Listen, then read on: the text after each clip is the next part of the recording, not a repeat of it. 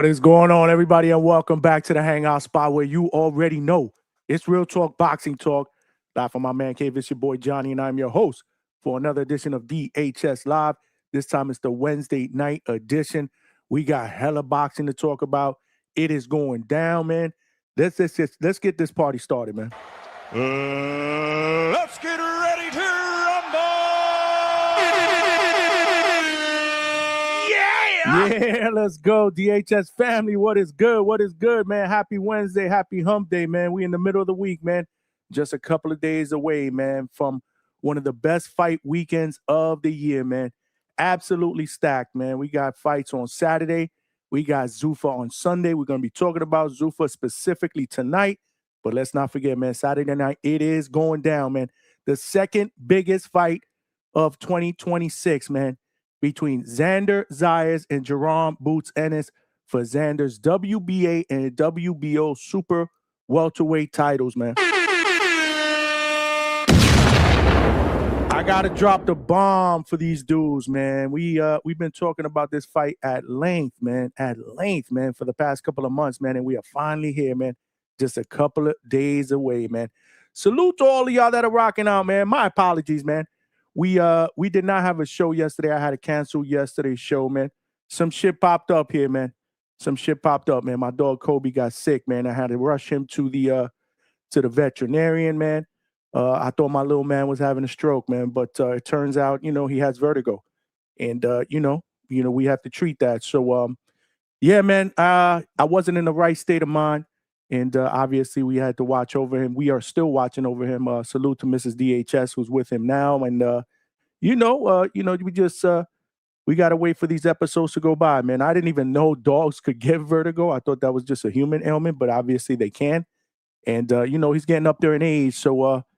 It's been tough. It's been a tough, 24 hours, man. But nonetheless, I'm here, man. I'm here with the DHS family. Figured, you know what? Let's talk some boxing, man. Try to get my mind off shit and hang out with the DHS family. Let's go. Let's go, man. Let's go. What's good with my bro Johnny from the Hangout spot, baby? We out here, cuz. Yeah, man. Drop the bomb for my guy, Coach Hamza, man. Salute, man. But yeah, man.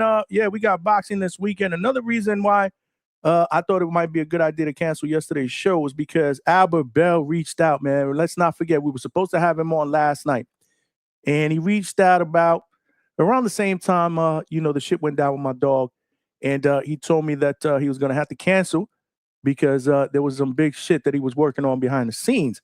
And he figured, let that shit go down. Once it does go down, then I'm going to come on your show. We're going to talk about it, man. So I was like, hopefully something big, man. And he tipped me on to what was going on. Obviously, everybody knows what's going on now, man. Albert Bell is going to be stepping in for Joe Cordina against Abdullah Mason July 4th in Cleveland, Ohio for Abdullah's WBO lightweight championship, man. Yeah, man, let's go, champ, man. I'm happy for Albert Bell. He my man, man. He my man. I threw him a message earlier, but he's got to be tied up, man, because like I said, this news just popped today, man. So I'm sure there's a lot of shit that's going down in the Albert Bell camp. Let's not forget, he was already in training in Colorado for an upcoming fight against Andy Cruz that was supposed to go down July 18th, man. But these are opportunities that you cannot let go by the wayside, man. He's 33 years old. He's been dying for a title shot. And now he gets to go up against another Ohio native, somebody he's very, very familiar with, somebody who he has sparred numerous rounds with, somebody who he has considered a little brother, man. But again, man, this ain't no Keyshawn and no Shakur shit, no Call of Duty shit going on over here, man. Opportunity arises, and my man had to step to the plate, man, and see if he can grab his first world title from a young lion in Abdullah Mason, man. Where is Treese at? I know he's got to be excited, man. Yo, no teeny bopper boxing.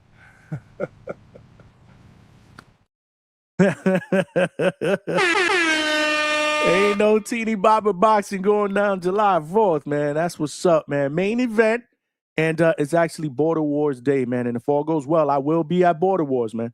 I will be live and direct at Border Wars. I will be doing commentary with my man Nestor Gibbs from the Boxing Voice. That's going down in Castleberry, Florida. School of Hard Knocks Gym, undefeated prospect Amari Jones. That's the gym that he trains out of. Salute to my man, Coach Jason Galarza, who owns the gym, man. They were wonderful hosts the last time. Amari Jones will be in the building for this Border Wars as well. Great fights lined up, great amateur fights lined up. Obviously, we got some community fights as well. So I will be there live and direct doing the entire commentary with Nestor Gibbs, man. So make sure y'all tap in. And then after that, you know, obviously in the evening, we got this fight going down. It was supposed to be Abdullah Mason and Joe Cordina, but like I said, Joe Cordina's having visa issues, could not get into the country. In steps in my guy, Albert Prince Bell. And honestly, I think that's a better fight altogether, man. I think that's going to be a very, very intriguing fight, man. Two different styles, man. The boxer against the young, hungry lion, man. But, yeah, salute to my man, Albert Bell. I shot him a message like I told y'all a few minutes ago, but, you know, shit's got to be crazy. But trust me, he ain't ducking us, man. As soon as he gets a minute, I'm sure he's going to pop up on the show, man, and let us know what's popping, man. I'm excited. I'm definitely excited for him, man. This is his first world title shot, man. And no easy task for Abdullah Mason, man. Everybody's favorite young fighter. 22 years old. Like I said, explosive, but this is not going to be a walk in the park, man. In fact, I think this is going to be a much harder fight, especially based on styles, man. My man Prince can box, man. He can box, man. So can Xander Zayas, and that fight's going down this weekend as well. We got ZUFFA that I want to talk about. Salute, man. Congratulations to Liam Paro, man. This morning, Eastern Standard Time in Australia, I didn't get a chance to see it.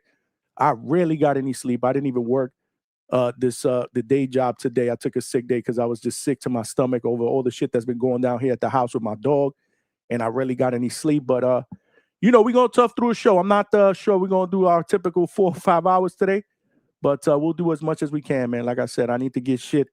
You know, I need to get my mind off certain shit anyway, and there's no better way than to talk boxing with the DHS family, baby. Chad will jack your dog. Junkyard dog, G.R. dog. Chad. And like I said, man, salute to my man, Liam Paro, man, for beating Lewis Crocker this morning, Eastern Standard Time in Australia, to become the new IBF welterweight champion, man. We got a new player in the welterweight division, man. New title holder, man. Salute, man. Congrats to him, man. I'm going to actually try to watch that fight tomorrow, man, at some point. I do have to go back to work to the day job. And we'll be back at it tomorrow night, too, because tomorrow night we're doing final previews and predictions. Yesterday was supposed to be the ZUFFA show. We switched it, obviously, to today.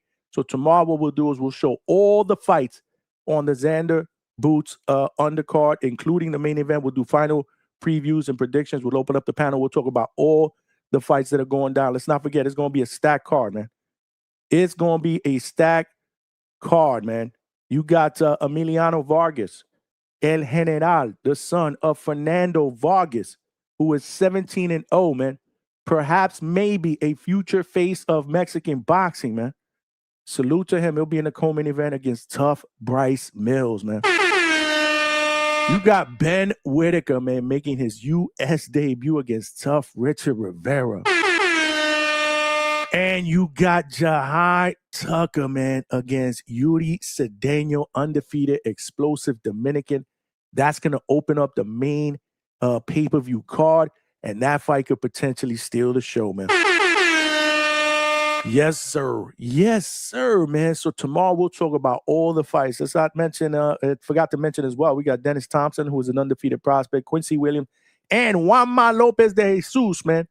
The son of Juanma Lopez, man, Puerto Rican legend. You know it, man. Puerto Rico! Puerto Rico! Yeah, man. And tomorrow, too, like I said, not only will we show the undercard fights love, but we definitely got to get final predictions for the main event. On Monday's show, we did a Monday show. We did do a Xander Boots. We did an extensive Xander versus Boots breakdown where we went over key matchup attributes for 8 key matchup advantages, for 8 skill attributes. And it was a good show until it went left, bro. It smelled like a toilet full of nasty ass shit, okay? It was a good show, man. It was a good show until shit went left, man. And I pulled it off. So if you did not watch it live, I'm not putting it back out there on the streets. It actually got a flag, an age restriction flag, because there was a lot of stupid shit that was going on back and forth, man. Cursing, racial shit going on. Listen, man, shit gonna be different here going forward. Shit gonna be different here going forward. I'm telling people right now, they get one warning. And if they cross that line, they get booted from the panel and they're not coming back for the rest of the show. That's it. That's it. We're going to do shit the right way, like a fucking adults. And I'm not saying we can't curse, we can't crash out, we can't get emotional. I get it. It's a part of it. We're gonna have those heated debates. But as soon as it gets sour and it goes crazy with the F-bombs, with the D words, with the racial shit, you gone. I don't care. I don't care anymore. We got to be better, and we will be better. That shit is not happening again. So because of that, I had to pull the show. So if you didn't see it, again, my apologies. But we're going to do some of that tomorrow, too, because there was a lot of people, again, that didn't get a chance to call in and break down that main event. So tomorrow, hopefully, if all goes well, we'll do a nice, long show, last-minute previews and predictions in anticipation for this fight that's going down on Saturday. Friday, obviously, we won't do no show, but we will be back on Saturday to do a live fight chat and an immediate post-fight reaction show. The only way we know how to do it here at DHS, man, nobody does it better than us, man. Nobody does it better than us here. We are the late night spot for the second shift and third shift overnight workers. King Kong ain't got shit on me. Yeah, Chad will jack your dog. Junkyard dog, G dog. Jack. Salute, man. What's up with Tim Boski, man? I ain't seen my man Tim Boski in a minute, man. Hopefully all is well, man. Yeah, man. He ain't been on the panel in a while, man. Salute to my man Tim Boski from the UK. And salute to all of y'all that are filing in, man. I don't even know if I threw a post on IG to let everybody know that I was gonna do a live tonight again. I was playing it by Q, based on my dog's progress. He's struggling right now, but he's fighting. You know what I'm saying? Like the first 48 hours is the toughest, for small dogs when they have vertigo, and he's right in the midst of it. So hopefully by tomorrow or by the start of tomorrow's show, he'll start showing some improvement. So I didn't even know I was going to do a show until about 6 o'clock. Then I was like, you know what? Let's get out there and let's talk some fucking boxing, man. Let's talk some fucking boxing. So I don't even know if I put anything on IG. I usually announce the show with the link on IG. I do it on X as well, but I just decided to just go live, man. So here we are. We're going to open up the panel in just a little bit, but let's not forget, man, we are streaming live on YouTube, X, and on millions.co. So salute to my family on all those platforms. If you're watching this live on YouTube, make sure you smash that like button and help us get this show and this channel into the algorithm / homepage of other true hardcore laid-back boxing fans, so they know we rock out weeknights, usually 9 p.m. Eastern Standard Time. We do weekend shows, live fight chats, and immediate post-fight reactions, man, because after the fights are over, that's when the show starts. We open up the panel and we get immediate reactions, man. Nobody does it like us, man. Like I said, man, we killing it, man. So hit the like button, man. We got to get at least 100 likes before the end of this show. When we do that, YouTube does its job, man, and it gets the show out there into the algorithm. Y'all notice, man. Y'all be killing it in the chat, man. Y'all know there's new people that have been popping up. That's because YouTube is throwing the show out there into the algorithm. They're starting to watch us. They're digging what we're doing, minus all the crazy shit. And everybody's realizing that we are the late night spot, man. We are killing it. And we're going to continue to grow and get better and better, man. So salute to all of y'all, man. If you're watching this live on X, man, make sure you guys shoot me a retweet. Definitely, we are trying to grow the DHS family on X. Same thing on millions.co. But it takes less than 5 seconds to come on over here to YouTube, the main platform. Hit the like button and subscribe to the channel. Straight cash, homie. Yeah, man, they are power in numbers, man. We got to get to that next goal. We are less than 200 subscribers away from 4,000, y'all.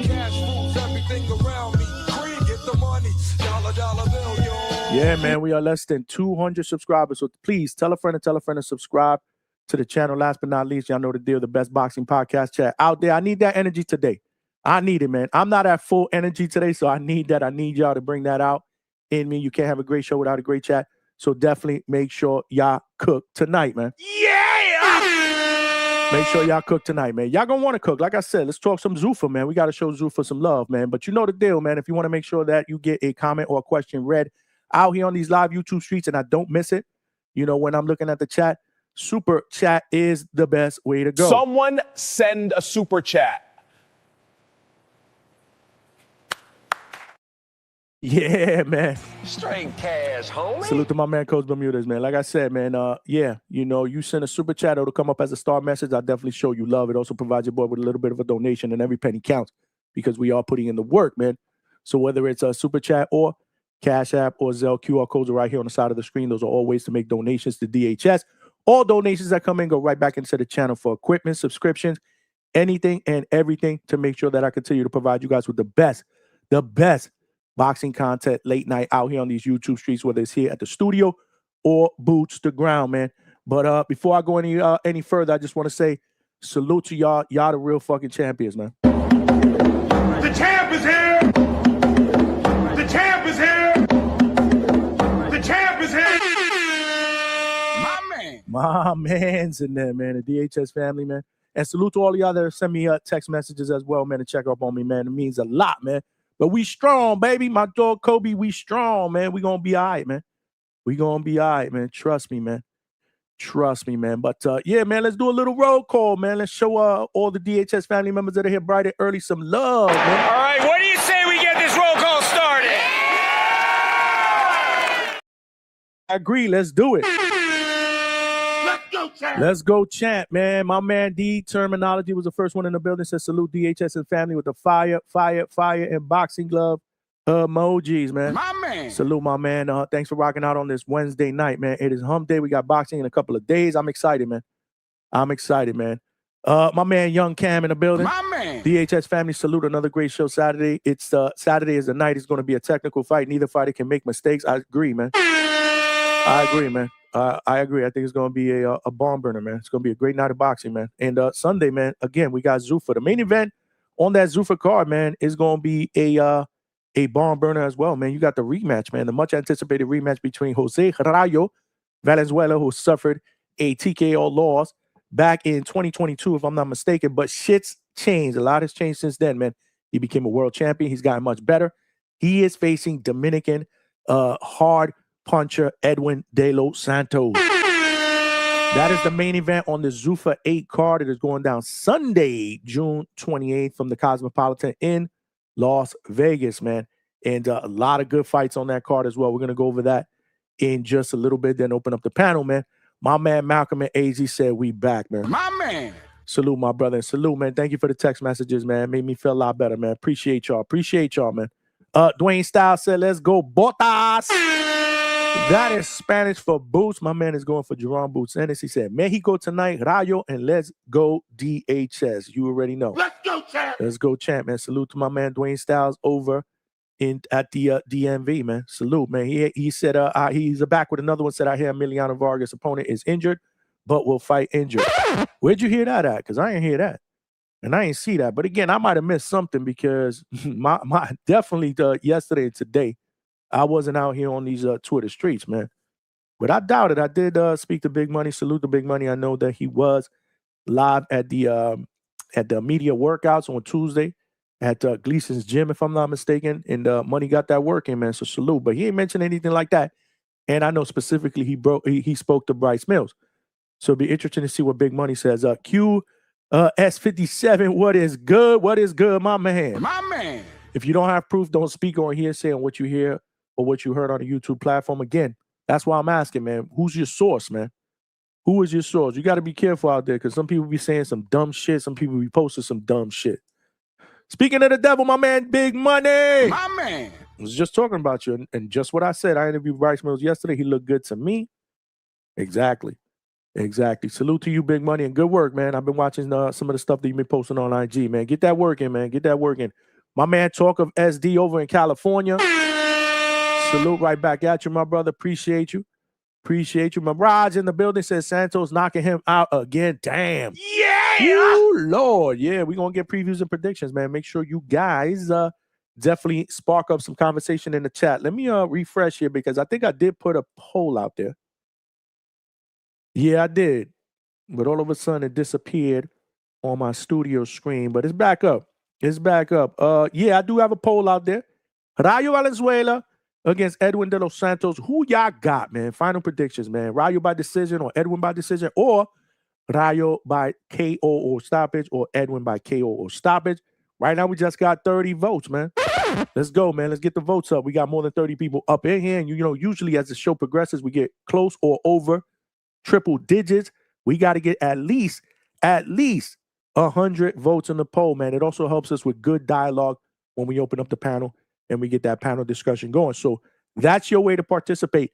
But after you vote in the poll and pick your winner, let's get that dialogue going amongst each other, man. You know how it is, man. The DHS chat, nobody does it better. You can't have a great show without a great chat, and y'all do it better than anybody else, man. Y'all be knocking out the competition Vegas style, bro.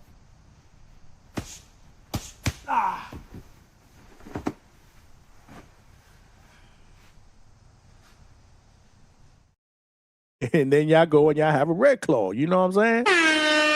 Vegas style, my man. Vegas style, man. Salute. Make sure you guys hit the like button and subscribe, man. Tell a friend to tell a friend. Tell a friend to tell a friend. Tell a friend to tell a friend. Word, man. Let's go, man. Listen, man. Again, man. The link that I have pinned to the chat currently, I'm going to replace that with the link for StreamYard so we can get some panel dialogue going on. But right now, the pin that I have linked in the chat is the link to sign up to DAZN. If you do not have, if you have not signed up to DAZN or you want to get a subscription, you don't have a subscription, this is the link that obviously you can use. Use the DHS DAZN link that is pinned to the chat. It is this link right down below, DAZN.com/the Hangout spot. And if you use that link and you sign up for the first time, and you want to buy the pay-per-view and you don't have the ultimate package, again, this is a pay-per-view. So if you have the ultimate subscription in DAZN, it is free with your subscription. If you have anything lower than that, basic or whatever else they have, you got to pay for the pay-per-view.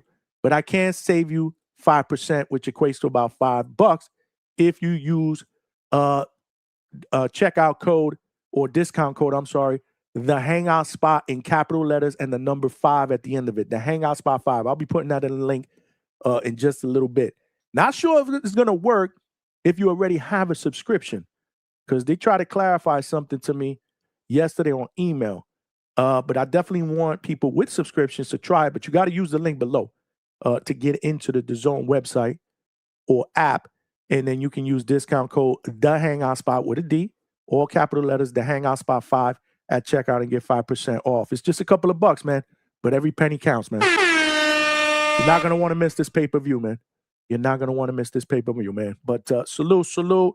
Like I said earlier, we do have a 10 super chat goal. And my man Mike Beats is getting us started early with the 20 piece, man.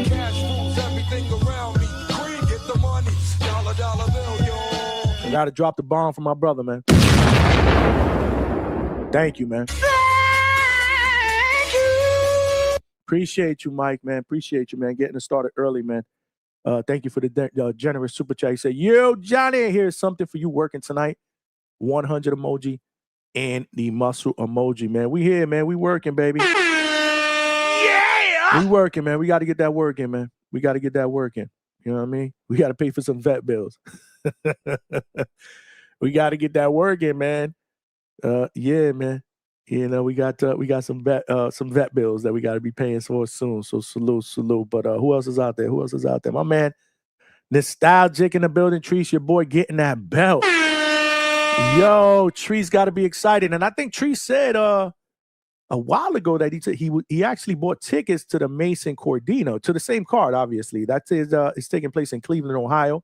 Now he got tickets to his boy, Albert Prince Bell, against Abdullah Mason, man. Salute to Albert Bell, man. Like I said, ain't no Call of Duty brothers over there, man. And them dudes is very, very familiar, man. I remember one time I interviewed him here. He said, Abdullah was little bro, man. You know, they sparred together. So there's some familiarity, man, on both sides, man. Something to think about, man. Something to think about. Albert Bell is super experienced as well. He can box. He can move. He's tall. He's rangy. He has that long reach. Not going to be an easy night in the office of Abdullah, but Abdullah a little beast, man. So salute, man. My man Low Nose Boxing in the building. What's good, Low? My man. Wednesday night crash out at Johnny's. Nah, we ain't crashing out today, bro. Boxing talk at Johnny's was good. That's y'all with the gossip, not me. Rico from Naptown. What is good? My man. Shout out to Johnny and the DHS family. Salute. Salute to Rico, man. As always, retweeting, man, and sharing the show on Twitter, man. So salute. I did get a text message. Hold on. I did get a text message that said, word on the streets is Bryce Mills does have a shoulder injury.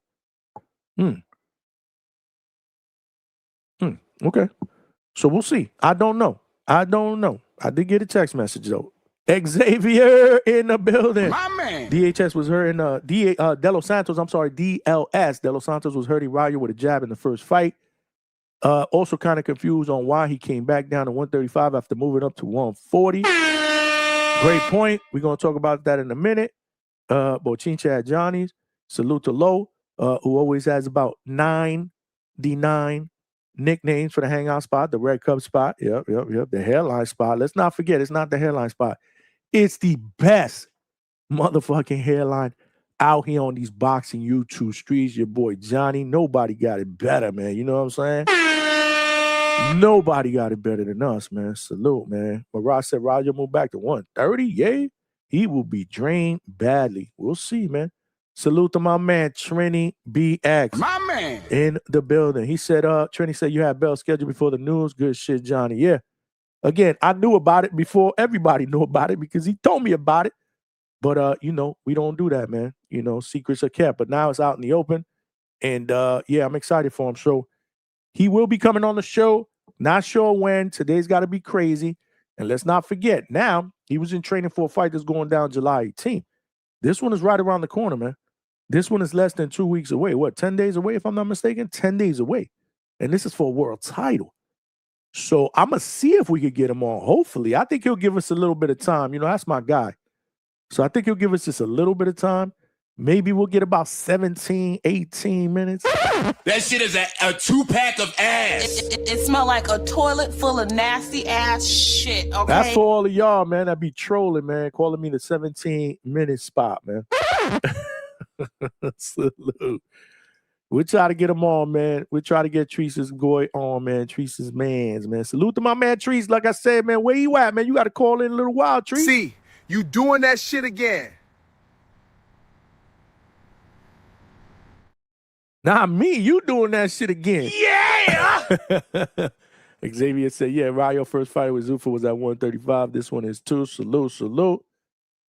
Salute, my man Wax all the way in Orlando, which is right around the corner. I said all the way from Orlando's in the building. Salute to you, Wax. Sister Chevy Red is in the building. Salute to Chevy Red, man. Talk of SD said, damn, first time calling in and it won't even play. Yeah, you did jump on the panel and you did work out your sound issues. You were a little choppy in the beginning, but you got better as the show progressed, man. That's what happens, man, when you got people that, they gotta control their emotions, man. Everybody got to play their part, man, like I said. And listen, man, we all family up in here. So, I don't hold no grudges, but we just got to be better. You know what I'm saying? We just got to be better, man. We got to make the show better. Like I said, if you appreciate the platform, show me that courtesy, man. Give the platform, that courtesy that I believe will continue to make it grow. Let's not forget, we're also trying to get some sponsorships too. And shit like that is always a bad look. This is my business and my bread and butter. And I want y'all to be a part of it. I want y'all to grow with me. So salute. Let's just be better going forward. The Wax with the salute to you. Get better soon, Kobe. Thank you, brother. We're working on it, man. He's struggling right now, but hopefully it'll be better in the next 24 to 48 hours, man. Alberto in Cali, what is good? Yeah! Salute my guy in Cali. Salute Alberto. And salute to all of y'all. I'm going to throw the link out there in just a minute. Left hand, Monty, what up? Said I'm in. My man. I'm assuming that's what you meant. Because he just said okay. So he followed that up. What up, left hand? Said I'm more excited for Brandon Lee, Kane Sandoval on undercard. Yeah! That's a good one, man. Yo, this ZUFFA card is stacked, man. This ZUFFA card is stacked. What's good, Fight Sport Talk? What up, my brother, all the way in New Zealand, man? Salute to you, man. Salute. I'm gonna put the link out there. People like Fight Sport like to call in early. People like Vega like to call in early if they do. And we did get a late start to the show. Again, I didn't know I was gonna do this show till just a couple hours ago. Rumor has it with the whole Bryce Mills shoulder injury. I get it. It's just a rumor. We cannot confirm that. So don't clip this and shoot this out there saying that Johnny's reporting that Bryce Mills has a shoulder injury. I'm not saying that. I'm saying that's what the rumor is out there based on some shit that I'm hearing from y'all, text message, So again, until it's facts, until we know factually about it, we're not reporting that. I'm just throwing out there what people in the chat and other people are saying as rumors. You got to clarify it, man. You got to clarify it. K Gunner was good. He said, damn, I missed the drama. Yeah, you know the deal. Just crazy shit going back and forth, man. People can't control their mouths, man. But it's all good. Like I said, man, you live and learn. You forgive and forget. You just got to get better from it. But we're not going to tolerate it anymore, man. I got to be better. I got to be a better host and hit that bye, get him the fuck out of here button. I'm calling it the get the fuck out of here button going forward. That's right. I said it. Get the fuck out of here, man. Oh my God! Oh my God, you gotta go. Salute. Let me put the link out there. Get some dialogue going. Yeah, I wanted to like I said, I want to show this ZUFFA card some love. So yeah, we're gonna stick to that topic for a while. And then if we branch out into something else, we can always branch out. We always branch out a little bit here at DHS. We are the spot, right? This is laid back boxing talk. I want you guys to be able to speak your minds. However, I don't want to talk about Devin Haney, please, like we do every night, or hate on Devin Haney, or talk about the rumors with Tank, Devin, Tank this, Tank that. I don't know if those are going to be true. I haven't been out in these YouTube, Twitter streets, like I said, the last 24 to 30, 40 hours. I don't know, something along those lines. So I don't know what the latest rumors are, but last that I heard, maybe Tank and Devin. But yeah, I definitely don't want this show to become that type of topic. So let's try to stick to the ZUFFA card because I think it's going to be a solid card. And then tomorrow we'll stick with the main card, man. The bread and butter going down Saturday, Barclays Center on the Zone pay-per-view, man. First one in the building is Alex Vega. What's good, Vega? Vega. While Vega is getting his sound situated, because Vega always has sound issues when he first jumps on the panel. Make sure you guys smash the like button and please subscribe to the channel. Tell a friend if you have not done so. Vega, are you there?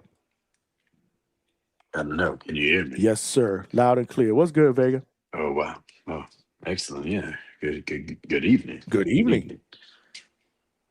Oh man, you're right. This is the weekend. This is the best weekend in boxing, possibly. I mean, because it's a two-nighter, man. It's like WrestleMania, bro. Right? Isn't WrestleMania like 2 nights? Yeah. Saturday and Sunday now. You're absolutely right. Yeah. Yeah, because this is a fantastic card. I'm a little upset because I don't know if I'm gonna have the energy to watch it. To be real, Like you got the fight party going on too on Saturday, right? yeah, the one you're not going to. But I mean, no, you're okay now. You're okay now. But you weren't Well, going I gotta before. be honest, You man. weren't going Even if I before. would have said I was going, I don't think that's gonna happen, man. We gotta Right. I keep know. close I'd rather tabs you have on lied my to little me. man. Yeah, we No, gotta just keep joking. close tabs to my little man here, and they say the next 48 hours is gonna be critical. Let's see what happens, man. Yeah. Kobe gonna pull through, man, just like Kobe Bryant, man. It's like an Achilles injury, bro. He's gonna hit his free throw and he's gonna recover and be fine. That's why Good he's point, named man. Kobe. Good point. That's what's up, man. Salute, man. But But yeah, yeah, no, Vega, this is a phenomenal fight weekend, man. it really is. So enjoy it. I know I'm going to, and I'm gonna keep it real. I'm probably not gonna watch it live. I'm probably gonna be passed out probably by like 9 o'clock on Sunday, dog. I'm familiar with those type of fight parties, man. Plenty of those that I've done in the past, man, where I gotta watch the replay because I don't remember the fucking main event. So I hear you. No, for sure. I mean, it's just I'm still getting stuff ready in the house. Then we gotta get everything ready for the party. Then we gotta clean up. But yeah, anyway, still a fantastic card. I love it from the prelims up. They have this Uzbekistan guy that's supposed to be really good, 6'7". Zuffa has a connection with these Uzbeks. We saw one, I don't know, I think like a couple cards ago. He was like a light heavyweight, and he blasted his dude out in the first round. They also have they signed the dude that got stabbed that fought Matthias Ergashev, I believe. I think he signed. I'm pretty sure it's Ergashev. we haven't seen him yet. I could be wrong. Could be another. There's just so many Uzbeks, bro. Like this sounds ignorant, but they all kind of just mesh together after a while, right? That's true. So this guy's 6'7", 270 freaking pounds. Huh. Wow, my son just did the 6'7" shit. You're supposed to be sleeping. Get out of my face. I'm just joking with you, bro. I'm on the phone. Uh, and yeah, so he's like the big Uzbek, but he's not the big Uzbek. He's another big Uzbek. Yeah, 6'7", probably can box, won the silver medal in the AIBA champions, world championships. Probably has way more amateur accolades that I just don't know about because there's just so many. These guys, I think he's in his mid-20s. He actually he's 1-0. He had a fight like in 2023 and he went back amateur, which is just, it's so weird, right? This is something new to us because of COVID that they allow the pros a lot more, they allow a lot of these pros to go back amateur, which I don't know. I'm not really against because honestly, it gives more spotlight to the amateur system. We don't really have a grassroots fan base, to be real. So when a pro goes back that we kind of know about or we hear about, and they make an impression, such as on Top Rank or now possibly Zuffa or any of these things, now we're a little, Keyshawn he was big time when he went back. A lot, I'm sure everybody here, because this is one of the most hardcore boxing shows in the world, watch Keyshawn's amateur fights. Um, the first amateur fight I can really remember is Errol Spence, and that's because I heard so much about him. Uh, you know, so I think them, if they're 5, 6, 7-0, I don't really have a problem with them going back, to be real. But I think it does have to be capped. Remember the rumors about Manny Pacquiao going back Yes, amateur like that? yes. That's unfair. But anyways, yeah. So he's fighting a dude from Houston. His name's Zachary Spiller, one of those late bloomers. If you recall, when we were talking about what's his name? Damazi? Is that his Demonte name? Van Houder. Yeah. Yeah, he fought a dude that was like a late bloomer, just a bit older, like 40, but a guy in the local Houston, the Texas, I'm sorry, circuit. This is another guy that's similar, but this dude, he's not no pushover exactly like that. This guy is high level sparring partner. He sparred Joe Joyce, Jared Anderson on the regular, Philip Herkovich. So this dude has seen the top level, or near the top level, I should say, of the sport at heavyweight, and has been in different camps. So he's not like a guy that it's not like a favor to a manager, or he's just because he's a part of the local gym. He gets brought in because he gives quality work. He can survive. So um, yeah, we'll see how that fight goes. Zachary Ochoa seems familiar, so we'll see what he does. I can't recall. The fight that sticks out to me is obviously like the main event of the prelims.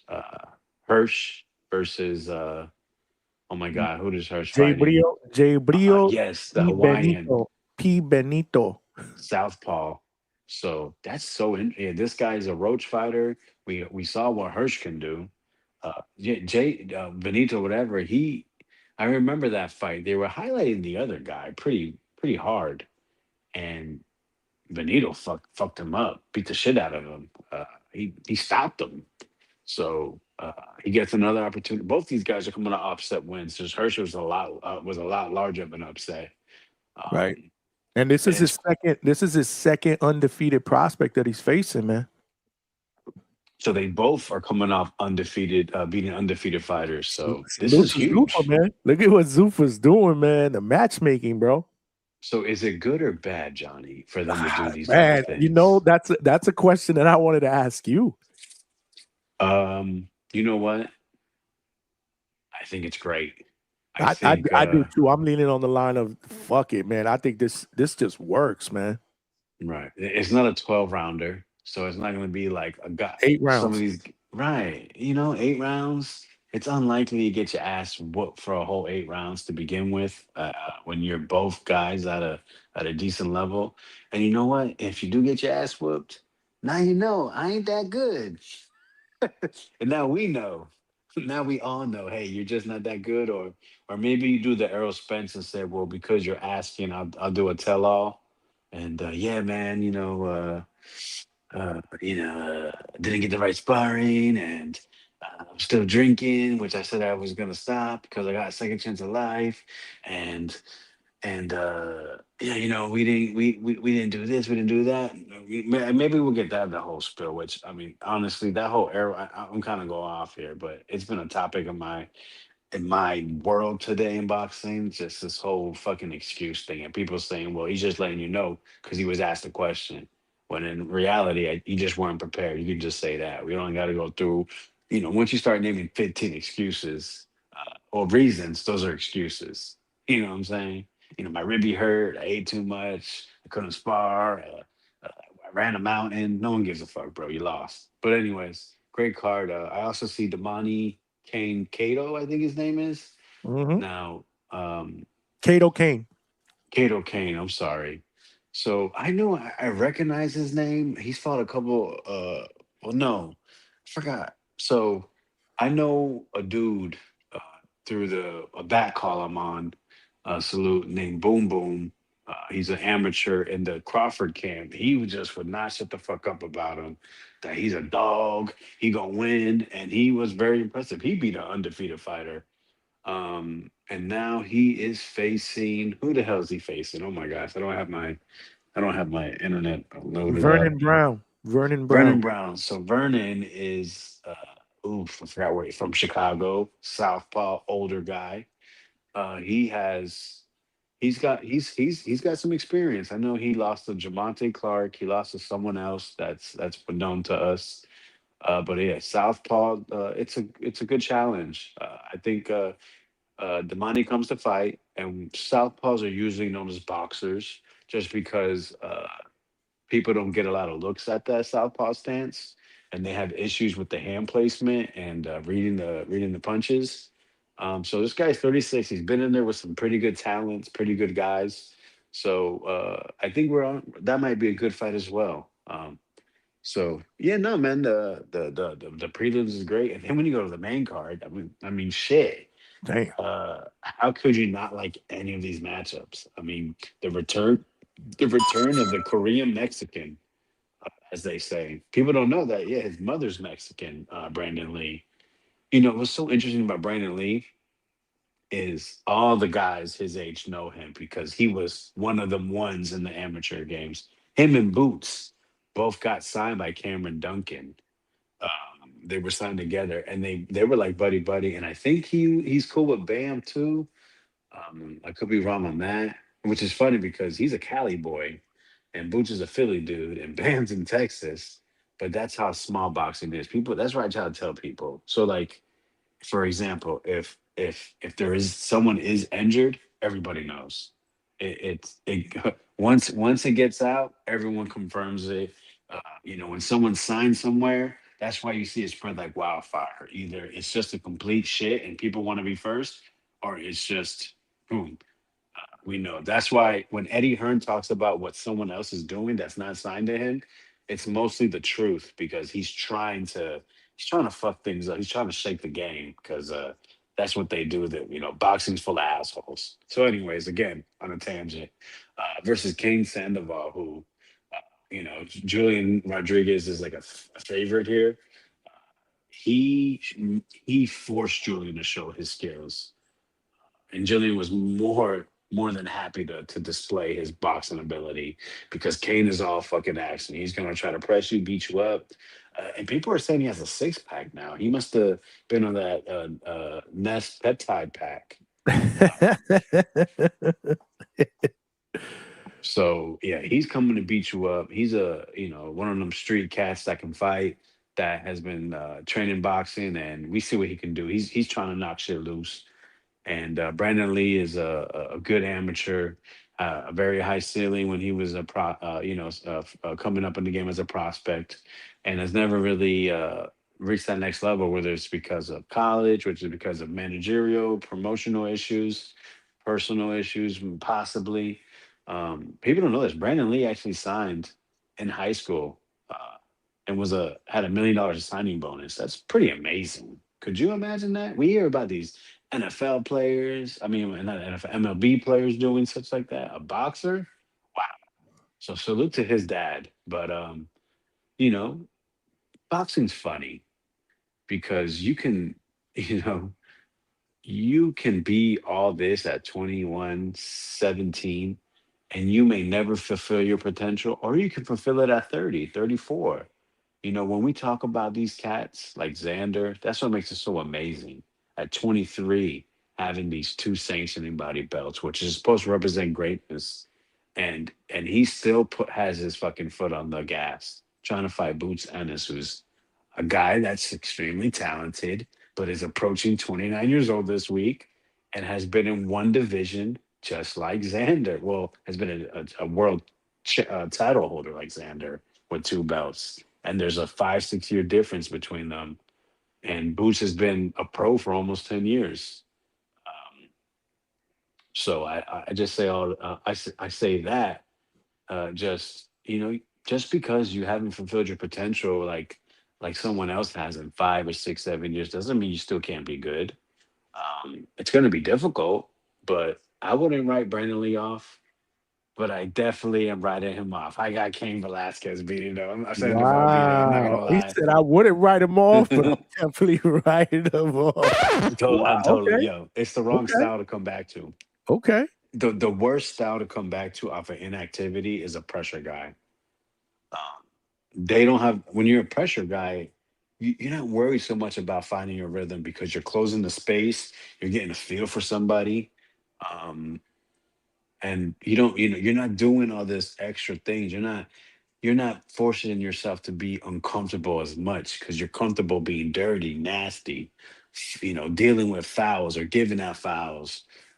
You're mentally prepared for that. But when you're like a boxer, a guy that wants space, a guy that is looking to pick his shots, and you come back and you're trying to figure it out again, dealing with, what we call, if you've ever been an athlete, I know a lot of you guys haven't, but Johnny, you understand this, getting that game speed, right? That full on game speed contact, it takes you a while. And when you're uncomfortable and it doesn't go your way, it can exhaust your body. So that's what I think Brandon Lee's a better fighter for sure, more skilled.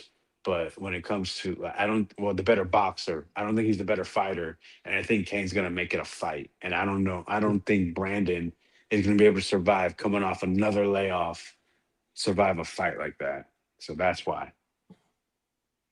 And, Got you. and still, if he loses, he doesn't. That's the thing about if Brandon doesn't pull a Edison Garcia, he'll stay with Zuffa. Try to make it ugly and still lose. You can't do that, Papa. You got to win. They'll cut the um, cord quick, man. what's the next fight? I don't have it up. I'm Omar sorry. Omar Trinidad against Jerwin Ancajas. Yeah, so not the sexiest Filipino. names. Yeah, yeah. So Jerwin, people don't know this. When he Former was champion at too, right? Yeah, he was actually one of the longest reigning champions at the time. I think he was like champion for like 7 years. Uh, I believe it was at 115. He was champion. Um, and it wasn't until Puma came and Puma dropped like 450 landed punches on his fucking face to take his belt. Then they rematched, and then he dropped like 300 on his ass. So ever since then, he's kind of been out of sight. Damn, who beat him? I think Takuma anyway might have beat him, or there was talks about them fighting. I could be wrong. He's been kind of out of sight since he lost his belt, and he wasn't one of those guys where he was all amazing. Omar Trinidad, we saw him on one of the first ZUFFA cards, and he was getting outboxed really bad by this. I think it was a Mexican American cat, just like him. That was kind of like a lower level gatekeeper kind of guy. I think his name was like Ornelas or something, Max Ornelas. I could be wrong, but Ornelas was boxing beautifully, and Trinidad had to bite on his mouthpiece, and I think he stopped him. I think the ref called it. The dude threw his shoulder out. Actually, he was fighting on one arm, and the referee saw that and was like, "All right, you're done." So Trinidad is he's a good pace, solid fundamentals. He wants to go beat you up as well. I don't think he's as powerful as the fighting style we're used to. I'm sorry, with that type of fighting style that we're used to. But he's gonna come to fight, and I think Jerwin.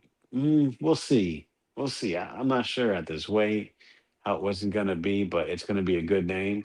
And Omar, he doesn't want to be in a bad fight. He wants to mix it up and put on a show. And then the main event, a rematch. It's been interesting. I thought people would be excited for this rematch, and all I'm hearing is fucking excuses on why not to like it. They're saying, Why do "Oh, you say that? Break it down for me. well, they're not. They're upset because Edwin has had one fight in I don't know, like 3, 4 years or some shit like that, and it was like some shitty ass Dominican fight that no one. Yeah, one rounder. It was a one rounder. Yeah, you know what I mean? So, we haven't really seen much of him. And then he looked fat as shit during the beginning of this promo. And then you got Ryo, who, man, remember, after the knockout of Chris Colbert, and, in the rematch, which against opinion of common opinion, I thought Ryo lost that first fight with Colbert. I thought every round he didn't hurt him, he lost. I thought he got outboxed. He put that all to rest in the rematch, and I mean, he made let me keep it real. It was like a magical moment the way he knocked him out and hit the squat, and they had that photo. That was pretty. That was pretty raw, bro. Like I want that in my catalog. You know what I'm saying? Put that on my highlight tape. Me knocking a motherfucker through the ropes. I'm just squatting there like I did that. Mm-hmm. Um, and then the Isak Cruz, his biggest win. Uh, he boxed so beautifully for what 10, 11 rounds. Yep. I didn't think he was going to be able to withstand Isak in the second half. And Isak didn't really have any success until that 11, 12th round. That was it. Other than that, he got outboxed. Ryan was too big, too fast, too good. Honestly, I think him leaving Benavidez' team was the best thing for Ryo because he had more tools than what Benavidez's camp. What they teach. They teach you to go out there and as Alberto would say, pause, bang you out. That's their style. They're really good at that. That's why I think Pacheco leaving is probably best for him as well because you can see Pacheco naturally wants to use his length and is not afraid to step back. Benavidez don't. That's not their specialty. That's not what they best teach. I'm sure they can teach. Jose can teach it. That's just not his bread and butter. His bread and butter is we got to beat these guys up. Even though his son Junior was one of the top amateurs in the world, well, in America at least, when he was 15, 16 years old. Um, so yeah, I think after that, when he got his ass whooped by Gary Antoine Russell, who was just too strong, just way too strong, too much of a monster at 140. I know monster is a word people like to use, but he was just way too strong with that skill set. So Ryan went back to 135. Fought Diego Torres, a decent guy. Got that win, hard fought. So yeah, I thought this was I love this rematch. I think it's great. We saw the I first do fight. too. They beat the shit out of each other. Just Edwin. Uh, I don't think Ryo knew what Edwin brought. Edwin is a power boxer. He doesn't really punch on the move, but he can move and punch.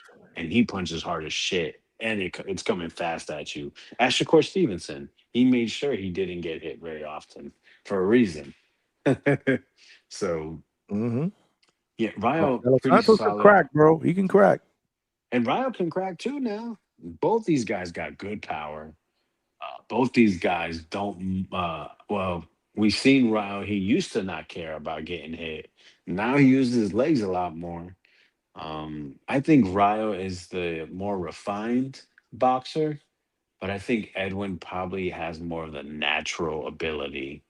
So I think that shit cancels each other out, and it's hard to pick. I think it's easier to pick Rayo because Rayo's been fighting, but I mean, we've seen De Los Santos take a fight on a week's notice and knock Rayo out once. So who's to say under, these circumstances again? Some people believe Keyshawn Davis missed weight on purpose in possibility of fear of facing Edwin, without an advantage. I don't believe that, but maybe there's some truth to it, right? Maybe it was, De Los Santos is that dangerous. I need something. That's very common when you're related in relation to Shakur Stevenson. I know that's not a nice thing to say, but it is the unfortunate truth. They want advantages, and I think Shakur rubbed off on him, and that's what they selected. But yeah, good fight. I'm a lean Rayo, but my it could change by the hour. Definitely, man. Let's note that in that first fight, Rayo dropped De Los Santos early in that, right? Didn't he drop him in the first round? Something like that. First, second round. And then he got clipped, and then he got stopped in the third round. So, and to your point, and I think I said it earlier, I touched on it real quick. Valenzuela has he's different, this time around, than the first fight. When was the first fight? In 2022, if I'm not mistaken? Yeah. In Yeah, 2022. no, man. That was a Obviously great he's won a fight. world title. He's won a world title.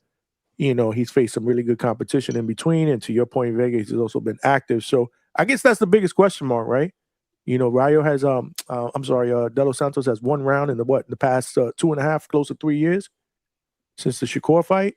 Mm-hmm. Isn't it But crazy? He knocked out Rayo, and Rayo's had way more success.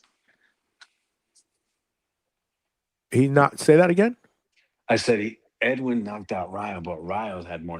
You could say of his success of a career since Oh, right, then. right, right, More right, more opportunities for right, sure. right. No, absolutely, absolutely.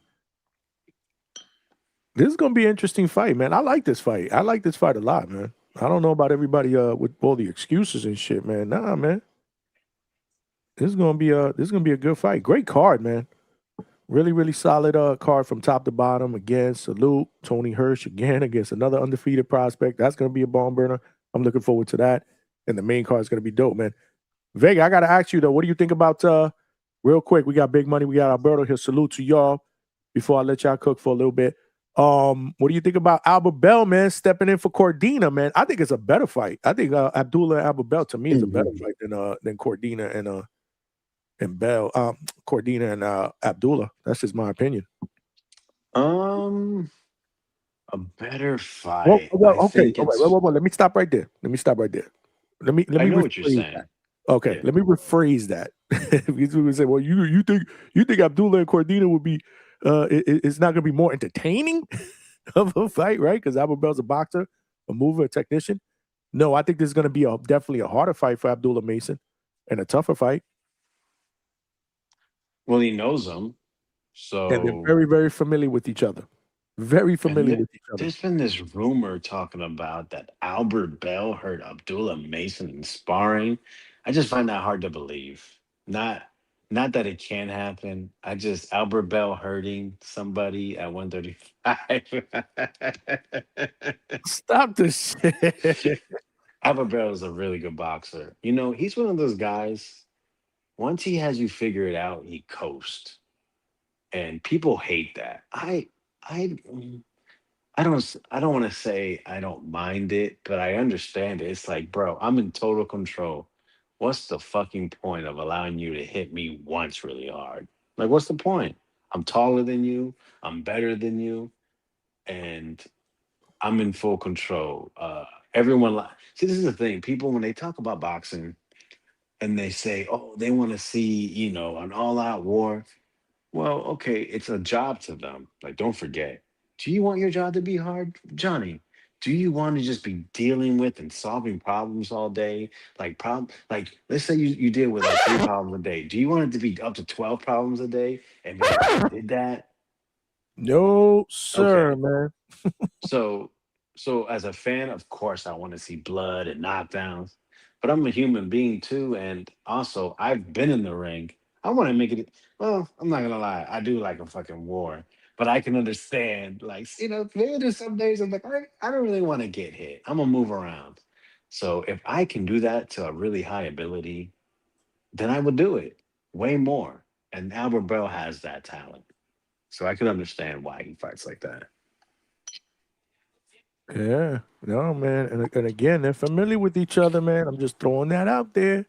It's gonna be a tough fight, man. It's gonna be a tough fight for Abdullah, man. I like it. I mean, I like this fight, man. Hopefully, we can get Prince on here. He could talk about it for a bit, man. I know he's excited about it. We touched on it briefly, but today he's been busy, man. He's been AWOL today, so I'm sure there's a lot going on. Again, this fight is what, 10 days away? Wow, yeah. Yeah, right around the corner, man. But you got to jump at that opportunity, man. This is his opportunity, man, to get a world title, man.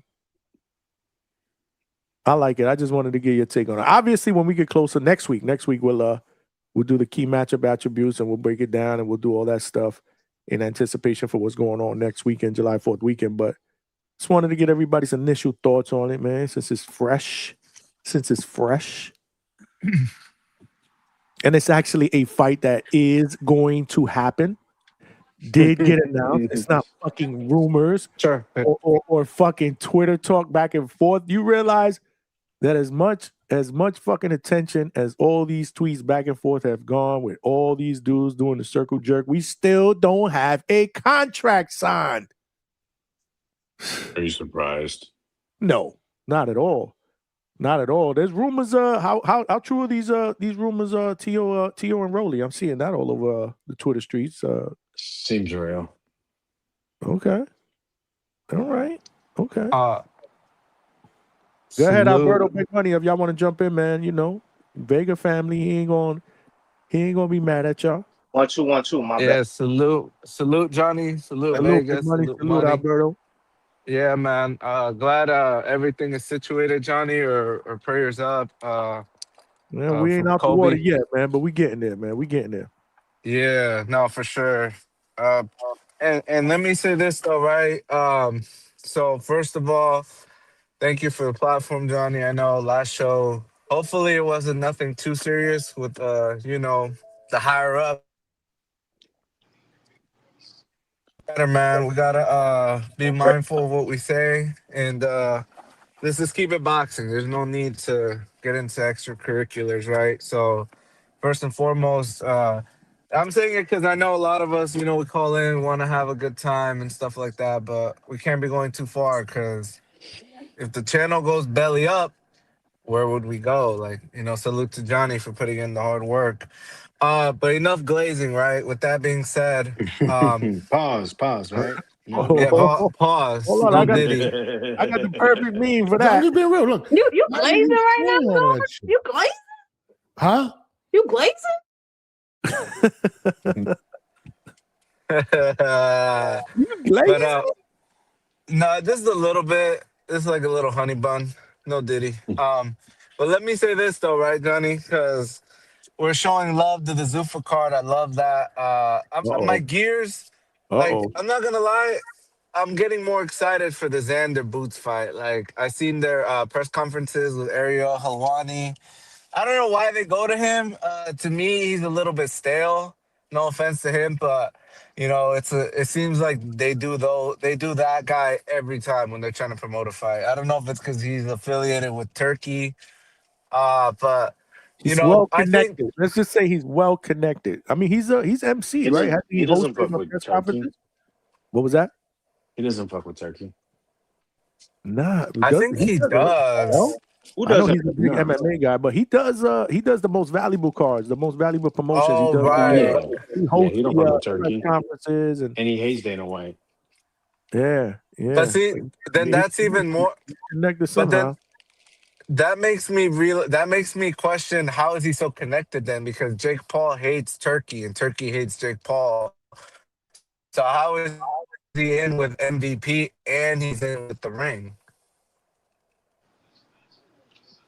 Good question, bro. Good question. Can you hear me? Yeah, you were breaking Johnny? up though. We can hear you. Fuck, You're not okay. breaking up. And let me see. Let me say this though, right? I think Xander does have, because I'm not gonna lie, Boots against Karen, those two fights were questionable as far as okay, how do you do against somebody that's not gonna engage with you and you're gonna be chasing them essentially and trying to cut off the ring. I gave him a C. I think he did some things well, but he also left some things to be desired. And so for that reason, I think Xander, in my opinion, has the IQ advantage slightly. Uh, but everything else to me goes to Boots.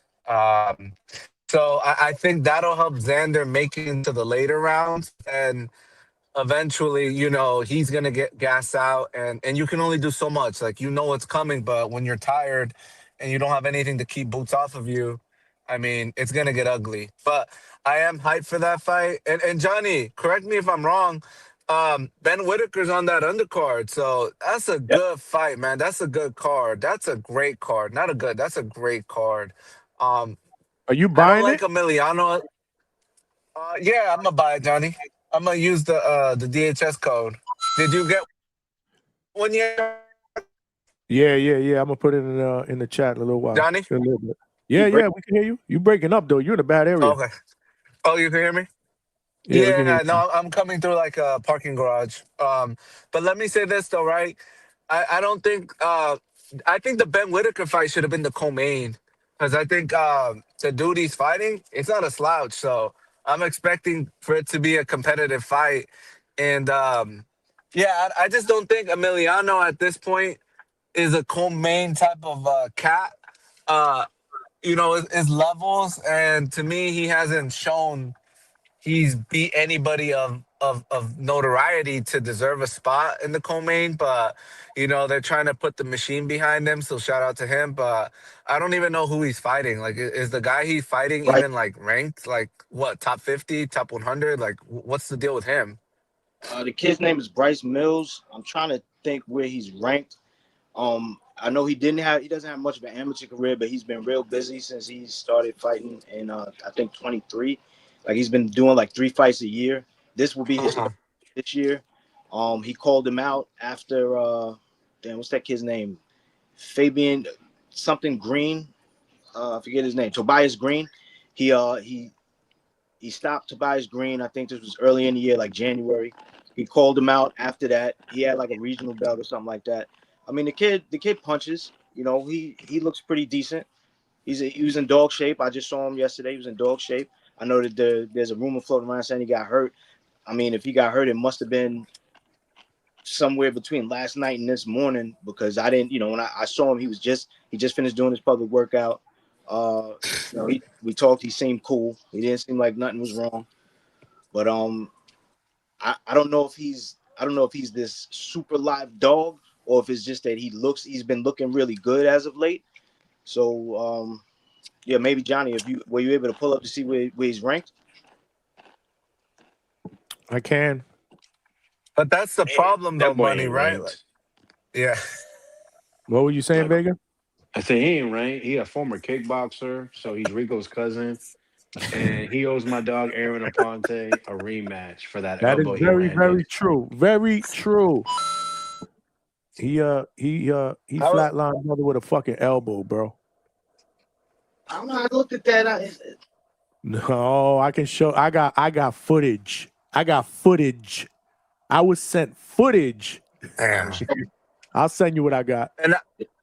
And I was just about to say this though, right, Johnny? If we have to sit here and ponder where this guy is, he's probably out of the top 50. Safe to say. So, it's whatever, right? He's a whatever guy. Out of like the top 50, but he's definitely not in the top 15. Well, yeah, because I have a good sense on the top 20. I'm sorry. Go ahead, money. Well, No, maybe not. I wasn't saying that. Remember, you can look on BoxRec to see rankings. I think up to like 1,000. You know what I'm saying? Like you can see rankings. It doesn't mean that they're highly ranked. It just means that they have him somewhere on there. I was just wondering where he was. Yeah, but there's somebody that I know that shits on BoxRec rankings. Hey, hi. Doesn't that shit on BoxRec rankings? Motherfucker, I do. That shit is fucking trash. That's what I'm saying. Even Ness, like, there's a bunch of people that shit on their rankings. I mean, shit. Where do we go then? Tell me. I want to go. The Don't WBC just rankings. make mental notes. 1,000 you got it. Why didn't I think of that? I mean, BoxRec has Clarissa as the number 6 fucking women's fighter in the world, so that loses all. I mean, all. All. I want you to understand this. All respect from me. Now I want to see who they have in 1 through 5. Yeah, and with that being said, though, right? It should be an electric night. Fireworks throughout the card. I'm gonna have to buy it, man. I'm gonna be real. I always, you stand for something, or you fall for nothing, and I've been telling y'all not to buy these shits, but this one you might have to pull. And if you gotta stream it, I understand too, man. Like times that people be living paycheck to. I don't know everyone's situation, so don't feel like a scumbag if you stream it. It Man, is too that easy shit to be do it, but buffering though. Like, how could anybody watch that shit? Like, if you really are hardcore, how could you? That should be buffering. Like, no, it doesn't, Johnny. Not if you got the right link. I man. could put you on. Well, no, I'm not gonna. Yeah, no, it does buffer. It does buffer. Yo, they got Another flag coming. Yo, Nah, you got to kick this guy talking about, basically bootleg. No, absolutely. You better buy this motherfucking fight. buy this shit, man. This I'm shit gonna gonna find your be IP the address whole and report weekend's you. gonna be epic. Even though you don't have to buy it Sunday if you have a Paramount Plus subscription. It's free with your subscription, but still, he this might be fight is dope. This fight card is dope. I mean, there's the only 50-50 fight though is the main event. That's why I'm not like, yeah, if you don't buy this, just give up your boxing That's card. not You're true. not a real. That's That's not totally That not is true. true. Okay, Daniel so and Jahai Tucker is really, to me, a 50-50 fight. And okay, that's name another opening up. one That's other than opening the up. main event. That's opening up the main card. That's the fight that I believe should be the co-main if it were me. I think that's going to be a good fight. Am I Yeah, so wrong? if you Though? think Tell me. the main event is 50-50 and even the first fight is 50-50, half of the fights are 50-50 then. Exactly. That's a good point. How Of many course. how many how And you many just how said many that times Ben can you Whittaker. say Who the that fuck for a said Ben pay-per-view? Whittaker? Did you just say Ben Whittaker should be the co-main event? Why? Because Richard Rivera is fucking mad tough. Yeah, Popeye. Yeah, he's no. Okay, not I'm that. Okay, understanding okay. what Hold you're on. saying. Then. Hold on. Like, what Hold the on. fuck? I'm not just up You here. gotta do better at hating, bro. No. That shit is a 2-pack of ass. You hate so much that you don't even like you all over the place. Yeah, he's No, hold lost in on. the sauce. So let me clear up what I said though, right? Because I said that's a good fight, but I know like okay, if I was a betting man, I'm very confident Ben Whitaker is gonna take care of Popeye. And Popeye is a good fighter. I love to see Popeye Rivera. He always comes game, but he doesn't really have a chance. I'm gonna be real. So that to me is not a 50-50 fight, nor to me, and this is just my opinion. I don't think Xander Boots is a 50-50 fight. I think it's more of like I give Boots 80% chance to win type shit. 70. 80-20? Wow. Yes, or 70-30. Yeah. To me, Xander can only win off a decision. I feel like Boots can, Boots has more to play with to get that win. And so to me, that's what I'm saying. The fights aren't really like 50-50, like nail biters. Like you know what I'm saying, Johnny? Like when Tank fought Ryan, that was a 50-50 fight. When you could go back to when Oscar fought one of my favorite fights of all time, Oscar and Fernando Vargas. That was 50-50. Oscar off the layoff, Fernando Just Vargas, for the a young record, hungry pup. I did not have Tank and Ryan as a 50-50 fight. Okay, well, that's your opinion, right, Johnny? Because to you... That fight definitely wasn't 50-50. Yeah, I didn't have that as a 50-50 fight. Okay, but with that being said, though, right, that's the only reason why I can't say this is a must buy. You know what I mean? Because to me, you have clear, favorites and like glaring favorites. The only 50-50, and then especially the Emiliano card, like who is he gonna, what's he gonna do? He's the guy he's fighting. We're over here speculating if he's even in the top 50 in BoxRec. So, but with that being said, it should be a great fight card. Yesterday, Money, what did he say to you yesterday, bro? What did Bryce Mills say to Big Money yesterday? I would tell you go watch it, but I ain't uploaded yet. Oh, He said man. shoulder. I got to upload. But I did put it on Instagram though. It's on my IG, so it actually is on my IG. It's just not on my YouTube. Your But mic is getting drowned out, or somebody's background is loud. One of the two. one two It's one probably two. me. I'm eating shit. Oh, okay. My background. Hold on. Let me call back, Johnny. It's not you. Give me It's a few not you, minutes. My Alberto. bad. Because I don't All hear right. anything, so it has to be me. Yeah, it was somebody. Go ahead, Big Money. What you say? You ain't. All I heard is you ain't uploaded. 1 2 1 2 1 2. Got me? Yes, sir. Oh, yeah. Nah, I did put it on. I put it on Instagram. I gotta put it on YouTube. Um, he said he's game, man. He's ready to fight. You know what I'm saying? He knows that he's got something to prove.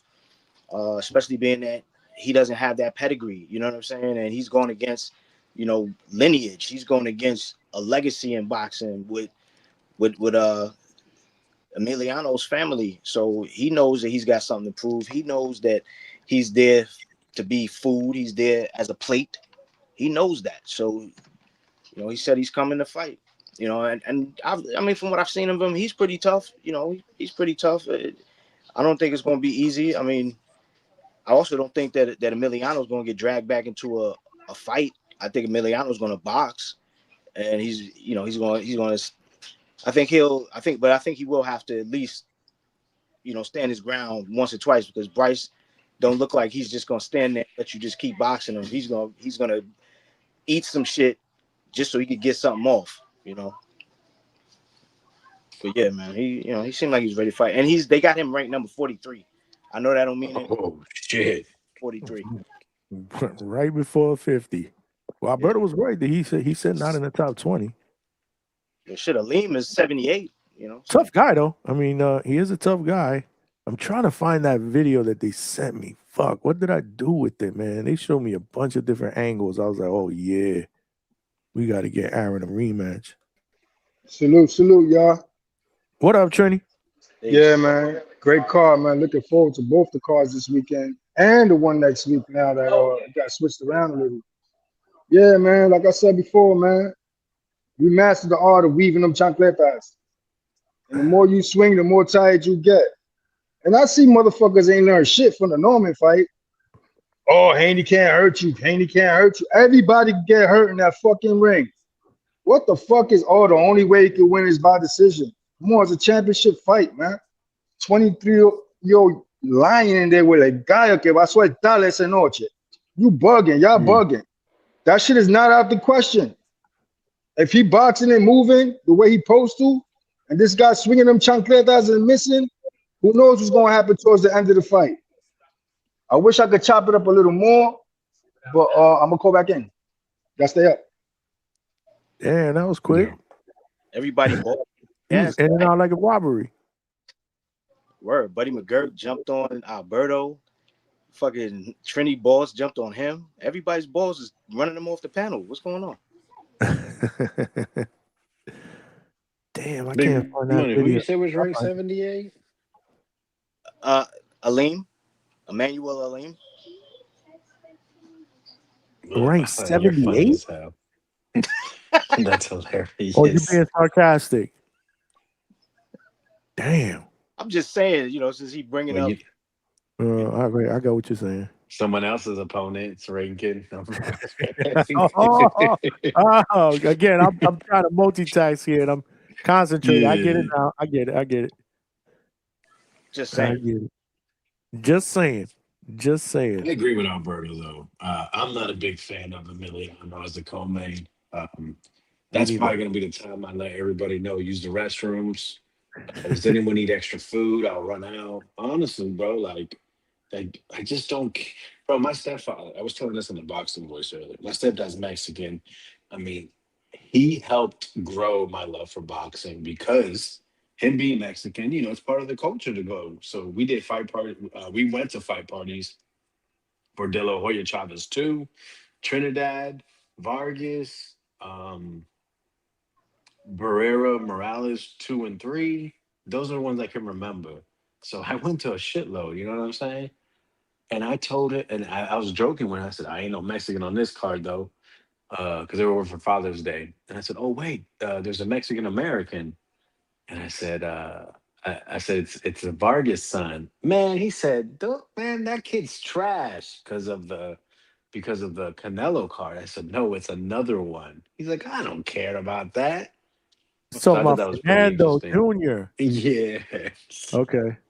Yeah. I said, no, this one's a little bit better, but I mean, I don't even care to convince him because I don't. Emiliano, he has a, I think he's a hard worker.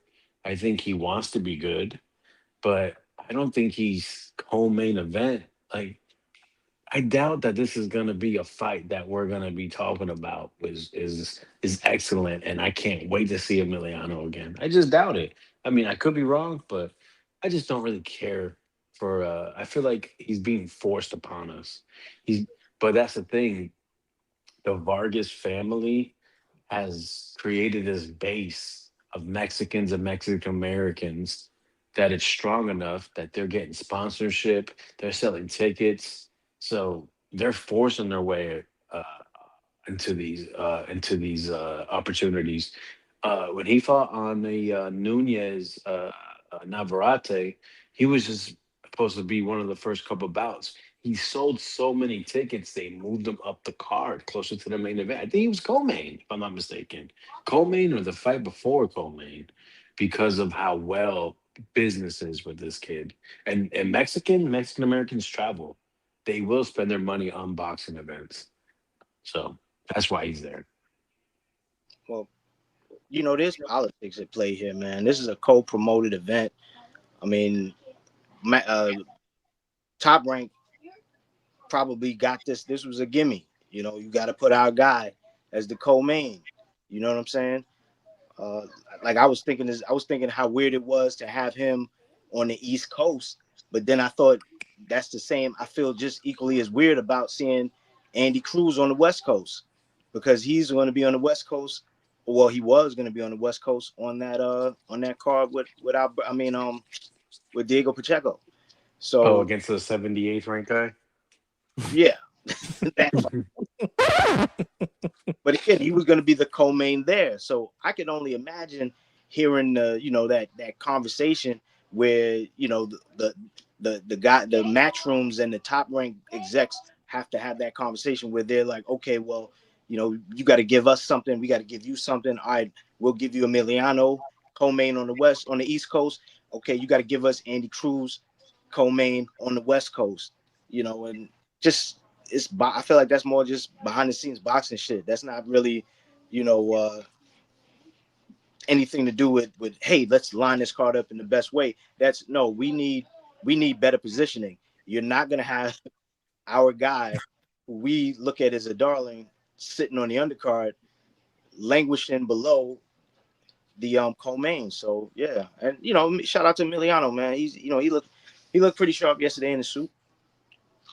I saw that. Bryce Mills came and he was doing his little workout, and Emiliano just came to just show out in a suit. Yo, Emiliano jumped in there and threw a couple of punches in the suit. With the suit on? His shades didn't, fly off his face. He was sharp, man. Wow. Going out clubbing or something later. But I need everybody to screenshot this, man. Javon said if Zayas knocks out Boots, I'll knock myself out on camera. Screenshot this. That's dope. You have to put your camera on and knock yourself out. No, I never wanted Xander to knock out somebody so bad. What? The stakes just got higher. Please, Xander, spark this dude out for all of us here. Because even the Boots fans, I think y'all enjoy this shit. Y'all would enjoy watching Javon knock himself out on camera. I ain't gonna lie. Wow. White Mike, man, what's good with the 10-piece? Straight cash, ho. He said, shout out to Mason because he didn't have to take a replacement. It's not mandatory, so him choosing to fight. So it's him choosing to fight. Albert Bell just shows his willingness to competition. Javon said screenshot it. Yeah, man. Salute. Like I said, and these dudes are not Call of Duty brothers, man. But they're very close. Again, he's told me on numerous occasions, that's little bro. That's little bro. Ohio versus Ohio, man. Where is Treese, bro? I don't know. He was pulling co-host duty on TBV earlier. He was on TBV earlier. Oh, okay, I can see that. But damn, you got to jump on at least for a couple minutes tonight. Come on, bro. They was giving him shit earlier. Who was giving him shit? lot of people calling in like, you don't really think Albert Bell is going to beat Abdullah? Like people was going in on him. People was going in on him. So I don't know. Maybe he ain't fight for Abdullah Mason at all, to be honest with you, but we'll see. They have to know something. They have to know. Something must have happened in that sparring for them. They sparred many, many rounds. So it's going to be interesting. Are we going to get a Xander and a Boss part 2 with those guys? Where the champion just wins because he knows the guy well enough? Could be. Two different styles, though. Remember, Abdullah, Mace Bell is the taller guy, the rangier guy. He's gonna have the longer reach. I haven't even looked at the tail of the tape though. Hold on, let me pull something up here. No, I was just basing it on a relationship. That's all. Not on. Yeah. I know what you mean. But I do want to pull up. Let me see. Abdullah 22, 5'9", 74 inch reach. Bell is 33, 6 feet tall. 73 inch reach. So Abdullah got an inch. Taller. Yeah, that's significant. 73 inch reach. So just a little short. It's kind of weird though for a guy that's much taller to have a inch less of a reach advantage. But I mean, I'm interested in this because Abdullah likes to start fast. So I'm like, yo, how is this gonna work? Mm-hmm. They had to know something. Something must have happened in that sparring, and I doubt it was Abdullah got hurt for them to take this fight on short notice. There's no way Jay Prince allowed Abdullah to be the final say. They have to know something. There had to be something to take out of that sparring to where they're going to let Abdullah take this fight on short notice when we hear how much of a possible boogeyman Albert Bell is. But I'll say this. I was listening to this narrative earlier. There's no way they would have made this fight with Albert Bell getting a full camp as well. What? Maybe. Yeah, I mean, I didn't think about that. Could it really bereft of a camp? Like maybe he wasn't preparing for Abdullah Mason, but he was, I'm assuming he was in the gym. And I only say that because now that I'm thinking about it, we've heard so much. Yo, is Albert Bell fighting Andy Cruz? What's going on? Like, it's been so much.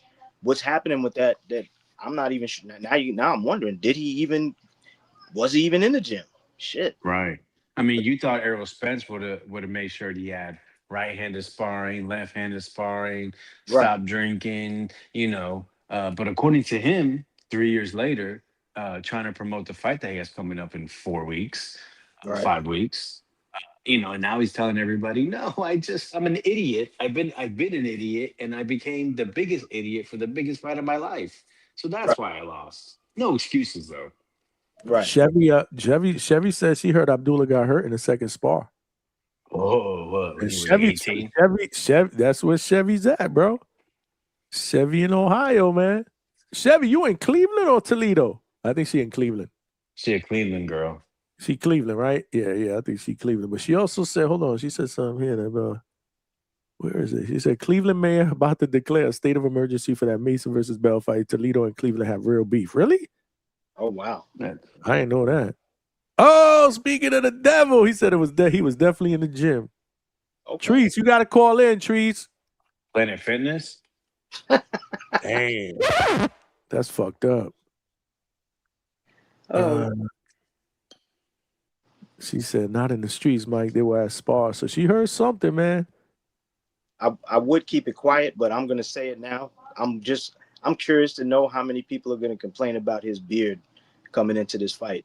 Like they've been complaining about Boots. Because that's all I'm hearing. Why do people care? Dude, I don't know. I don't get why people even bring that up. They bring it up because it's like, I like when guys break down their reasoning why they think Xander's going to win. When I hear you start talking about Boots' beard, I'm thinking to myself, you must think he's gonna lose because like Boots' beard is not like a fucking foot thick and is not made out of fucking steel. It's way smaller. It's not in James Harden territory. I don't think so. No. James Harden is a different level, right? And he That's a looks different level beard. it's probably moisturized and shit like that. I can't imagine it be some ridiculous thing where it's like you punch it and your fist hurts. It's like, you making excuses about that beer shit. I'm just, like I said, I'm just curious to see how many people. Like a sponge. They call it like a sponge, right? Dude, I'm just looking to see how many people are going to complain about Abba Bell's beard. Like it's some Doug Dynasty beard. Like, get the fuck that out damn of here. beard juice dripping everywhere. Chevy said. Beard juice sounds disgusting. Beard juice. Malcolm said, Broners. You mean Broners was worse? Yeah.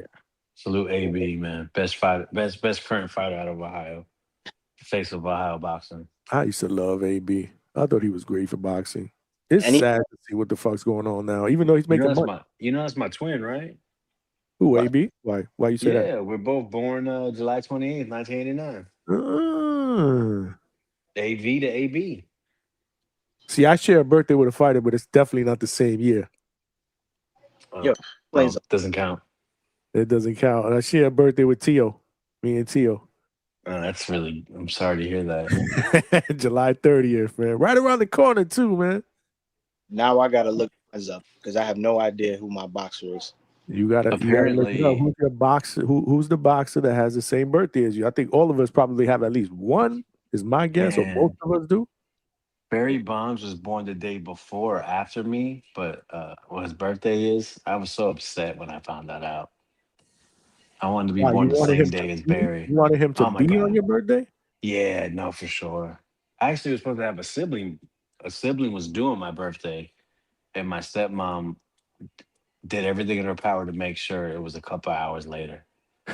So I have a sister born on one day after me, July 29th. How do you do everything in your power? She was just, saying she was fine. She I think it was a C-section, and she made sure it was scheduled the day after. That's funny, man. Tree said him and Lomachenko have the same birthday. All right, that's what's up. Anybody else out there have a birthday with a fighter? Yeah, I don't have a birthday with any fighters. No, G-Von. I'm not asking what sign it is. That is gay. I've never heard someone say like, "Oh, me and this person share," but that's not FAGGY energy. Thank you for spelling it out and not saying it. I appreciate that.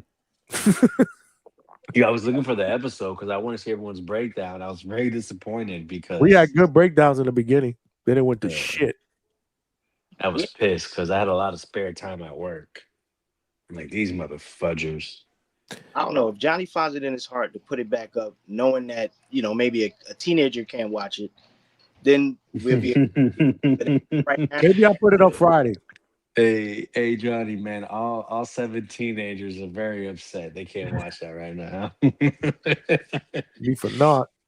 Again, you know me, man. I'm just trying to be proactive, man. But I clip something out. I was just pissed, man. I'll probably clip a piece of that out and I'll put it back because we did have people that actually gave their key matchup advantages, man, on the attributes, man. It was dope. Yeah. We do some more of that tomorrow, though. Like I said, tomorrow is, Thursday night. We'll go over the card. We'll go over that. Whoever else did not. David Garcia. What was that? Malcolm said David Garcia. He can't watch it because he like 17.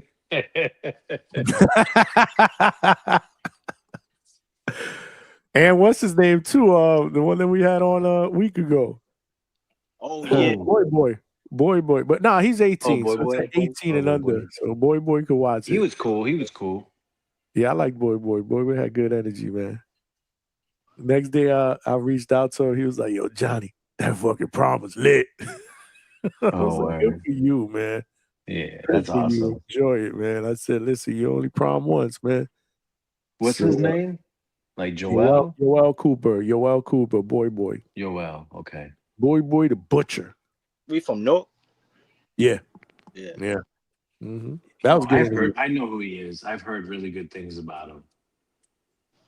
Yeah. Yeah, no, he's had some good sparring too. Obviously, he's young, he's strong. If you watch him fight, he's gonna remind you of like a Errol Spence type. High Oh guard, my move God, forward, excuses. southpaw. Huh? Damn, I can't get over it, Johnny. What? Honestly, I just can't get over Errol Spence.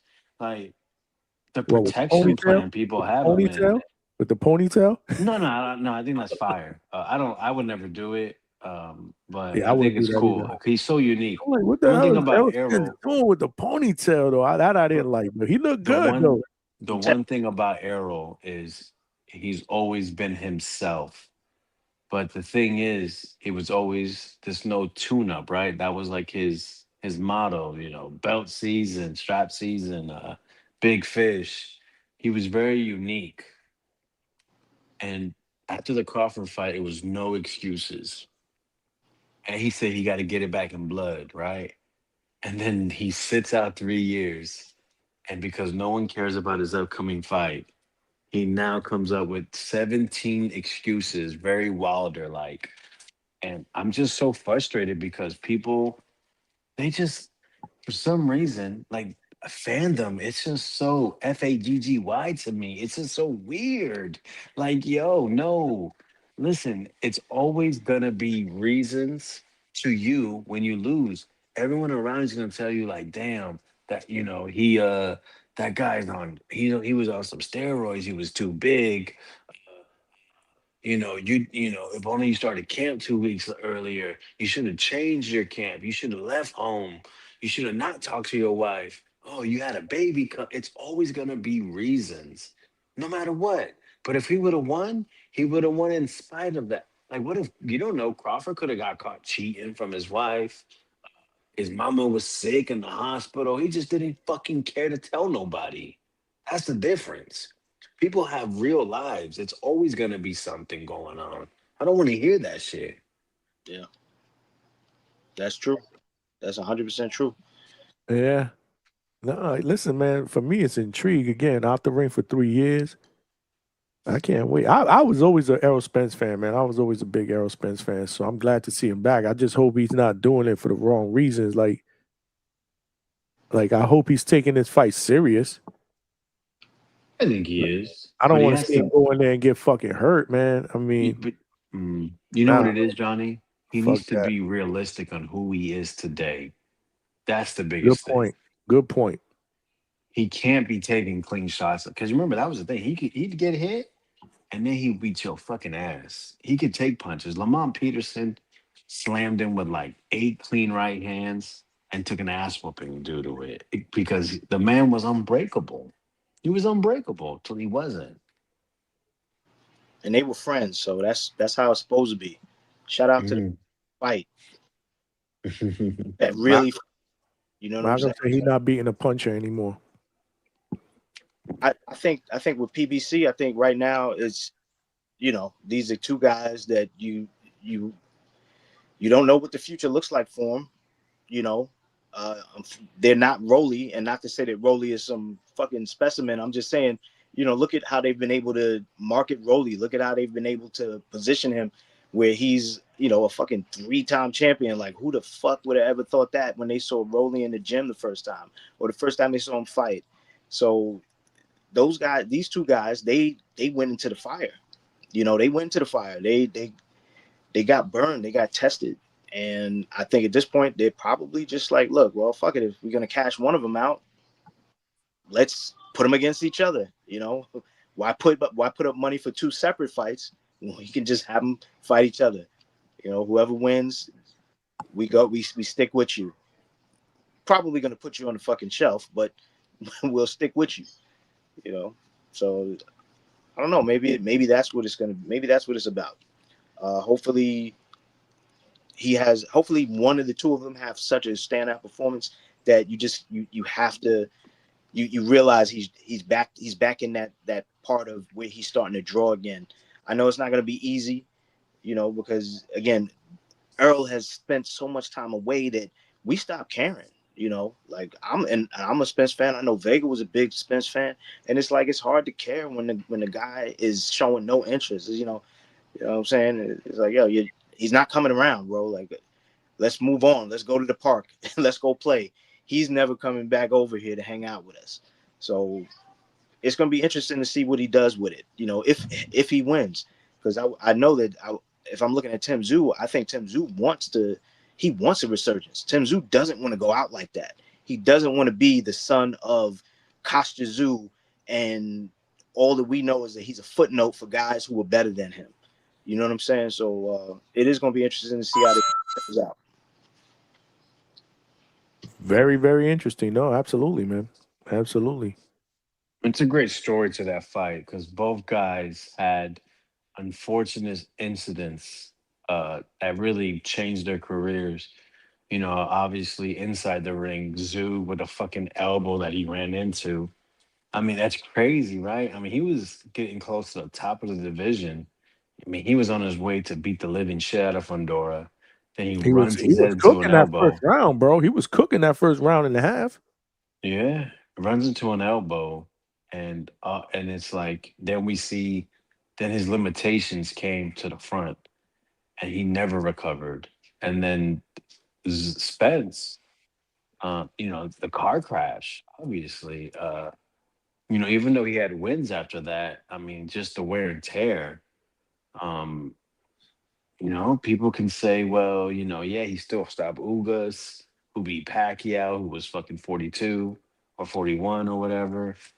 Uh, you know, yeah, but it still wasn't the same. Like, I think it's undeniable. He just was never the Errol Spence that we grew to love after the car accident. Um, you know, maybe he always would have lost to Crawford, most likely.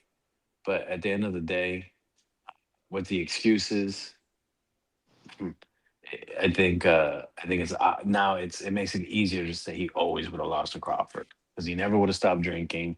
He never would have stopped, not been taking the lead when something was going wrong, saying the right thing, not being uncomfortable, which I think is very important for a fighter because when you're going under fire, obviously, it's being uncomfortable, and that's what makes the best champions, the best fighters. I think that's why I have an issue with a lot of all these belts. There's a lot of these ordered fights or fights being made for voluntaries or vacant belts. They're not uncomfortable fights, and that's why I push against it. So yeah, man. Arrow versus Zoo, I think, is a very intriguing fight. I'm gonna be tuned in, but we have to be realistic. These are two guys past their best. Doesn't mean it still can't be a fun fight to watch. I agree. I actually think that it was a more fun ride with EJ after the accident, and I'll tell you why I say that. Because I watched him. I watched his career coming up, and he looked good. He looked good at spots, but then there were times when he didn't look so good. You know, I was nervous when he got with a buddy from the UK. Damn, I'm forgetting his fucking name off the top of my head. Uh, but yeah, he came back in that fight. I remember thinking that it Kell was over. Brook. Yeah, Kell Brook. I was nervous in that Kell Brook fight. There was a few other ones I can't think of off the top of my head where I wasn't too sure during his come up. But again, when I heard about that accident, I remember feeling like it was over because I remember following him after he beat Sean Porter, and I remember thinking to myself like, oh, you know, like EJ's doing this thing, man. You know, wow. He was out. I saw him out partying on the internet. You know, like he was, you know, just regular guy shit. And I was like, wow, you know, here's the champ. And then when I heard the accident, I'm thinking it's over. As soon as he started getting back into it, I was watching him kind of like you watch your cholesterol if you know you got a health problem. You know, like I wasn't completely thinking he was out of the woods, but I was curious, and everything that I was seeing as time went on was just he didn't look so bad. It was like, okay, he was helping me build that belief back in him. And it was fun. It was fun thinking, wow, is this guy a fucking real life superhero? Is he, you know, is he unbreakable? You know what I'm saying? It was fun having that part of the ride. The reality check obviously was when he stood in there with a better boxer. And I know that I did let my belief in seeing, you know, this movie like comeback. I remember I did let that overtake me, you know. So but I knew better because I watched Bud. I was a Bud fan before I was an EJ fan, and I knew the kind of boxer he was, and I knew what he was capable of, and I saw him finish guys. But I jumped on the train, but like I said, I thought it was a fun ride. I thought it was a fun ride because it was just so amazing watching this guy overcome the odds that were against him and look like he was back at elite level contention. So shout out to him, man. We got Alberto back, and then we got Javon. What's good, Alberto? Yeah, what's up, Johnny? Salute, fellas. I just Your mic is a 2-pack of ass let me again, say bro. this though, right? So as far as the fight with that we have against who was it? The Zuffa card. Yo, is he joking? The no. It's because I know we have like the main, but isn't it a good co-main? Someone was saying that No. who's on the undercard Well, Brandon Lee versus of Kane this Sunday's Sandoval. fight? Kane Sandoval versus Brandon Lee opens the card, and then it's Omar Trinidad versus Jerwin and Gajas as a Okay, co-main. yeah. Again, Kane The should be Brandon Lee, that to been me co-main. is like a Agreed. case study. Like Brandon Lee to me, to me it's a case study of how to throw your career away. Just because Showtime was doing wonders with him, right? Like we all thought this guy's for sure the next top talent at 140, and then he fell off of the face of the earth. And basically at this point, he doesn't really have a name anymore. So to me, Brandon Lee. Uh, I don't know. Was he ever really that good? Because I know he got decked against the guy that he wasn't supposed to, and that's Yeah, when the Brazilian. yeah Madeira or something like that. Madeira. There you I, go. Will Madeira. I Who mean, for their whole packed up. you know what's crazy is that I personally think Brandon Lee is better than Albert Bell, and like everybody's saying, oh, look, no, I'm dead He came serious. in I'm with that dead. bullshit. No, hold on. I'm dead serious because I'm hearing people talking about, oh, I don't know why Mason would take this fight such short notice. There must be something. Yeah, because they see that Albert Bell's trash, bro. I mean, look. Now I'm going a little overboard with it, but at the same time, there's some seriousness to it. Like Albert Bell is not a knockout guy.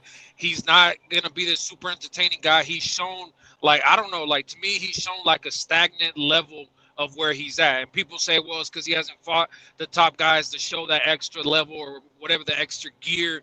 But I think I see Abdullah Mason just flatlining this dude Albert Bell. Like, yeah, because he's tall or something. Like people think he's a problem at the division. You guys have been But brainwashed Devon, and drinking that trees juice.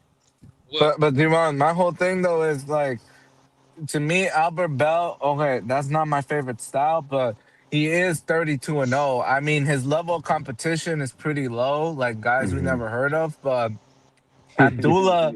Keep in mind, 28 and 0. Jima. 28 and 0. Oh, 20, okay, but still, that's Abdullah just showed us he's a fucking dog against Noakes or whatever the motherfucker's yeah, name is. but Yeah, you said it no, right. he Styles is should. different though. This is a different style, Javon. Yeah, eh, bro, but that's why I'm telling you, an Albert Bella is a And they're cakewalk. very, It's a very no, familiar cakewalk. with each but other. hold on, And they're but very familiar with each other. They've sparred numerous rounds together. Even more reason for it to be a cakewalk. Shit. no, but Right. Jimon, my whole thing is Okay. like, I mean, go ahead. Sorry. I was just gonna say really quick that to me, uh, I feel like Abdullah got tricked out of fighting his fight, and then he didn't have an option. He was in a fucking grueling fight, like back and forth inside, and Abdullah to me, he likes to pick guys apart from the mid range. So to me, that just kind of shows you like Abdullah's still very green, and so that's why I feel like Albert Bell does have the one up in terms of IQ because Abdullah I mean, hasn't, but doesn't that also show that Abdullah adapt? That's a good trait in itself. but it's like Fernando Vargas always says, right? Inteligente, luego valiente. So it's like first smart, then you can show off your ball. So I don't Word. I know. mean, I feel like, but that's what he did because he was No, he trying to didn't. make it. Because he ended up banging it out. That's what Abdullah Mason did. So the thing is, I don't know, man. Like to me, that shows we've seen it before where a boxer like they have a game plan and they stick to the game plan, and like you see it, like they don't adjust, they don't make no adjustments. They're just like, I'm gonna try to do this, and it's already the 11th round, and then like, oh, maybe the 12th round, fuck it. He knows he has to be down on the scorecards. Next round, he's gonna have to go for the knockout, and no, he does the same shit. So I think Abdullah Mason adapted to what Noakes wanted to make the fight be, and I don't know, like Abdullah Mason showed that he was able to pull off that kind of victory in a tough fight. I don't think Albert Bell's gonna give him that fight at all. So And the I don't know. No, That's 12th, he why I think. won't. But that's the thing, though. I think he kind of fell into Noakes' fight and beat him at it, which is cool. But at the end of the day, it's unnecessary. I mean, I did the He Collide still fight won. chat. I mean, Gvon, you know, didn't I You were just on say the he beat panel him for at that. You it? were on the panel. You guys were saying the Yeah. same thing. You and Malcolm. I was like, nah, fuck that shit. Let him fight. No, I mean, listen, I'm gonna say this: enjoy the ride while it lasts. Albert Bell's not gonna hurt. I doubt he hurts Abdullah, which I agree with Gvon. They know they can beat him. There's no reason. Uh, Ness has this theory, and yo, Jaleel Hackett like triple confirmed it. Jaleel Hackett was on the Boxing Voice saying, "I'm not taking a fight. I don't think I can win." And Ness always says that these guys don't take fights. They don't think they can win. So obviously from that sparring, regardless if he hurt him one time, when maybe because he was working on being aggressive against a boxer, trying to work it out, which clearly he has had what ups and downs as a pro, but you're supposed to have. People have all these concerns because he got knocked down twice in one fight. It'd be more concerned if it was happening on a recurring basis, and it's not so far. But anyways, yeah, I think they know they can press Albert Bell, Well, and I think they know he hasn't been training, whether he's been in the gym. You can be in the gym every day, but go for 30 minutes compared to other guys that are going for 4 hours, which I'm sure Abdullah's been doing. Yeah, but he's And, in and, and, Colorado training for a fight currently that's going down 2 weeks later. hey, but look, but at the end of When the did day, he How go to can you sit Colorado? there and When say did he that get he's? there? you can't grow a I'm chin not though. sure, but So to I sit think there and say that he's in the gym but he's not training, he's got a fight coming up. it's a he different he style he too. got he got to be in the gym. But look, my Of thing course, is you got to be in the gym training. I you don't agree can't with that. grow a chin. So for as far as Abdullah Mason getting dropped, they probably already know. Like, look, Abdullah, he'll get dropped, but that don't mean that he's necessarily hurt. You get what I'm saying? Like, it is what it is. Right. Some people just Like naturally Tito able to Trinidad. stay on the feet. Trinidad Yeah, get dropped. exactly. Or like Ryan. But Ryan gets dropped, but he's not on queer, or he's not on right, woozy legs. Yeah. Well, Ryan, he's on both of steroids. the. Well, Oh, yeah, I mean, come you got to on, be on man. He something. ain't on no But steroids. hey, look, Oh, it don't matter. It don't matter what there he's we on. go. Hey, Thanks, Vega. count it against Luke Bell when he got dropped. 2 seconds later, he was up on his feet. When he No, got for dropped sure. against Tank, when he got dropped against Tank, 1 second later, he was back up on his Yeah. feet. Like yeah, the rib took him out because the ribs were broken. It is what it is. But as far as getting dropped like to a chin shot, 1 second, 2 second, Ryan's up. And some fighters are just like that, bro. You just, some people just Right. hey Andy man, you crack them, Ruiz, they he gets falling. dropped, he gets right back up. And some Yeah. fighters aren't like Haney. I saw Haney. Linares, a 37-year-old Linares. There we go. Haney was on What a Bambi terrible legs the next example. There round. we fucking go. Wait, This didn't guy. he get dropped from Ryan like 7 times and he And got back got up up Yeah, every and the and time? finished seventh the round, fight and on he his was own on Well, 2 Ryan's feet. nuts. Hey, Mhm. to Stop it. Alberto's defense, that's actually a good comparison in this Yeah, and what we're you talking would say about. that. That Yeah, you no, would say No, but that. it you is Yeah. have though. to say, I what are would you say Because talking he got about? back up. Because he he got back did up. get So back up. I No, don't he consider said exactly. that being Haney. having a weak No, chin at all, he said bro. unlike Haney. No, Yeah, no, Haney. that's what he I don't think said. Oh, Haney doesn't have a he granite said chin. on light. He wasn't Okay, giving Haney now Alberto's props talking for shit. getting Yeah, dropped. Oh, Haney okay. He was not Haney giving Haney Now doesn't. props. Alberto's He was talking shit. throwing Yeah. shade. He was No, throwing My bad. shade. Johnny, I didn't He hear didn't that. get Johnny. back up and finish the fight on his own 2 feet. Yeah. Like, Ryan could have When finished him, bro. when Haney gets hurt, it takes him a round to recuperate. He don't have that gift. That's why I say the Haneys are chinny, because when he got clipped against Linares the next round, he was just hugging. When Ryan dropped him in the 7th round and Devin Haney's mom fainted, he was holding on that whole round. So You Right, know but he the what's next doesn't. round he crazy? won. You know what's crazy? He got dropped. He didn't even get dropped against Linares. He got buzzed. He got buzzed against Linares, and to me, that was one of his best performances, bro. Yeah, because he was cooking him Hey, those John, first He was 8, 9 rounds absolutely yeah. fucking beautifully. cooking him, bro. Yeah, Yeah, shot I Linares. think Devin got overconfident, but certain things will always stick with you. I mean, now it's the Ryan thing because people can say, well, he got dropped by Ryan, but see, that's like with Canelo. Canelo's never been dropped, and everybody brings up the fight when Canelo was like 19 years old. When he got stumbled for like half a second, but didn't fall. Like, oh, but he got wobbled, and it's like, okay, because people want to see your flaws. People want to see you. It is what it is. That's people would like to see another man down, but Well, I see, don't know. with me, with this whole talk about him hurting Mason in the sparring, once not that you open the door, not you, but I'm saying whoever opens that door, now I need to know how, right? Because for Well, me, I need to understand that. Like, just because you hurt a guy in sparring doesn't mean that you're going to be able to, one, get that same shot off in a real live fight, or two, that he hasn't developed since it's been years since that happened. And maybe he has a stronger core. Maybe he's developed better punch resistance. I mean, hell, he looked pretty fucking resistant to me, and then with Noakesy, Sam Noakes. You know what I'm saying? Like I saw Diego Pacheco a couple of years drop a guy in sparring with a body shot.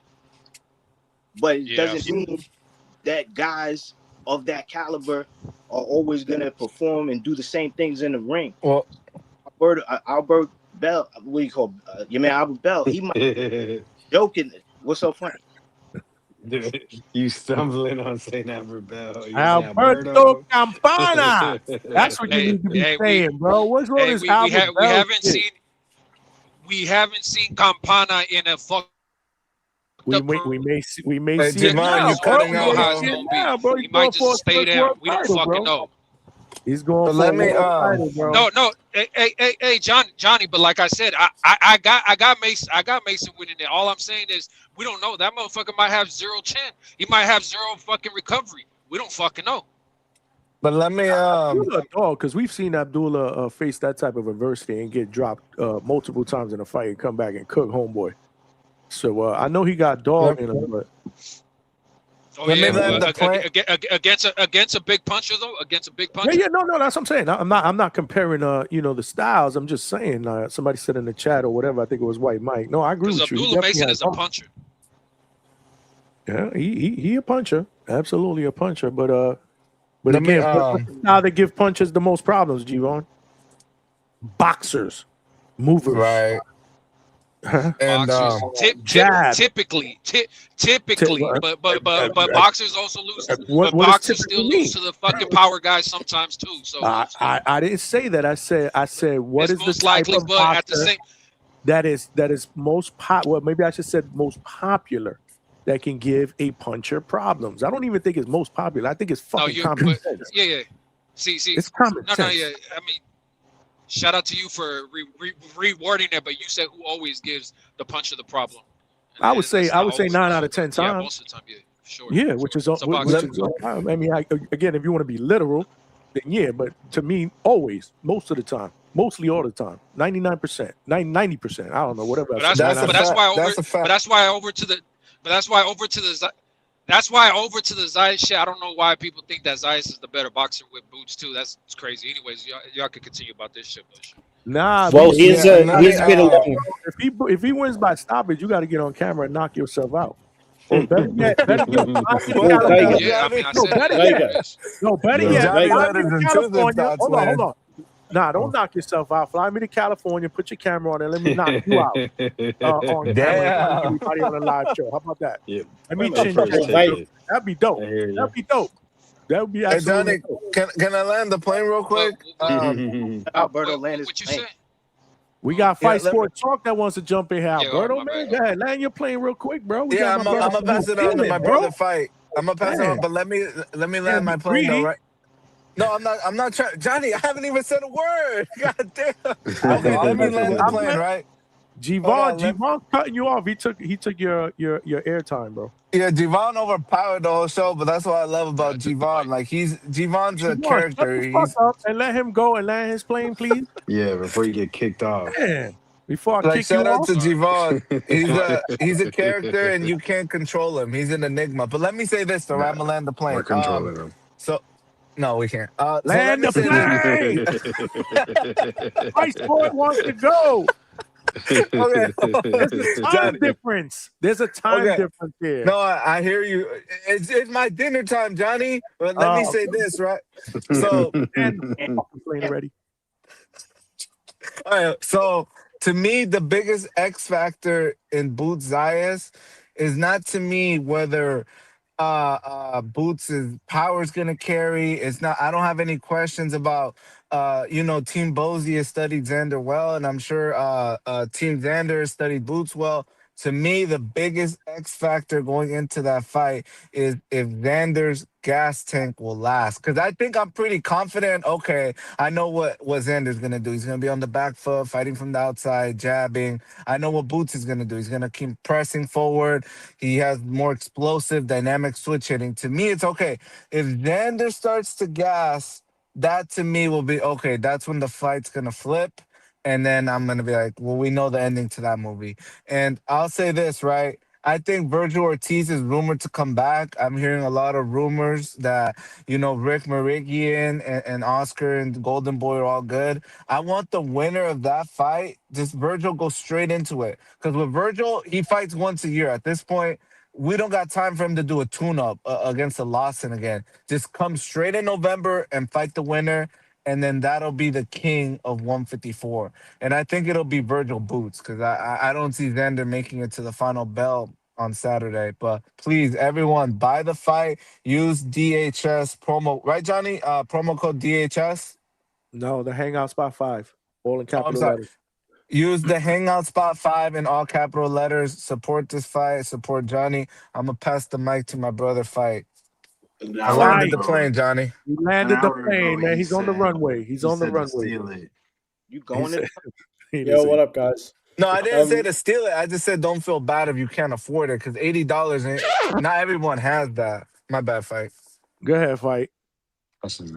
Well, I was gonna respond to Vega's point that in terms of who's the better boxer, we'll see. But in terms of who's the better long range boxer, it's clearly Zayas, and I don't understand why people are saying that is Boots, in my opinion, doesn't have a ton of advantages going into this fight. Yes, he's a far more gifted athlete, but in terms of defense, Boots gets hit a lot more. In terms of who's fought better competition, it's clearly Zayas. Like Boots has only fought Stanionis, and not his fault, but Stanionis was unproven.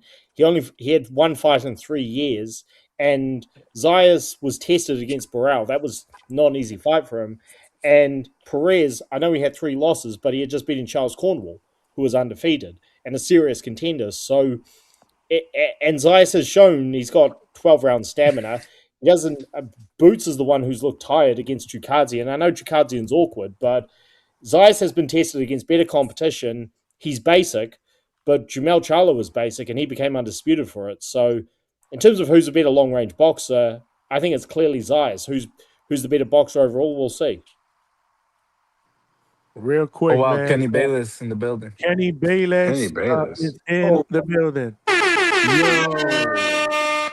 Yeah, man. He said, you That's gentlemen are doing a hilarious. great job. Keep up the great work, Kenny Bayless, man. The official call show.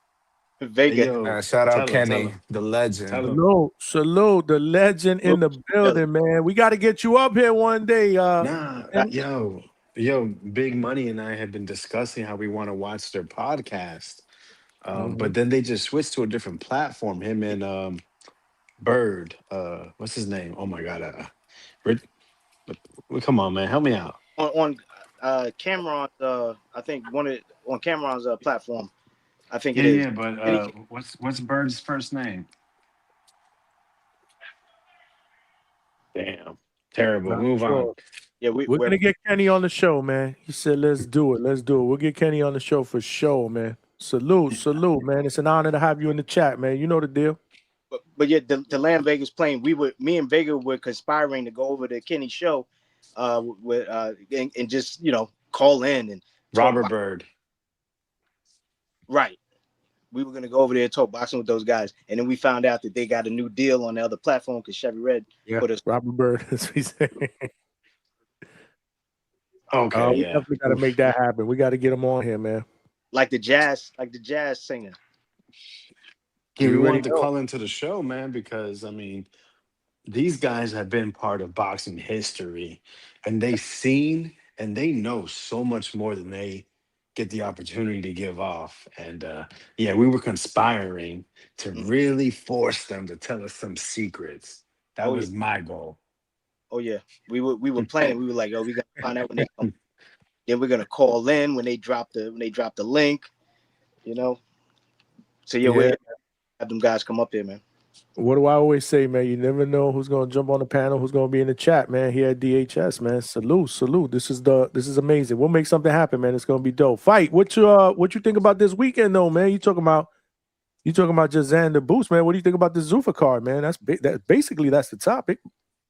Tomorrow we'll get into the entire Xander versus Boots card. Yeah, I hear you. I love it. I obviously with because I cover MMA as well as boxing, I'm focused more on what Dana White's got going with the UFC at the moment. But yeah, boxing card, Santos. Have you already talked about about the main event for the boxing card? The main event for Zuffa, you talking about, right? Yeah, De Los Santos and Valenzuela, because I gave my it was yours. That's what we were talking about. um. Well, I saw the poll which I have chipped into, so I'm going to give the same boring result you probably heard from everyone else. I'm picking De Los Santos. But So the inactivity doesn't bother you. it could, and I'll look like an idiot. But I've been wrong about guys. Perfect, bro. Nobody's perfect. I hear. I've just been wrong about guys having long layoffs before, and I don't know. This isn't some rookie, so I think he'll be okay. I mean, I thought Vladimir Klitschko was going to look really sloppy. Well, not really sloppy, but I thought the layoff would hurt him against Joshua, and he had one of the best performances of his career. De Los Santos, he was prepared to fight Keyshawn after a long layoff, and he hadn't had a tune-up after the Stevenson fight. And I mean, I think the confidence was enough to make me think he was going to push Keyshawn in that fight, but of course it didn't happen. And Valenzuela, I thought he was going to beat Russell, and okay, he did a good job, but he did a good job in defeat. But yeah, I'm picking De Los Santos because even though he got outboxed by Shakur, we all knew that was going to happen, and he never looked really discouraged the entire fight. Like Tiafimo just gave up trying when he couldn't hit Shakur, whereas De Los Santos, he looked like a guy who was prepared to fight to the end. So I don't know, that's maybe a weird reason to pick him, but he's also beaten him once before. So yeah, I'm going with De Los Santos. Is there any other fight on that card that you're looking forward to? Again, you got the co-main Omar Trinidad against Jerwin Ancajas. You got Kane Sandoval and Brandon Lee opening it up. And then you got some really, really good prelim fights, man. Tony Hurst Jr. against JBDO Benito. You got Floyd Diaz, Cash Money. He's on the card. I mean, it's stacked, man. It's a good card. Yeah, I'm gonna go with probably because it's 10 rounds. Floyd Diaz and Tehran. And what does everybody else pick? Because I only just tuned in. I think Vega's looking forward to Kane Sandoval and Brandon Lee, right, Vega? Yes, sir. Yeah, I'm looking forward. I think that fight should have been the co-main because he's shown that he's a dog. He's gonna fight and he's gonna bring an entertaining fight, and he had a good fight with Julian. Julian was just able to do more, but I don't know who these other guys that they have as co-main. I don't know. and Brandon Lee being undefeated, like a Brandon Lee against an exciting fighter like Kane, I would have put that as co-main, but I don't know. That's me though. But Yo, Hammer Hands and Kane wasn't even the co-main of the. That was the opener. It was also. That was the opener in the first Zuffa card in January. And then Julian ended up getting. Yeah, then Julian ended up getting fight of the night with the bonus or whatever. So. Yep. Yeah, weird, right? Like I don't know. Zuffa, they're starting to get very strange to me, to be honest. They're starting to lose me when they sign Edgar Belango, to be honest. Why my man gotta catch it straight? Alberto was smiling somewhere. There were actually a lot of people that felt like that signing made sense, Vega. For Yeah, but Belango, then he definitely talking for about Belango's 10 career. million, and now he's the main event. Oh my god! Like, what? This guy? Well, power, man. Well, I'm not surprised they're doing it because, I mean, Johnny, I see on your show after, I forget, it was one, I don't know, every Belanga fight is pointless, so it was after one of them. I said Belanga is one of the worst things to happen in boxing, but he gets attention because of his attitude. Did you hear what Fight Sports said? The worst thing that's ever happened in boxing, and boxing has had a lot of Super bad middleweight things. Shannon Briggs. Wow, the super middleweight that's- Shannon Briggs. It's easy to look fearsome when you're fighting a tomato can, but wilts like a That's what I'm- fucking flower as soon as someone gives him something back. That's what I'm saying. Okay, I know that sounds You're gonna double down harsh, on that. but You're gonna say he's the worst thing ever to happen in boxing. in recent years, yes. Okay. There you go. I like that clarification better because I'm like, really? Look, You Belanga. Look, here's the thing. I don't wish any ill will on Belanga. I know I probably sound like some scumbag, but what am I supposed to say? The guy shouldn't be anywhere near. He should have been anywhere near a Canelo fight, a title shot, main event. He shouldn't be anywhere, but he gets there. So top 10. Top 10 in a bullshit top 10 in bullshit rankings. And an interim champion. But look, it is what it is. Hey, never interim champion. No, he wasn't an Never. interim champion. He wasn't. Didn't he have the? He had some kind of WO. He probably had a regional belt. He might have had a regional belt or something like that. But he wasn't. Yeah, he had some WO, some shit. He had some kind of strap. Yo, Silver. you guys give everybody else credit for these fucking, payless fucking belts. I don't know. We got to give him the credit No, I don't. because my thing about Berlanga is it's crazy that I end up always fucking defending him this way. But Berlanga, look, those knockouts that he gets, those knockouts that he's gotten, take it away. Those first round knockouts. If it's so easy, why doesn't everybody do it when they're fighting nobodies? All I gotta say, man.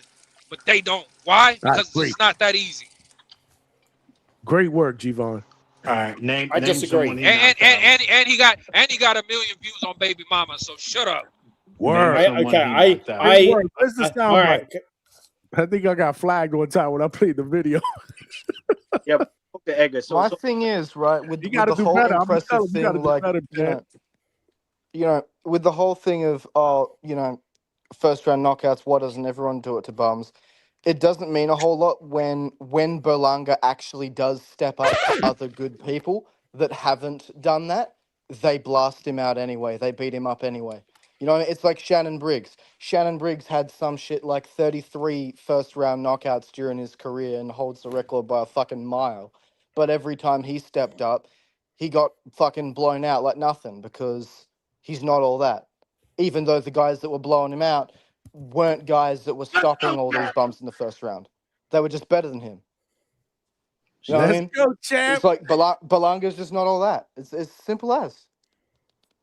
Shout out to this. And there's no shame with not being all that because this is boxing. Not everybody's going to be a credible name. But the problem is that he's just so badly overhyped. I wish nobody promoted him, but ZUFFA's doing it because of his attitude, and it is what it is. I mean, but also some of it may just be to get back at Eddie Hearn because Dana, I mean, he poached Conor Benn for an overpriced bullshit fight against a washed-up Prograis and a bullshit catchweight just to spite Eddie Hearn. So Dana's that kind of petty guy. Why did everybody go silent, man? Well, Eddie just signed another UFC fighter, so Which one is that one? Ian Gary, the guy who's fighting Islam Makhachev. He's an Irish guy. I'll just, as a hardcore MMA fan of over 10 years, I'll say this: Ian Gary is the most naturally hated fighter ever, but him signing with Eddie Hearn is, He's a shit. No, he's actually no. That's the problem. He's actually, this isn't Darren Till or Kevin Lee. He's actually really good.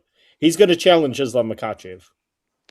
He's Yeah, I really know. weird He's just because insufferable. he He was married a No, got that's girl what I'm and saying. took her last He's I the name. have most no he's idea the who. most naturally hated fighter ever. Like he is the most unlikable piece of shit Yeah, he can in the fight though. sport, He can along with Oh fight. John yeah, no, Jones. he can Yeah, fight. he's actually good.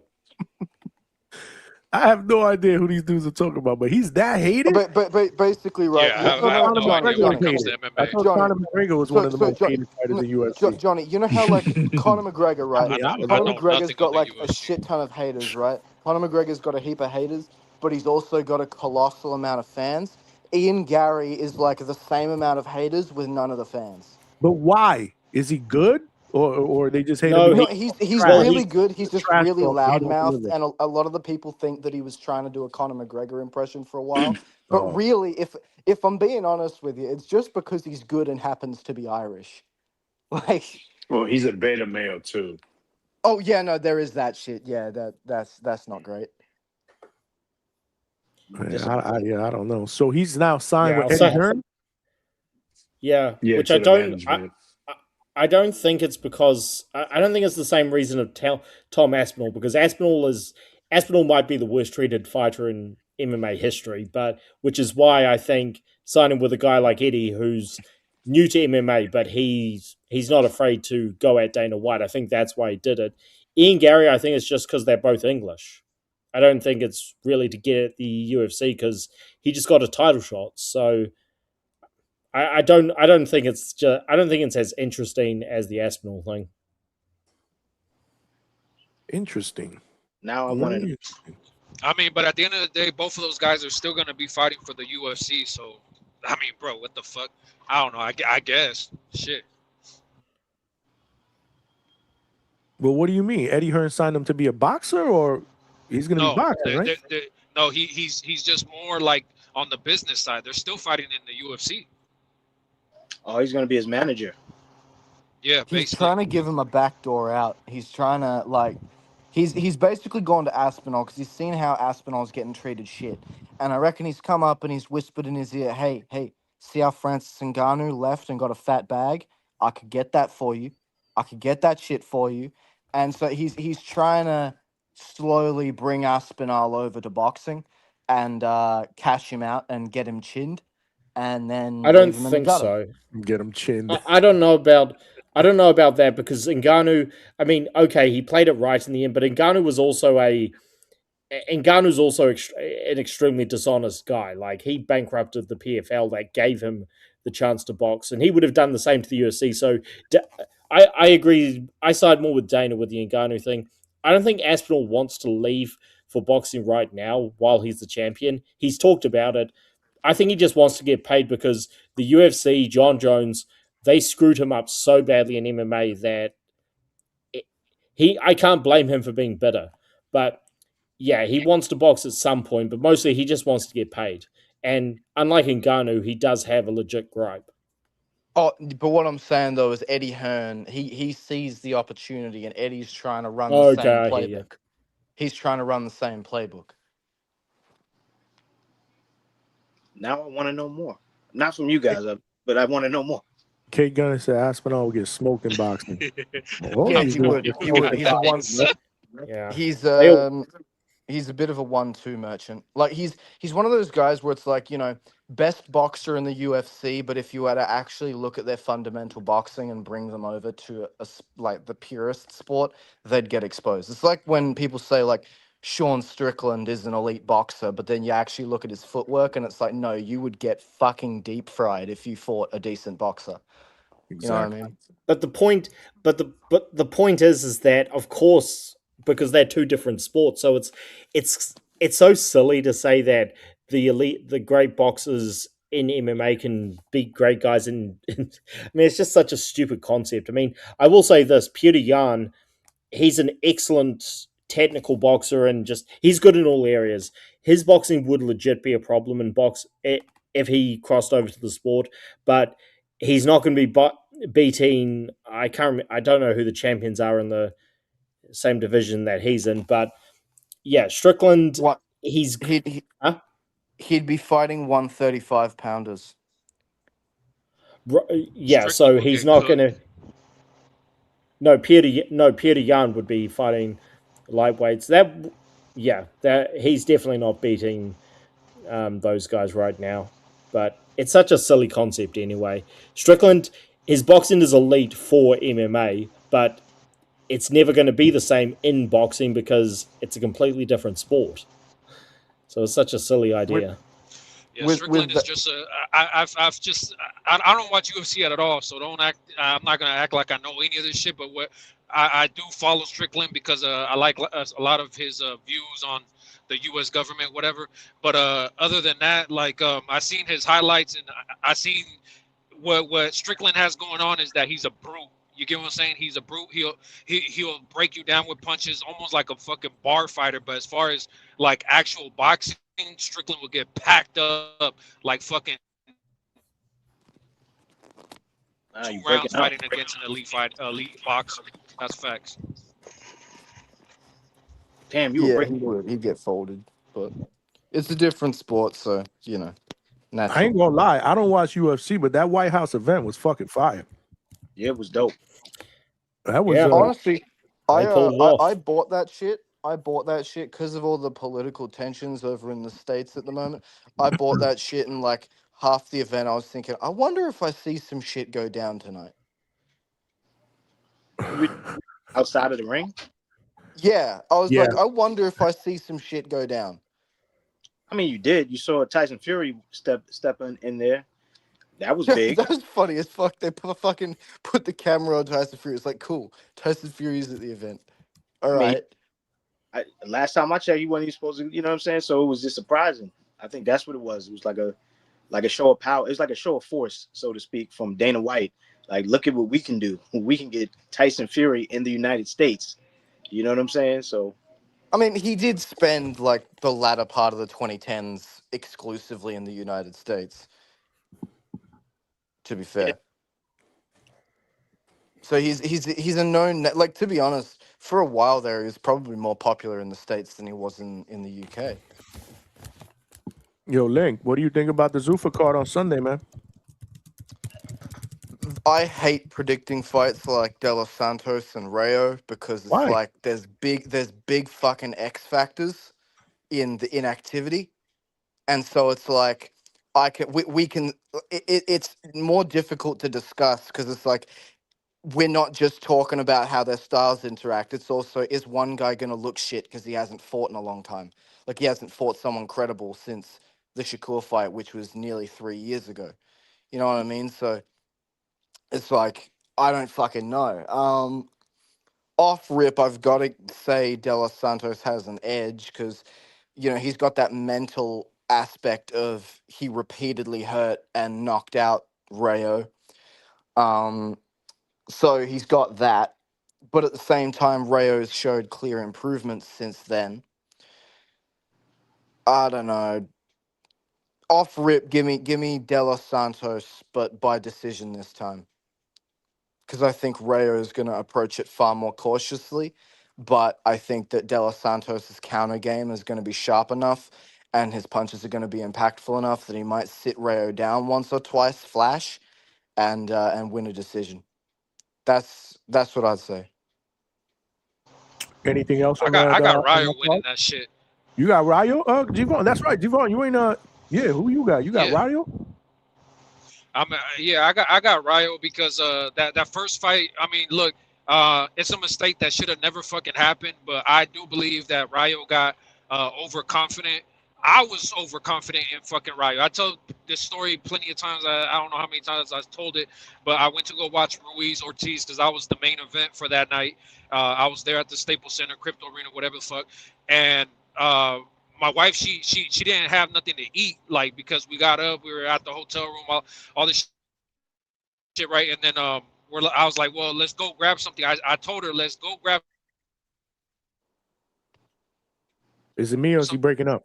Breaking up. Yeah, he's breaking up. He's breaking up. Javon, you coming in and out. Hold on. Let me read this super chat, man. My bad. My man, hold on. My man Malcolm sent this a little while ago, man. Square business Malcolm with the $5. 2 straight weekends of meaningful in capital letters boxing. Let's go. Shout out DHS. Shout out to you, man. This weekend is going to be fucking amazing. Go ahead, Javon. You cut off. Am I even back? Am I even back? Now, You back. now you're back. Now you're back. All Now right. you're So I'll not just back. tell it real quick. So basically, we went up to damn.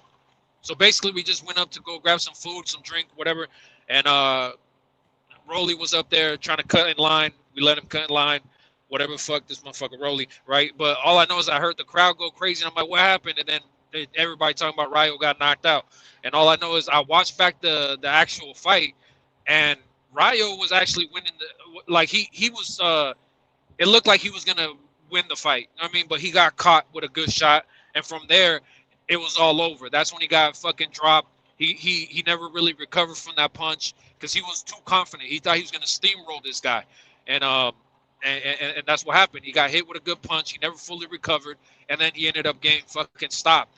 But Rayo since then, I mean, he's shown you know, a lot of dog in the fight, and also like I don't know if it's because he's not fully focused or whatever is going on, or if he just has, or if he's just one of these guys that has good nights, bad nights. But I've also seen Rayo at times show crazy like skill. Like I'm talking about, like his pivots are.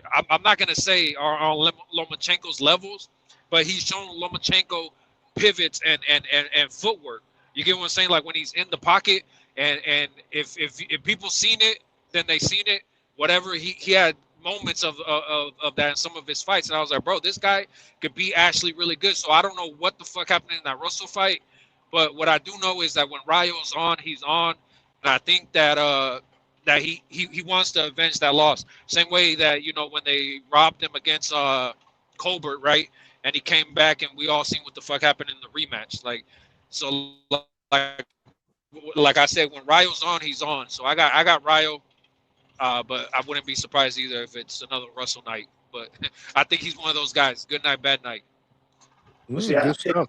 I think that loss that you mentioned with Chris Colbert was the reason that Rayo was even in the position he was in to lose that night with De Los Santos, because to your point, Gvon, he wasn't even supposed to be there. Like Jezreel Corrales was supposed to be there. That dude, El Invisible, that dude, he also lost to Chris Colbert in like 2020, and then he was mounting a comeback. He had like 2 or 3 fights where he was winning. In fact, he beat Miguel Medueno before Steve Claggett got him, before Keyshawn got him, before Oscar Duarte got him. You know what I'm saying? So he was proven to be a tough guy.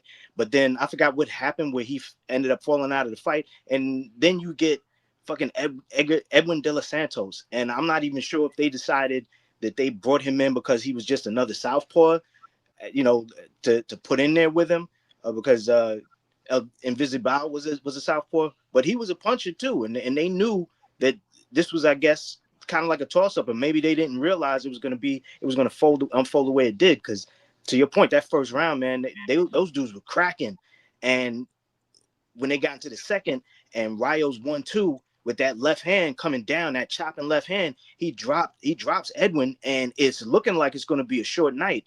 And both of those guys were just in it. They were punching, they were throwing fucking haymakers, and bang, when he catches Rayo, and then he starts like punching him into the ropes while he's on the ground, it's like, oh shit, you know, maybe this is going to be a problem. But then they took that point, and it's like, oh wow, it's maybe he's going to be all right.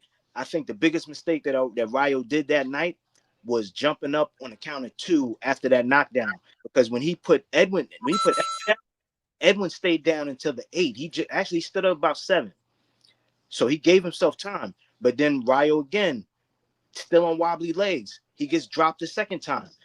He jumps up on 2, and it was like the arrogance of being like, I feel like they were caught up in a fight, and that irresponsibility I don't think is going to be there the next go round. Now I know the other day I said I still kind of have Edwin winning the fight, but I think if he is going to win this fight, it's going to be he's going to have to think more, because that last go round was the type of fight you see on the corner or your block in the summertime, you know, with two guys that don't like each other.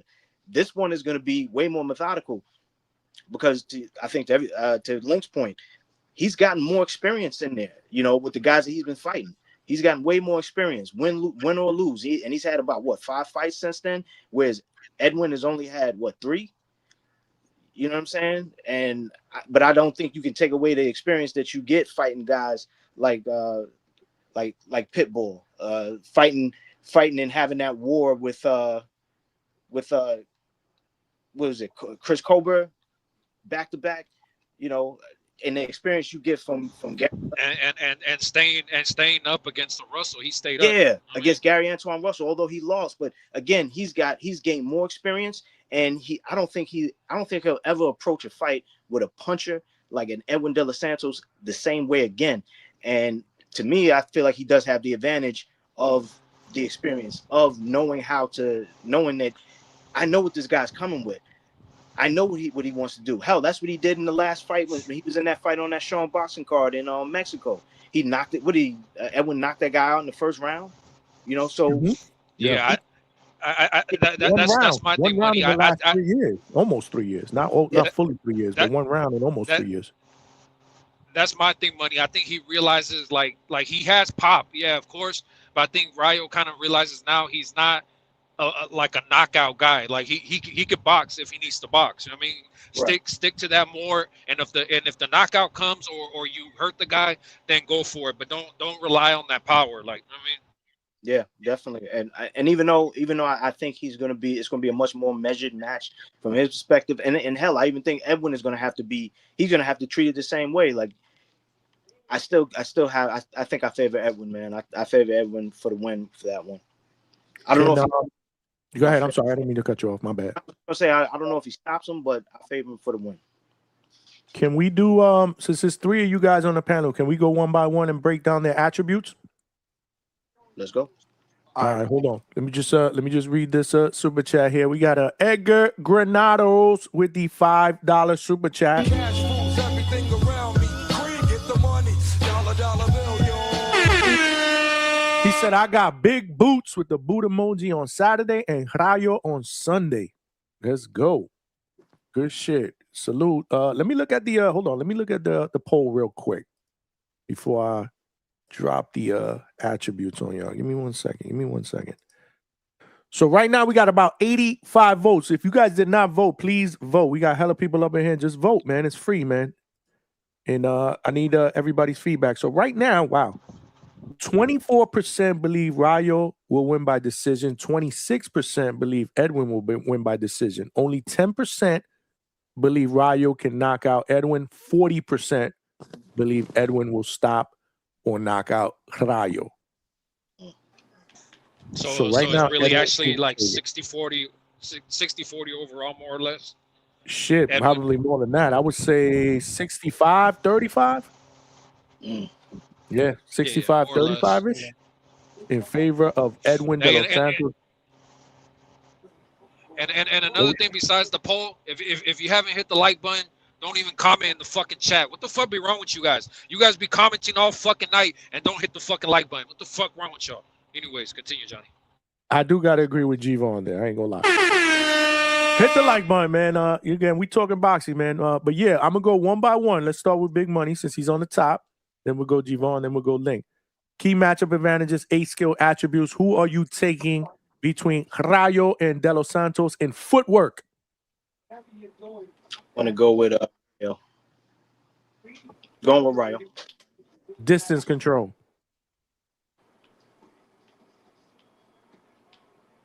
I got to go Rayo again. Longer, rangier. And also because you know,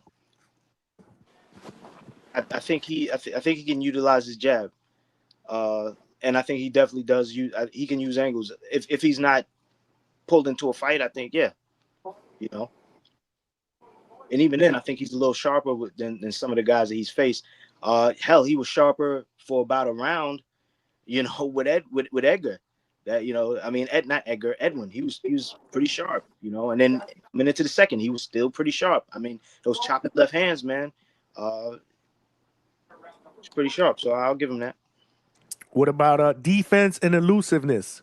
Oh man, shit. That's what I'm saying. Like, we should do the attributes because these are gonna make you think. I mean, if I go with experience, or at least what no, defense and elusiveness first. Oh, you talking about okay. Defense, right? There's not a lot to draw on with Edwin, right? Because you know, to Javon's point, I have that picture, Javon, of Shakur in that running man motion. Like he's literally running. I have that picture.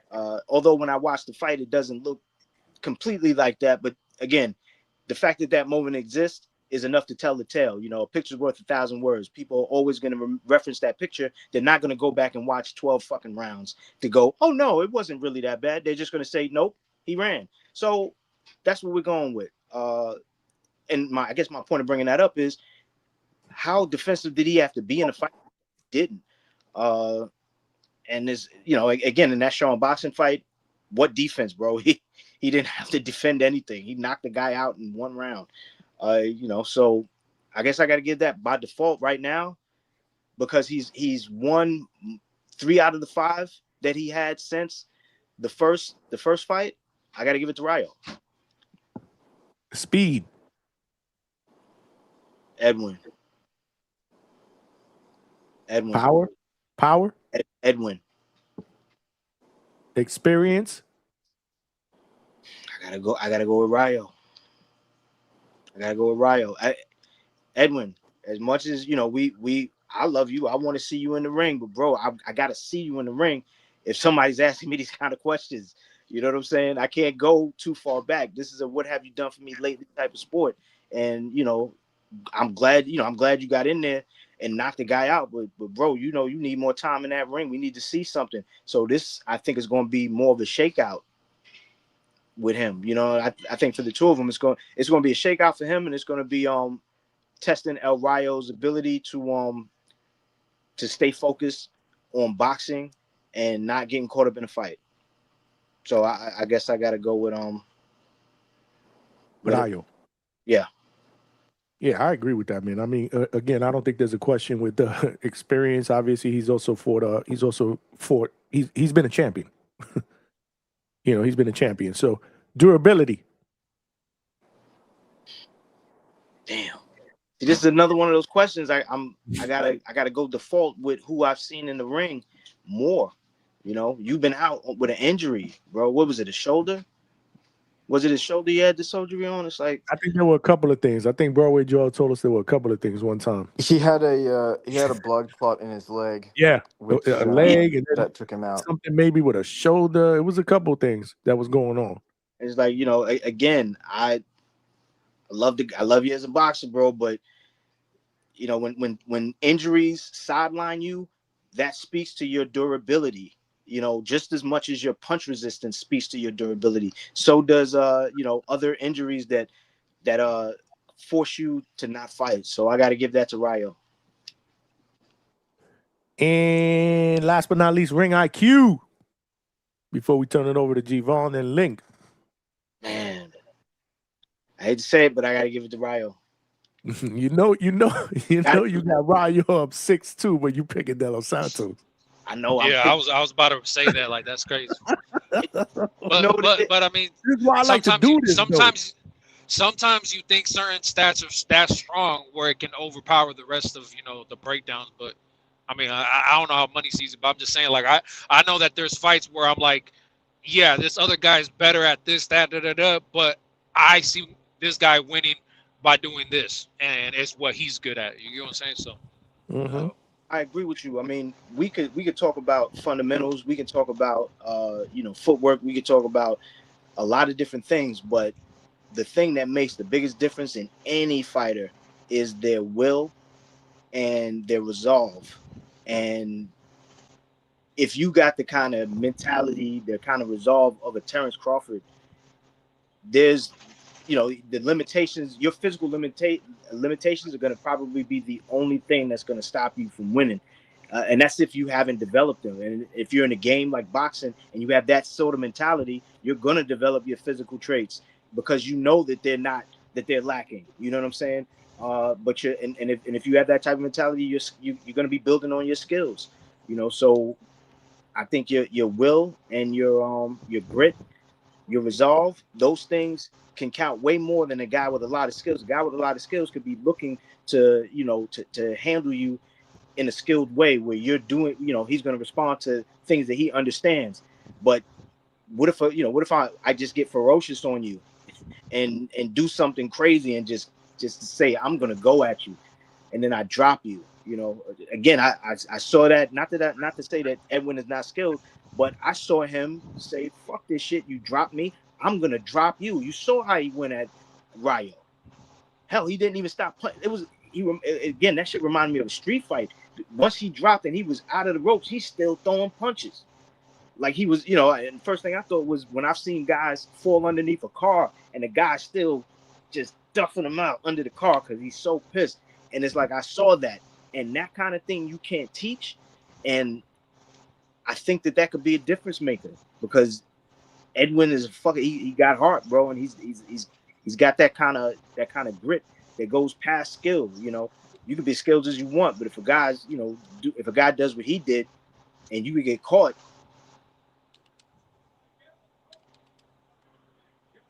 All right, G-Von, you up next, man. You ready? Yes, sir. Footwork. I got Rayo. Distance control. Rayo.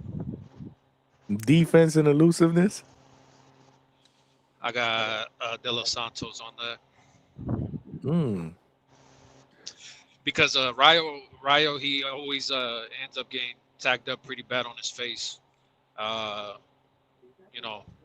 think he relies on the footwork and other things, to win the fight. But I think he gets tagged a lot, so I would have to go with De La Santos. What about speed? I would have to go with Rayo. Power. De Los Santos. Experience. Rayo. Durability. Rayo as well. And ring IQ. Fuck it, I'm gonna go with Rayo. That one's a little tough because Edwin's shown that he can do well. I don't know. I guess it depends if people argue if Edwin even won that fight against Shakur, but because some people say he won or it was a draw or whatever the case might be, but he ended up losing it. So I was gonna say, yeah, I don't know. I go with Rayo with IQ. I don't know what the fuck I'm saying. Fuck all that. So you have it 6-2 for Rayo too, but you're picking Rayo to win. Yeah, of course. All right. So Link, you got to bring us home here. What you think, Link? You there? Yeah. I like Link's breakdown. Who you got with footwork? Shit. Given recent events, give me Rayo. You going Rayo? Given recent events and how I've seen him develop his game, yeah, I'd say his footwork's better. What about distance control? Well, that's a big part. Footwork's a big part of distance control. I think he's gotten a lot of experience in managing distance against different styles, against a technician like Colbert and against a pressure fighter like Pitbull. So there's that, but De Los Santos only needs to measure the distance once. He only needs to measure that counter, that proper distance once, and then the fight's completely different. But for the sake of argument, I'll go Rayo. Defense and elusiveness. De Los Santos on account of the fact that his own power gives him defense because a lot of people don't want to fucking go near him. Okay, that's different. Okay. Speed? Well, no, we saw it against Shakur. I know, but didn't want nobody said that. That's what's up. No, I like that. Yeah. I like that. Yeah, no, I like that. I like that. And I think it'll mean that that Rayo will be much more reluctant to engage, whether that's for better or worse, and it'll be De Los Santos inching forward, trying to bait counters. And I think that's going to allow him to be a lot more defensively aware and take a lot of the sting off of Rayo's shots, assuming De Los Santos isn't shit from the layoff. Got you. What about speed? De Los Santos. And you're about to say power, give that to De Los Santos too. Yep. Okay. Experience. Rayo has to be. Yep. Durability. I got a feeling that it's actually De Los Santos, but Rayo is more proven, so I have to give it to him. Ring IQ. Well, that's the fucking question, isn't it? Because I've seen it. It's like Givon was saying. When Rayo's on, he's actually quite a good. He's got quite good ring generalship. He's actually pretty good at making guys miss. His pivot game's really good. He was making Pitbull look like an idiot. Yeah, outboxed him more comprehensively than an elite like Tank did. So, there's that. But also, De Los Santos is really good at measuring counters. He was able to take rounds off of Shakur Stevenson. He was able to play that pot shot game with a guy who generally doesn't lose the pot shot game. So, just because Rayo's been more active, I'll say he's probably more sharp. Like he's been in there more, so he's probably a bit more wizened up. Whereas Rayo hasn't really had a top matchup for 3 years, so give it to Rayo. So you have it 5-3. So 6-2, 6-2, and 5-3, all in favor of Rayo. But if you look at the poll, it's pretty much 65-45 in favor of De Los Santos. This is crazy. It's You how guys you killed can it. make All three. You it's guys killed it, by the way. it's how you can make the attributes matter. It's and I think Yeah. that well, it's one. I think that De Los Santos is better at making his attributes matter, and I just think that the overall styles that they have favor him. And the only other thing is the X factor of how much is the layoff taken off of him. But he is also only a young guy, so it mightn't have even done shit. Honey Badger with the $2. Edwin had a full camp this time, not a 1 day. So this was a so that fight was 1 day notice.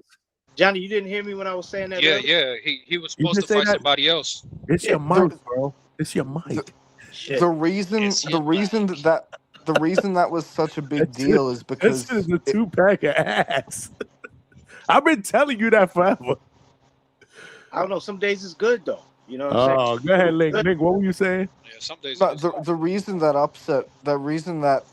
De Los Santos win was such a big deal is because a lot of people were like, Rayo's gonna walk over this guy. He's the prospect coming up. Yeah, So, that's exactly what I thought. I'm telling you, that's why I walked away. I told my wife, "Yeah, let's go get food and drinks," because Rayo's about to knock this dude out or decision. I don't know what, but it's easy win for Rayo. And Jezreel Corrales. He was supposed to be the fight that he had, but something happened to him. Remember, Jezreel Corrales is the first guy to give Miguel Medueno 27-0. Miguel Medueno, his first loss before Steve Claggett, before Keyshawn, before Oscar Duarte. He was cooking, but he got cooked by Colbert. Then he started coming back. He had like 3 fights, and again, one of those fights was Miguel Medueno. But then some Russian kid sparked him out in the next fight, and I think he was like off for like a year between fights, so he was a little inactive.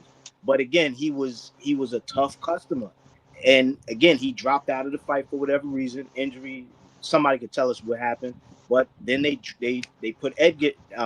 I keep saying Edgar. Edwin in, so that was short notice. I did hear you this time. Honey Badger said we gonna have to get you a mic from Nest. Big money. We got to get the raffles going. we need a big money mic raffle, man. We need to do a GoFundMe.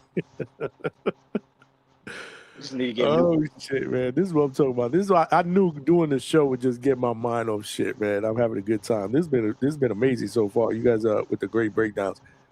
Yeah, man. Yeah, interesting, like I said, because the chat is all pretty much in agreement that LS, man, is gonna walk through Rayo. I don't know, man. Rayo is a different fighter than he was the first time that they fought. Yeah, that's why it'd be interesting to have some of those guys dropping the votes come up on the panel because Right.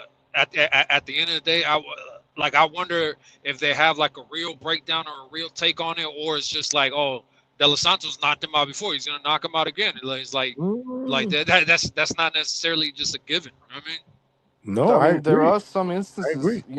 sometimes a fighter just has the number of another fighter, and it could be one of those times. I was just But thinking that too. But I was like, man, with Rayo he got his was doing number. good.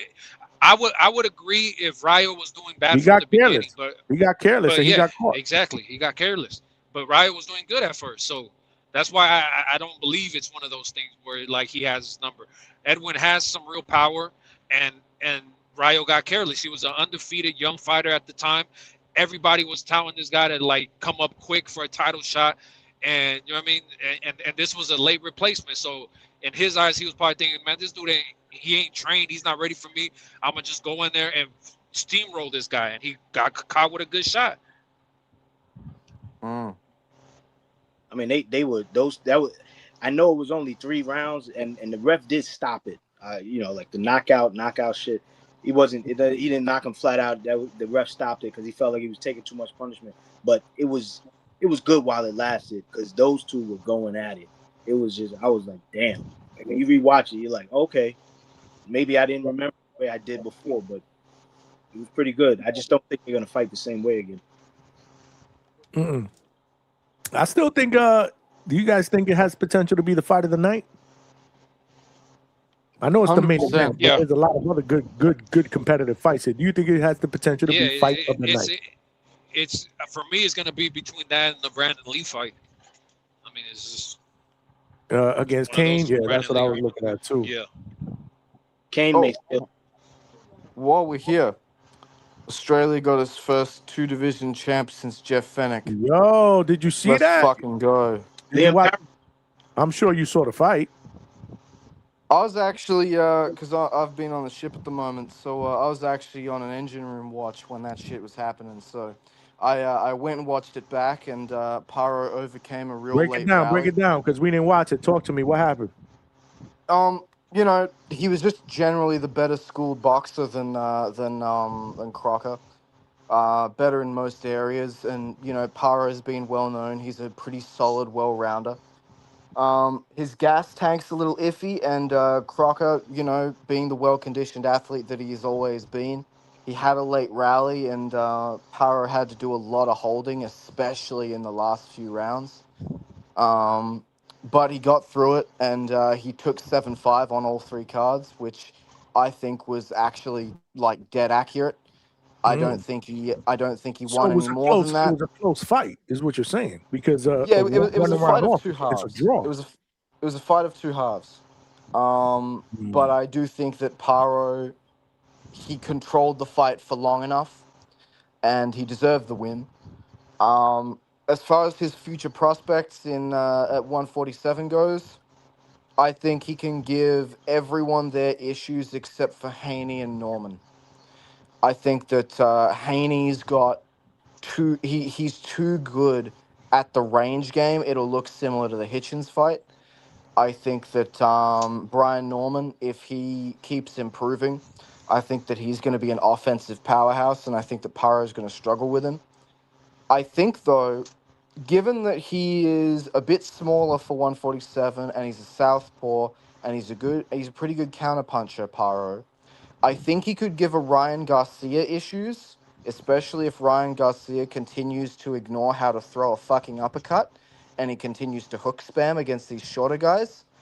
And I think that he could give Rolando Romero some issues. I'm not saying he concretely beats either of those guys, but those are the best names at 147 that I could see him giving legitimate issues to. But I think that Haney and Norman would be a step too far, if only because they're bad styles for him. You know what I don't understand, Johnny. You gang with the zone. Shout out to Mike Leone. Why you don't just show the highlights? Yeah, you know what? I want to see the fight though. I'm just saying, since we were talking about it, We back on tomorrow. I want to see the fight though. Like I'm gonna make sure that I'm gonna watch the fight before tomorrow's show. Fair enough. Also, Let's see what's out can I there. just say? Let me see what's out Can I there. just say?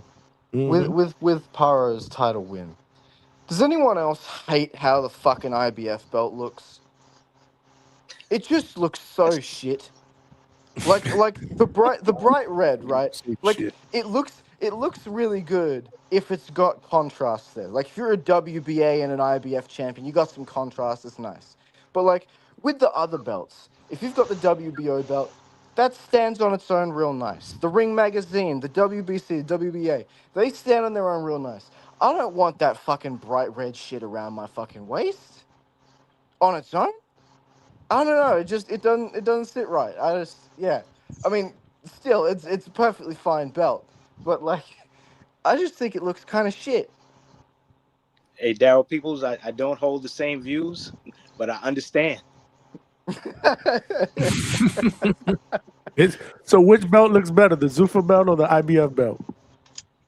Oh well, the Zuffa belt's kind of different because that's a lot more of a gimmick. Like, big fucking Zuffa on the front and shit. It's like, okay, you're You got overcompensating. diamonds. You're compensating for something, bro. It's like it's just a belt. But the IBF belt is still like, come on, that shit's like, it's almost hurting my eyes watching the light refract off of that red shit.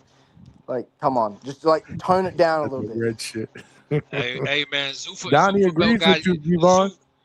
the Zuffa belt got diamonds. I don't know if you guys know who Chingo Bling is, but Chingo Bling said why you like Chingo? He's like, cause he got diamonds, stupid. Like, yeah. Mm-hmm. And you saw it in person, so I ain't gonna shit on it. It looked Yeah, like, no, they I mean, I saw it in the ring, but they also had it. They had it in a little box. They had it like in a display box before they even gave it to Opataya. They had it out on a display box out there, like in the lobby area. I don't know what you call it, but yeah, so solid up close. yeah. I mean, Go ahead. I'm sorry. Nah, I was just gonna say the shit looked like a Toys R Us belt to me. Like, but what the fuck? I don't know what. I didn't see it in person. It probably like Javon. I'm gonna give Javon what he's saying. But Donnie it's also agrees with Yvonne. it's also a dark belt. Like anybody that knows me, like I'm all about like dark colors and shit. I mean, all my cars is fucking black and gray. Everything is black and gray. So. Donnie agrees with you though. Donnie agrees. He said Zuffa got the diamond belts. I think the UFC belt is nice. The one in UFC. The actual look of the UFC belt, I personally prefer the older UFC belt. I just think that they've oversimplified it by turning it into a fucking octagon. It's like, come on, I'm trying to see a bit more design rather than just shapes. I think a lot of the belts, like boxing and MMA, they've gone away from the gold. Like the whole point of the belt is to be like, that gold and have that jewelry aspect. I'm not trying to see what is your favorite belt in boxing? Ring, not even fucking close. The new one, yeah, or I like the ring too. The old school.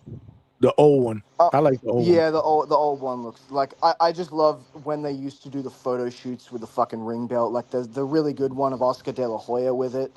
Like that looks real nice. I like how that belt looks. Yeah, the ring belt is gangster. The UK one with the rainbow and it's all skinny. Oh, that's the Commonwealth title. What is that? IBF? What belt? Yeah. Commonwealth. It looks. There was a time. There was a time where that belt fucking meant something. Yeah. It looks like one of those stretchy belts that come free with a pair of pants and shit. It looks like the shit, the fucking headband that what's his face used to wear, that Mandela effect. They say he never wore a headband. What was his name? The fucking workout dude. I forget his name. Dude with the little fro. Dude. Oh, yeah, the white dude with the fro. Yeah.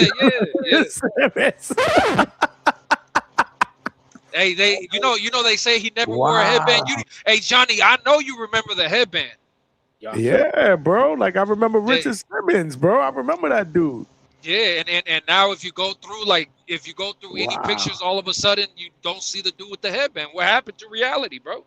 I do. It's just crazy. The headband no more. The basketball players. Remember basketball players back in the days? Like, what was this dude? Bill Walton. All these dudes used to have the headband on. Remember? Yeah. LeBron too. When LeBron was young, didn't LeBron have a headband? That was the cover of Bald spots. No, but that was when he was young, though. No, when Allen he Iverson. actually had a hairline. He ditched it when he did it, which is crazy, right? You would think it would be the other way around. Holy shit! Ryan from the 6-star Power lost. Shit. Hey, I mean, I get See, it. this is why I want to watch it, Big Money. I ain't fucking with no hot. I want to watch this fight. If you like the if you liked the pressure from Crocker, I understand that. It actually, I'll put it this way: it's the kind of fight where if they'd have had it in the UK, it probably would have been 7-5 the other way. Like it was 7-5, like because the fight took place in Australia. I'm not sure why the fuck Eddie Hearn keeps trying to do that shit. Like you know, I would think that he would back his man and have it in the UK. But if that was in the UK, I could see them trying to make that fight a draw or a Crocker win. But I did think that that Paro got it. I thought that he won that 7-5. What? I'm gonna have to wear a headband for tomorrow's show. What'd you say, Money? Yeah. Hey, and the wristband. And the wristband, Johnny. And the wristbands, right? Oh shit! Wow. Yeah, What'd you say, Money? Now I knew who the lead promoter was. Like I'm wondering why he did it in Eddie Hearn. Oh, he was? Okay. Yeah, so that's a good question. Why did he go? He's been trying to cash in on the Australian market, but it's like you've lost Jai Opataya, and with it you've lost most of the fucking Australian market. Because the only fighters that Australia really cares about in large part are the Zhu brothers and Jai Opataya. Oh, and George Kambosos for the 5 minutes where he was good. Like he still has Sky. Yeah, but it's like Sky is more of a niche sort of fighter. Like, I'm just talking shit. Nobody cares about women's boxing. You know, whatever. Damn. That's terrible. I mean, that's facts though. Unless it's when you say shit like Taylor that, and I just Serrano. don't understand it with how much of a boxing supporter and fan you are. That's Johnny, what I'm saying. no, look again, Johnny. This goes hand in hand. Like whenever you call me a David Benavidez, I will never comprehend that. I just won't. Look, but this goes hand in hand when I be talking about David and you say I'm a hater. I just point out the facts. Like I like watching certain people like Fundora, Amanda, Alicia, Sky, but facts are facts. Nobody tunes into women's boxing. It is what it is. Unless it was the Serrano versus Taylor rivalry. Everyone you don't watch. For that. You don't watch the WNBA. That's what I just said though. I watch Amanda. You don't watch the WNBA? Oh fuck no. Like Johnny, what did you expect him to fucking say? The motherfuckers they've been losing revenue since they started. That's low hanging fruit, man. I did that shit on purpose. I don't watch the WNBA either. I don't even watch the regular NBA. We did do 3 watch parties for this NBA finals, and it's like I thought it was all right, but I think Coach was on to something, man. We lost some momentum, man. we lost a little bit of momentum. Where is? I have no idea. Where you know, he got the son of a legend fighting on Sunday, bro. Here in my backyard in Hard Rock Seminole over here in where is that? Right by Tampa. He'll be in actually no, it's not Tampa. Tampa's closer to me. He's on the other one. That shit is like 3.5 hours from my house. And well, me and the wifey was supposed to have plans this weekend. I don't know if that's gonna materialize because of Kobe, but we'll play it by cue, man. You know, we'll play it by cue. I don't think so. I think we're gonna be home this weekend. Hold on a second. Let me read this super chat real quick. Donnie, my guy Donnie with the $5. What does the panel think of Luke Modini? He looked pretty good. He said Benavidez was food compared to Jai. Which I think. Nobody Benavidez was food compared to Jai.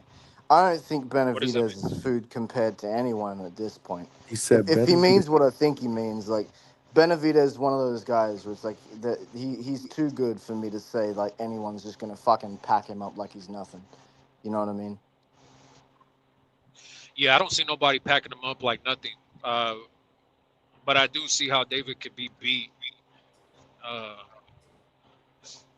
and that's just by catching him with some good shots. Catching him with some good shots or just outboxing him because David, regardless of what people say, oh, he walks you down with his feet or whatever, his feet are very cement like. You get what I'm saying? It's just that he ends up walking you down because he has that speed as he's coming forward. Like the speed of his hands makes up for the lack of speed that his feet has. But I think a real good boxer, could outbox this guy. But yeah. But Yeah, I don't see nobody fucking just starching David. Fuck no. but he wants to know specifically what you guys think about Luke Modini, who is Bro, I 14 don't and know 0. who. I don't watch no Luke Moondini. I 14 ain't and gonna 0 fucking with lie. 12 knockouts. He's an Australian fighter. I mean, Yeah, shout Cruiserweight. out to that. Shout out to that. But I don't know that fucking guy. I mean, Do you? He's in the same ballpark as Vidal Riley was for a time for me. It's like I look at him and I'm like, he could be the future of cruiserweight, but I need to see a little bit more from him because he's in the build up stages. So give him a little bit of time. He's just putting the apron on. He's preparing the kitchen. Let him cook a bit later on. You know what I mean? So give him a little bit, but a lot of promise, in Luke Modini. Anything you want to add, Big Money, before we shoot it over? We got Liam Power on the panel, by the way, 2-time IBF. I was just gonna say, man, he looks like he's a really big puncher. He's a big dude, and he's like the knockouts that I've seen. He's just coming forward, barreling through guys. But yeah, I mean, he looks good. I want to see more. We got to see more. Absolutely. Yeah, no. Great question, Donnie. Salute. Liam Paro, is that you or is that somebody else that might reside in AZ? Shout out to Liam Bottle, man. Great fight. Salute. So you had him winning? I thought he won the fight, man. Ryan tripping. Ryan, my boy, but yeah, I don't know how he thought. You I don't mean, agree it with was the stick? close. It was close. Yeah, I'm not agreeing with Ryan on that. Okay. But yeah, salute to the panel. I think it was an amazing fight.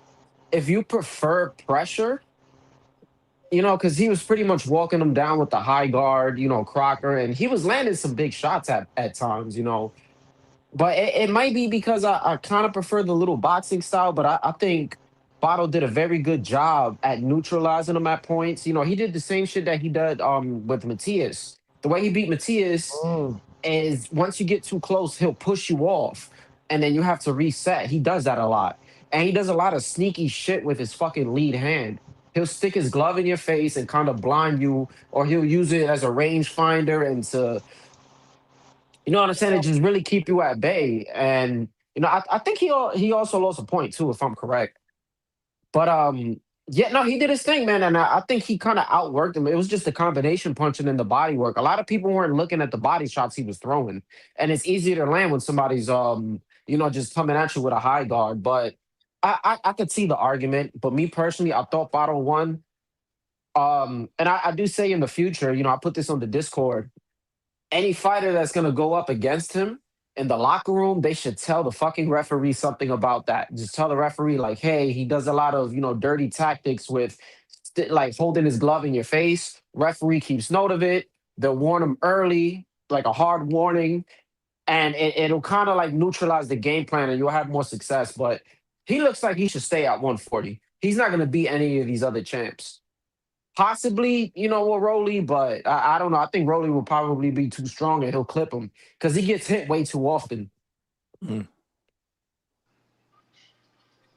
Got you. I gotta watch that fight. I'm definitely watching that fight tomorrow at some point. And no, it's a very entertaining fight. I'm gonna tell you that. Like it was pretty good. I'm not gonna lie. I wasn't really trying to watch somebody just stick and move in some boring shit. Like he was able to just let his hands go. So yeah, that's that. Yeah, before I jump off, I got Rayo, bro. What do you mean before you jump off? You just I'm jumped about to go to on. work. Yeah, I'm about to go to work, Come man. on, I just bro. gotta get a Talk quick boxing, call in. bro. Let's get it, man. Talk that shit. You got Rayo why? Has Edwin fought ever since that whole Keyshawn situation? Yeah. Well, he had a one rounder in Mexico where he starched some dude out in one round, but that's about it. That was it. Yeah, I got Rayo, man. I think Rayo, he's gonna learn from the first fight, and that's still not enough activity with all of that shit that went on. So, and if this is at 135, that I'm assuming it's at 135 and it's not at 140. I just got Rayo. I'm gonna edge Rayo altogether. I think I don't want to say that he shot De Los Santos, but I think he's just been through too much. Blood clots, that's a huge thing. Your activity is kind of ass. Um, but yeah, a good game plan. As long as Rayo has a good game plan, I think he can get the job done. But I got you Yeah, too all, man. Go on. I think it's 135 because ZUFFA, if I'm not wrong, they don't have 140. So Shout outs to Conor Ben, man. He get a fight at whatever weight class, man. You gotta love facts. it. 135. This fight is a 10 rounder. 150. This fight is a 10 rounder at 135 lightweight. Yeah, man. So Yeah, Rayo's division is 135. 140 is a little small for. Well, that's not all I really. small, like not He's dimensions, too small. but I think his He's power. too small for 140. You mean? Yeah, no. Well, I mean, I just mean his power, like the way he tried to fight Russell. I think that he thought he had like that real power, but I think he found out like, oh, Russell's punching a little different. I think 135. I mean, don't get me wrong, 140. I think he still does good against most guys, but I think 135 he'll really dominate more because the power carries more at that lighter weight, and he's already a good boxer. So, yeah. Yeah, unless he's at 140 fighting a guy like you see how he beat Pitbull. Pitbull is a naturally smaller guy. Anybody who's a natural 140 pounder is going to pose much more of a problem. Yeah, no, for sure, for sure. Malcolm, before you go though, what do you think about Albert Bell stepping in for Cordina Oh, that against nigga gonna get Abdullah fucked Mason, up, man. bro? Albert Bell getting fucked up, man. What? Tree's gonna be down Facts. bad. This is listen. He's a Man, good fighter. No, Albert Bell's a fucked good up. He fighter. about to get his bell rung. See, you on that G-Vaughn shit, Yeah, bro. nah, You're it's just fucked listen, up. man. It's facts over opinions, man. Facts over feelings or whatever the fuck it is. Like, here's the thing, right? Abdullah, yeah, he gets dragged into fights, right? But the thing is, he's gonna need to fight either close range or mid range, and I think he's gonna operate way better than Albert Bell in both those ranges. He has the shorter limbs, so he can shorten his punches way better. Albert Bell, at least he can stick to a game plan and fight and try to box him. You know, his power is I don't know. Abdullah, he's been dropped. He could take some punishment. You know, again, I think he makes fights a little bit too difficult. But all that sparring shit and that they used to spar, bro, this motherfucker's 33, Abdullah's 22. I'm pretty sure that the sparring sessions were a couple of years ago and he was a kid. They weren't that long. Well, Abdullah's How 20. long ago? Yeah. They weren't Yeah, that so long. I think Prince talked about that the last time we had him on the show, but I don't remember how long ago it was. So there has to be some substance because if Abdullah was like 19, even 20, it's like, yo, bro, he's still, you know what I'm saying? He's still getting older. Yeah. So I'm not going to really hang up too high up on that. But I got Abdullah I don't want to say knockout, but he going to beat the shit out of him. I got Abdullah beating the shit out of him. It's going to be another Jared Anderson situation. You know, I can't wait for this fight. I think it's going to be good, though. Shout out to Albert Bell. And I like both guys taking this opportunity. Abdullah could have just picked anybody else under the sun, you know, but yeah, man, it's gonna be a dark day for Trees. He gonna come up. He gonna campaign for his guy. You know, he's gonna say we gotta give these guys props for taking tough fights. Shout outs to you, Johnny. That's your quote. Lord. I already know who that was meant for. Yeah, shout out. Low blow. You be. But I already know what Tree's gonna do though, because he gonna say either way Ohio winning. So it is what it is. Like. That's gonna be Tree's cop Tree's out. gonna say Alberto Campana. That's what Tree's gonna say. He gonna say he already said in the chat when he was on here earlier. You doing that shit again, G-Vaughn? You doing it again with your hate? Hey, where the fuck is Tree at? I need to speak to this man. I don't know. Man? I want him to jump on. That man must be so dumbfounded. He's running from HR, man. He got a job, so bro. conflicted with his inner demons right now. Who does he go with? He's so conflicted. I don't think he's conflicted at all. I think he's going for Alberto Camp. I think I'll tell you right now who he's going for, man. Yo, no teeny bopper boxing. Come on, man. That's his man. 100 grand. He definitely ain't going for Mason. He's definitely going for Alberto Campana. Oh, he said drop the link. But the link. Oh, okay. I thought it was pinned to the chat. My bad. Hold on. I Let's hope he drop has a it down. bunch of background noise. I'm about to jump off anyway, but I hope he has a bunch of fucking background noise and we can't Why? hear him, man. Why? You could talk your shit and Jesus. you don't want him to talk I'm his going, bro. shit? I gotta go to work right now, man. I'm pushing it right Man, now. fuck I got work, y'all tomorrow, bro. man. I got. All Oh, this out, guy said bro. fuck work. You Hey, on pay the my hangout bills spot, then. bro. Fuck You work. pay my rent. Hey, if you want to pay my rent, be my guest, man. I got you. At least I hit the like. But Yeah, salute like to fucking, everybody. no, like fucking 2 hours and 45 minutes late. Yo, I thought I liked the video when you first put it up, though. Nah, I see what you be doing. I see what you be doing. I gotta see if I'm gonna like this. That's Hey, what you you never be know, doing, man. right? You never know. But nah, salute to everybody on the panel. Money, G Vaughn, this nigga Don't Tracy you just got go on. Jesus anywhere. Christ. Don't you go I'll be anywhere, listening. bro. I'll be Where are you listening, man. going? I'll be listening, bro. You You might already be know. He Third shift. he running. Third He shift. running. he He out running. He now. trying to scurry out of here. He might Yup. not be ducking, but he damn sure dodging. Fuck Yup. is you doing? See, Tell him. he doing that shit again. Oh, he Yep. left. Malcolm, you know good. Y'all know who we rocking with. Alberto Campana. Get your Mexican flags ready, man. This is come on, man. This has been a long time coming. Shout out to Abdullah Mason, Ohio fighter, but unfortunately, like I say, Wiley vet shit. Big money, you know what I'm talking about. Wiley vet shit. Abdullah is in trouble. Cliche. Hey, man. You doing that shit again, Big Money. See, pick up your man Tamir Smalls and teach him how to squabble. But hey, man, we back. This is the fight that we needed.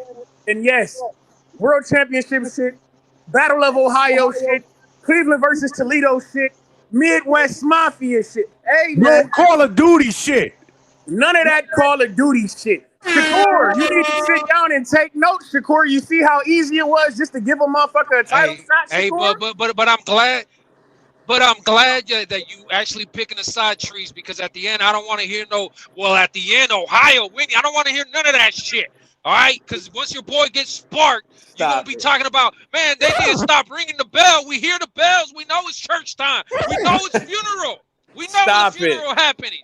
The only Leave it funeral alone. the only funeral that we getting is Abdullah Mason career at 135. Anybody got $50 to boot Devon off? Listen, Yeah, man. Trees, cook, baby. Put your apron on and cook, Trees. Listen, man. The only funeral that we got is Abdullah Mason 135 career, my nigga. Because after he lose to Albert Bell, we gonna give him a gentle push up to 140. Go ahead and slide up there, young fella. We got it from here, champ. Yeah, man. Albert Bell, future campeón, mi hermano. Listen, man. I was excited when I thought it was Joe Cordina and Abdullah Mason, but now they putting my guy Albert Bell in this motherfucker. Are you crazy? We about to blow the roof off this motherfucker. I know my guys is bringing the ginger ale, and I got the whiskey. We definitely about to turn the hell up in here. We got Scooter Davis on the car. We got Tiger Johnson on the car. Come on, man. We got Shushu on the car. Come on, man. Fuck you, man. This is 2 world championship fights. You feel me? In Ohio. Then the main event is Ohio versus Ohio? What the fuck? Big violence. Adrian Brunner gonna be in the building. Fuck it, this is Ohio business. We need Adrian Brunner in the building. We need Robert Easter in the building. We need Jared Anderson in the building. Fuck it, we need Sean Porter in the building. It's going down. This shit is very serious. Ohio runs boxing. Abdullah Mason. If it were anybody else, I would be having my pom-poms out for you. But listen, you're in trouble.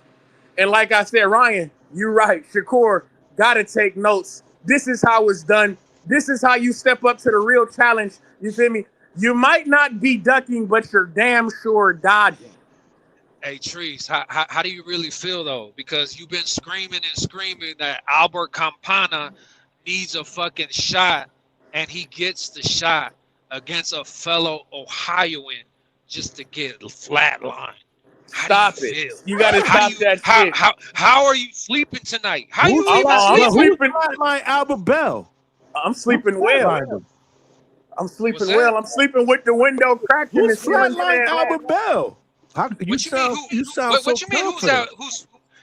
It's Abdullah Mason. No. Hey. How does band say Abdullah or Abdullah? What about motherfucker, man? It Hey, don't man. matter. That's what not he gonna your be saying when this man Dula. That's how he gonna be sounding when this man no Dula. Yeah, man. And we gonna be in that bitch. Hey, Trees, Alberto you gonna be hearing Campana. ringing bells for the rest of the year. You gonna be thinking church bells is going off every fucking day. Nah, bro, it's over. It's done. Nah, man, it's gonna be wedding bells, holy matrimony, because we married to the game, my nigga, and we coming back with the strap. We got a champion coming to Toledo. I cannot wait. O'Shea Jones and Albert Bell I mean, gonna be yeah, that's two a fact. champions at Toledo, man. Let's do it, man. Come on, man. Yeah, man. G-Von, it's okay. I know that's your LA card where Diego Pacheco went to shit now because the real Hey, you bringing the violence or what are you doing, Trees? You said what? Are you bringing the violence? Because you talking about pulling up. I'm saying who pulling up. So who the fuck? The real main event got canceled in LA, man. You need to pull up to Cleveland now, G-Von. You got to come to Cleveland now. Who you fighting now? Man, I can't pull up to Cleveland. That shit's a shithole, man. You got to pull up to Cleveland now. Trees, what I said earlier was true, right? You bought tickets to this event even before this shit, way before this. Yeah, I had tickets to the fight way before I even knew it was Albert Bell. Yeah, we was already in the building. But now, where is this? Little Caesars? Stop that! No. See, that's in Detroit. You're doing that shit again, G-Man. Hey, I don't know. This at Cleveland State. This at Cleveland State Arena where they play basketball. Oh, that don't even sound official at all. Hey, man, it's very official, man. That's a D1 program. Get the fuck out of it. That's a D1 program. Yeah. You feel me? Shout out to Norris Cole, Cleveland State alumni. You feel me? NBA champion with the Miami Heat. Speaking of the Miami Heat, goddammit. Shout out to Giannis, my nigga. You got the Giannis, South Beach man. Street is on the flow. But hey, man. Malcolm, you a hating ass nigga. You Joakim no ass nigga. Hey, man.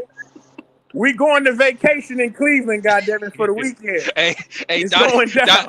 Donnie said people usually drive around Cleveland. That's crazy. Oh no. I saw that right now. Nah, man. They come to Cleveland, man. Cleveland is a sports hub. I ain't gonna lie. I never met one person that said, yo, I'm going to vacation to Cleveland. Hey, man. It's a sports hub, man. Fuck you, man. You gotta love the Midwest, man. Cleveland is a proud city, man. You gotta come to Cleveland. Check out those Browns, even though I'm not a Browns fan. Even LeBron, even LeBron don't go back to that shit. Nah, LeBron comes back. LeBron gonna be at the fight, man. He gonna be at the fight. This is an all-Ohio affair, man. If LeBron's at that fight, that shit gonna be lit. LeBron coming to the fight, man. This is an all-Ohio affair. This is the first fight on TNT. Come the fuck on, man. Chevy said that Cleveland is the #1 city in the country to live. I'm sorry. Oh, she lying. What the fuck? Johnny on that shit. Where the fuck did this bullshit report come out of? #1 place to live. What the fuck? Hey, they got affordable housing there. No, Trees though. Who the hell ever moved to Cleveland? No, nobody. Even Bontos got out of there. Hey, it's look, a man. Big money place, and they got money there, man. What I will say though is shout out to the fact that it is on TNT though. I really like that. It's a good move. Shit, man. Yeah, man. Wow, man, I got tears coming out my eyes. We on TNT with it, man. Like I say, man, I know guys. Shout out to Abdullah for taking the fight. I'm hearing guys say he didn't have to, but I don't know about that. Bro, like I was saying on TV earlier, that shit cakewalk. That shit cakewalk. Shout out to Abdullah Mason. I got to shut up. Just the man I needed to see, coach. Oh shit! I need a breakdown, coach. Now, man, we got our opportunity. Hey, I got one of my boys on the plane tomorrow morning at 7:30 a.m. Who going to one of my kids going to motherfucking Colorado Springs to spar with Albert Bell. Albert Bell. Not to Cleveland. We got action. Oh shit. We got action. I know it's good word. Action. I'm just glad he don't have to go to Cleveland. You doing the CG? A couple of days ago, I spoke to my boy Albert Bell. He's sending me one of his jackets. We gotta represent. Coach, you gotta be pulling up to Cleveland, man. I know if you know Chevy Red gonna be there, I know you gonna be there. Coach, pull up, man. You gotta. What that mean? Hold on, what that mean? Whoa. Damn, Coach, what's good, Coach Bermuda? Look, even Malcolm on the check and said $2, Mr. Bermuda, salute. Okay, Malcolm coming through. He coming around. Look, Okay. you got everybody want to jump on with Coach Bermuda is on. Malcolm cuddled up right now, pillow talking about, I know that, Coach. That's the coach. Malcolm, just tell him that's the coach that be on the hangout spot. He pillow talking with his girl. Talking about, yeah, I know that, Coach. What's good, Coach? Hey, Albert Bell, we got one or what? Toledo Trice, we got one or Future what? world champion, We got one, baby. Coach. We got one. Future champion. Hey, Mason is a young line, man. Explosive. Bro. He's sharp, southpaw.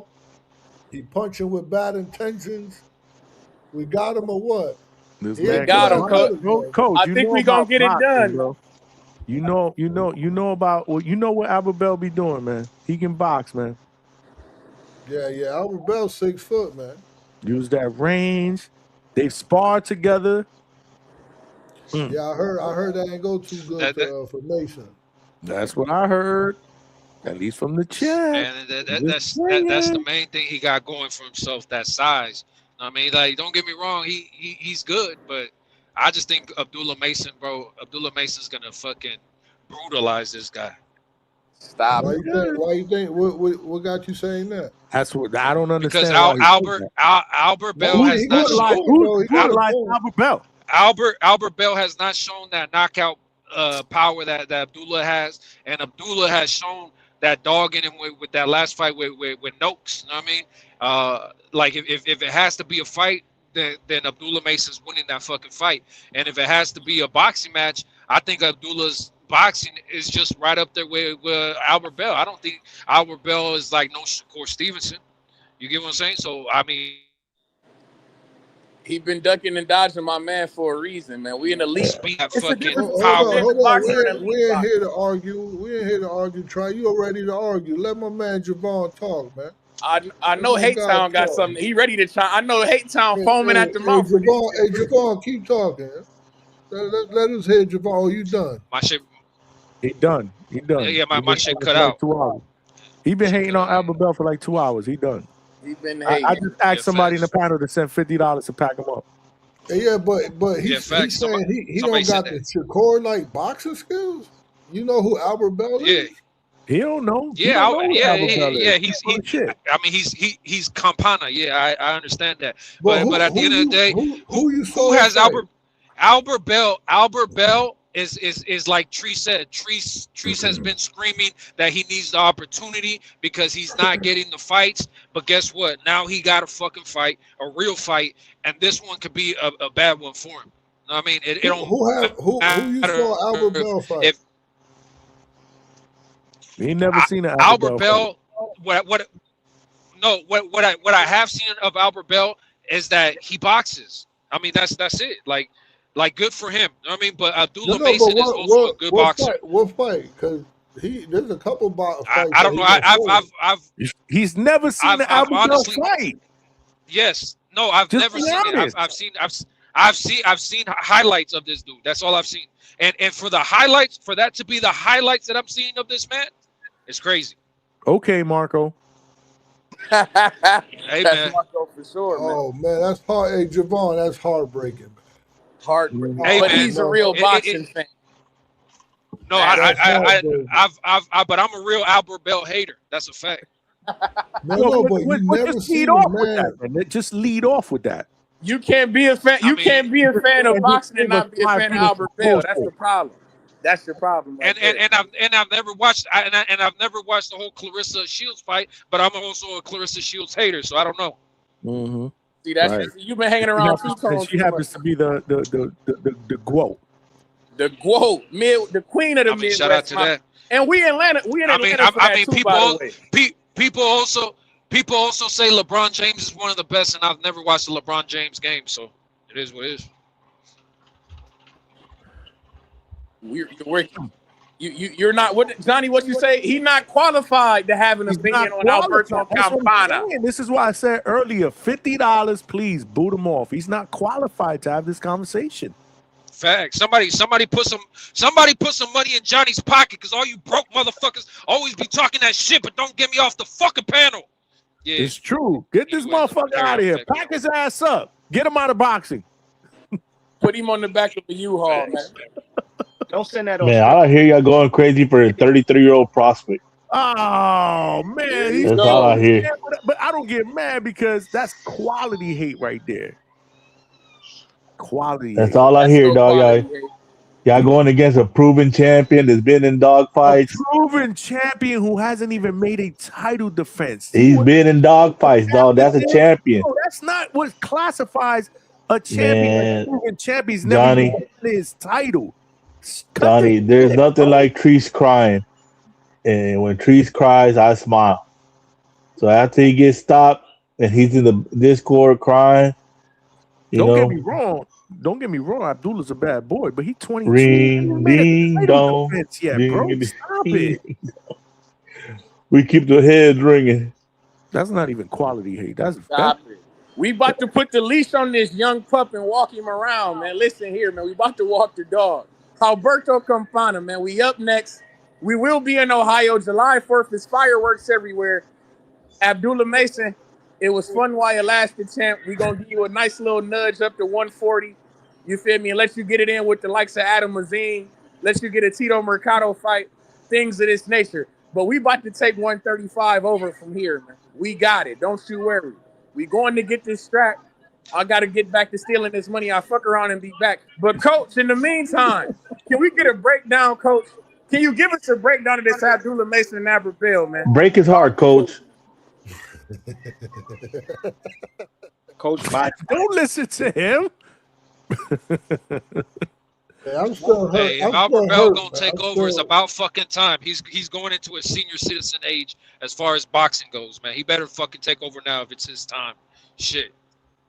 But Coach, where you at? You in a hotel somewhere with shitty Wi-Fi? You know, I'm in a hotel. I'm in Canada. I'm in Montreal. Montreal? Ain't you supposed to be at the Hard Rock Seminole on Sunday in Florida? Yeah. I got an early flight Sunday morning. I'll be there. Globe trotting. That's what I thought. You got the son of a Papa legend. was a rolling stone. Legend fighting on Sunday. Armando Robbie. Actually, we fighting a guy that dropped Abdullah Mason a couple times. Oh, that dude. Y'all fighting him? Yeah. Good. Very good. Yeah, but Javon, I need to talk to Javon because it's miraculous how he would have such a strong opinion and never saw the guy fight. And I don't come off as aggressive or confrontational. I just want to see like how someone actually could how you do that. It's quality hate, Coach, because like I said, from what I've seen from the highlights, I'm not impressed. And the thing is, this dude is a very tall, big guy for the division. And like I said, that's the main thing he got going for himself. Shout out to that. That's like a Fundora, right? People trash Fundora all fucking day. They say all it really is his size. Well, Albert Bell to me is a similar thing. I don't know, like, don't get me wrong, the dude is undefeated, but who has he really fucking fought to be like, he's still undefeated? You mess with astrology? Fuck no. No? That's just for homosexuals. Really? We got to do that? That's the proper term, Johnny. Oh. Shit. What are you talking about? You go get your fucking palm read next? I said, oh. No, I asked about astrology because if you never seen Albert Bell fight, but breaking him down like he really saw him, that's not analysis. That's kind of like astrology. No. Well, okay. I get your comparison, but what I have seen is Abdullah Mason, right? I have seen Abdullah Mason in fucking action, and at the end of the day, for Abdullah Mason and his team to feel confident enough to say, let's take the fight on what the fuck is it, like a 5-day notice or whatever, 10-day notice, whatever it is. That means like, look, we we've sparred because everybody knows these dudes have sparred. Abdullah Mason and for his team to be like, let's take the fucking fight. That shows that they're not scared of no Albert Bell. Albert Bell is not the guy that Treese hypes him up to be. See, my main thing Went out. God damn, there's that goddamn. is That's that from the fucking height, coach he has all the Wi-Fi. physical advantages over these. None of the guys. So yeah, I mean, he has all the physical advantages over these guys, and to me, he hasn't fought a real name yet. The biggest thing he got going on for himself is Treese with the pom poms, but outside of that, like Bell is who the fuck is Bell? You know what I mean? Like shout out to him because he's been able to stay undefeated, whether people are avoiding him or not. All I do know is that he hasn't had none of the big fights. He hasn't been a champion. Everybody trashes other dudes like Ryan for being 27 and barely getting his first championship. This dude is 33 and still hasn't even had a shot at it. So it is what it is, bro. You know, Abdullah Mason has shown he's a dog. He has power. He can also box. The only downside of him is like what I was saying earlier. It seems to be he doesn't have the greatest chin, but at the same time he has recovery. Because the thing is, he could get dropped and he's right back into the fight. There's a difference between not having a chin and then you're done for the night. You get what I'm saying? There's certain guys that's just what it is. We've known guys to be punchers but can't take a punch. You get what I'm saying? That doesn't mean you're not a good fighter. Everybody gets clipped, but that guy that dropped him is a big puncher though. That dude hits anybody. Yeah, I mean, but that's what I'm. Exactly, and Abdullah Mason got up, recovered, and won the fight. You know what I mean? Yeah, I think Abdullah's got a chin, bro. Because you take a big punch like that, get up and finish, bro. You got a chin, bro. Yeah, and from a big punch, too. That dude's a huge puncher. No, that's recovery. That's recovery. I don't know. At least that's the way I see it, because you can't really build a chin. You can do certain things like the neck exercises and you know punching the chin. I don't know what you're gonna do about it, but having a chin is something you naturally have. You get what I'm saying? Like yeah, but you can have like fucking Mike Tyson got a chin on him. You know, George Foreman got a chin on him. You know, it doesn't. Muhammad Ali, you know, got a chin. But you still get caught in the right spot. You know, it doesn't matter. Yeah, I mean, but I'm just saying because that's Canelo, like the only negative shit I've heard. That's the only negative shit I've heard about Mason all night. Anybody saying anything negative about Mason, they're talking about the times he's been dropped. But outside of that, he's won the fights, he's gotten the knockouts, and it is what it is. Anybody can get clipped. I also think that, you know, Bell, you know, he's not the most well known out there, but he's undefeated for a reason. He's definitely crafty. Because he hasn't fought the big names. Yeah, he's been avoided. Remember, he's crafty. I don't know, you know, if you know, he's like 6 foot tall, almost like 6'1". Yeah, no, he's 6'1". That's why he's I 6'1". said I don't know if my internet was cutting out, but that's why I said I know he has a physical advantage over everyone in the division. That's the main thing he got. But he remember he was making 26. You know, he's coming for the opportunity. He took the fight on late notice. I think he was already, you know, working out a little bit for Andy Cruz. But I think, you know, Mason is different. Mason got you know, he got that special fighter fucking energy where he ain't just trying to, you know, as you saw the fight, he ain't just trying to win a round by points. He come to fight. And I think he gets more confidence once he start landing clean. So I think Bell's gonna have to show whether he's undefeated because he's truly elite, or undefeated because nobody forced him into a firefight yet. Hey, Coach, do you think that Albert Bell's got the punching power to keep Abdullah Mason honest?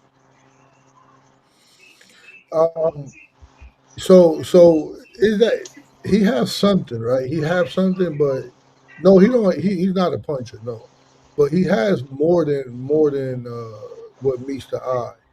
Is that he's just comfortable. He's just comfortable winning. Like he truly has the most negative style and he wins. He's crafty. He know how to win. Top rank, like when he was with Top Rank, I was sitting with Brad Goodman when Brad Goodman was like, "Yo, no one wants to fight this kid. We can't do anything about it. No one wants to fight him." And that's for a reason because every time he fought, the fights was boring, and he was just outpoint people. He wouldn't commit to anything. But I saw his last fight with Hunter, and no, he fight. He switched up his style. Not that he switched up his style. Is that you get experience enough that where you're comfortable sitting in the pocket now. So yeah, I think is a terrible matchup for Mason, especially him being so young. But I think I still think is the fight that he had to take. I think is a better fight than Cordina because it's a Toledo and Cleveland thing. And that's gonna be It's definitely a better awesome. fight. Yeah, There's coach. But like a rivalry there. yeah, but coach, there's a I like the fact that he's in Colorado Springs. I don't know if it's enough to get the red blood cells pumping. The elevation. So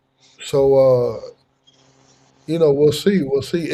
I'll tell you this. I'll tell you that if he could go the rounds with no problem without getting fatigued, Mason don't have a chance.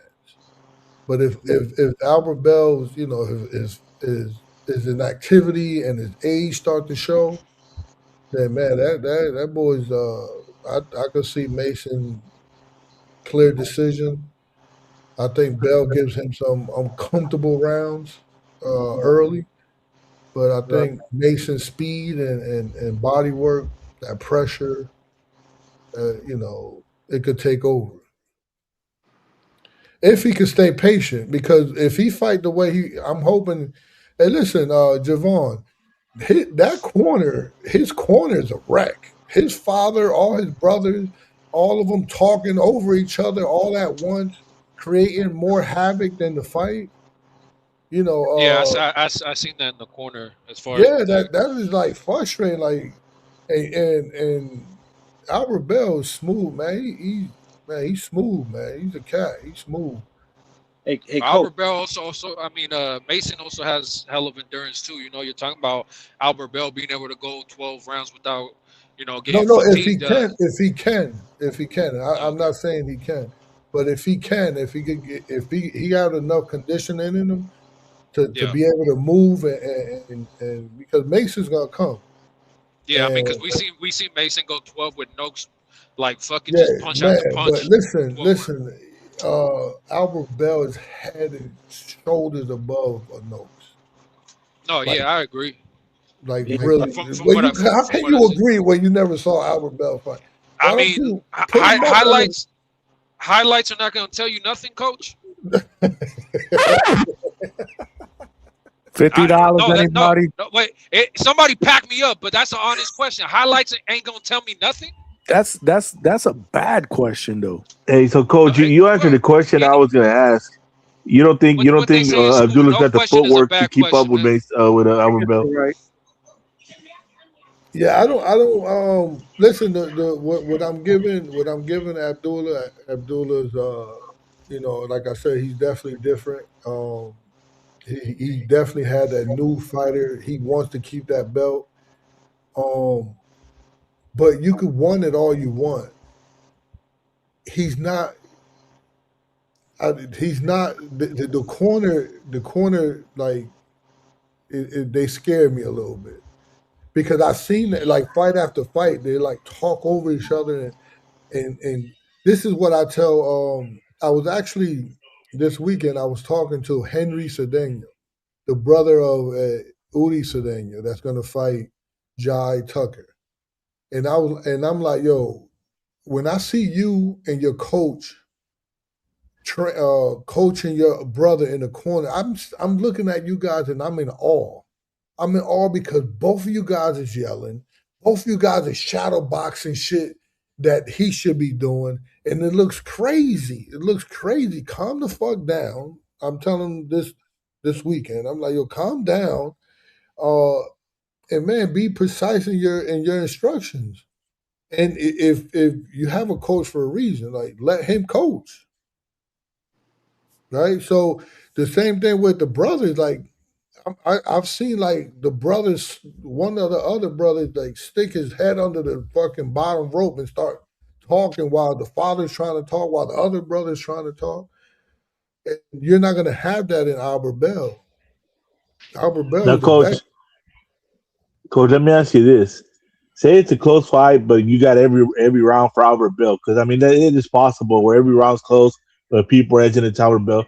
Do you think that they're going to give him the fight, being a 33-year-old guy that's not exciting, that's not marketable, and Stipend this young champion that's marketable and out there putting fights that people want to see? You think they'll give Yeah, him that win? history tells you that it definitely won't. History tells you that. History when I had Zorilla and we fought Regis Prograis, we beat Regis Prograis. It was a boring fight. We made it boring for a reason because I had 3 weeks to fucking mold this kid to win a 12-round fight. And we made it boring. And at the end of the fight, he came up to me, what you think? I was like, listen, before they even announced it, one judge might give it to you, but you don't win a fight like this in somebody's hometown, running away, touching and moving. You know, so and it was a split decision to Regis' way. But now you don't win a fight like that, and so yeah, that's a really good outlook too, H-Town, because that definitely I could see that happening. Yeah, because a lot of people don't understand when they see like, oh, well, he won every round, he got schooled. But if the rounds are close, like it can be a close fight, and you could still lose every round. You know what I mean? And they still will not give the guy that won every round on a technical outlook the win, because he's not gonna, because it's a business after all, you know. And Yeah, so especially like this. is he that much better, right? Is he that much better Yeah, than now Mason to win the fight? Yeah, he might exactly. have. It's the other thing, if he's out there and he clowns them for 12 rounds, and it's just like you can't give any rounds to Abdullah. But if there's you know seesaw rounds where it's back and forth, but Albert Bell edged out the round. I mean, I don't think they'll give him that fight. I just don't see him coming out there as a victor, especially in his hometown with a not favorable style, and especially against a guy that's got a bunch of hype behind him, and is predicted to be like one of the future stars in boxing. Hey, Big Money, are you familiar with these two guys? I was gonna ask you, Coach, because I'm actually looking at some Albert Bell right now, watching him with Andy Vences. Do you remember Robert Easter? I remember Robert Easter. Mm-hmm.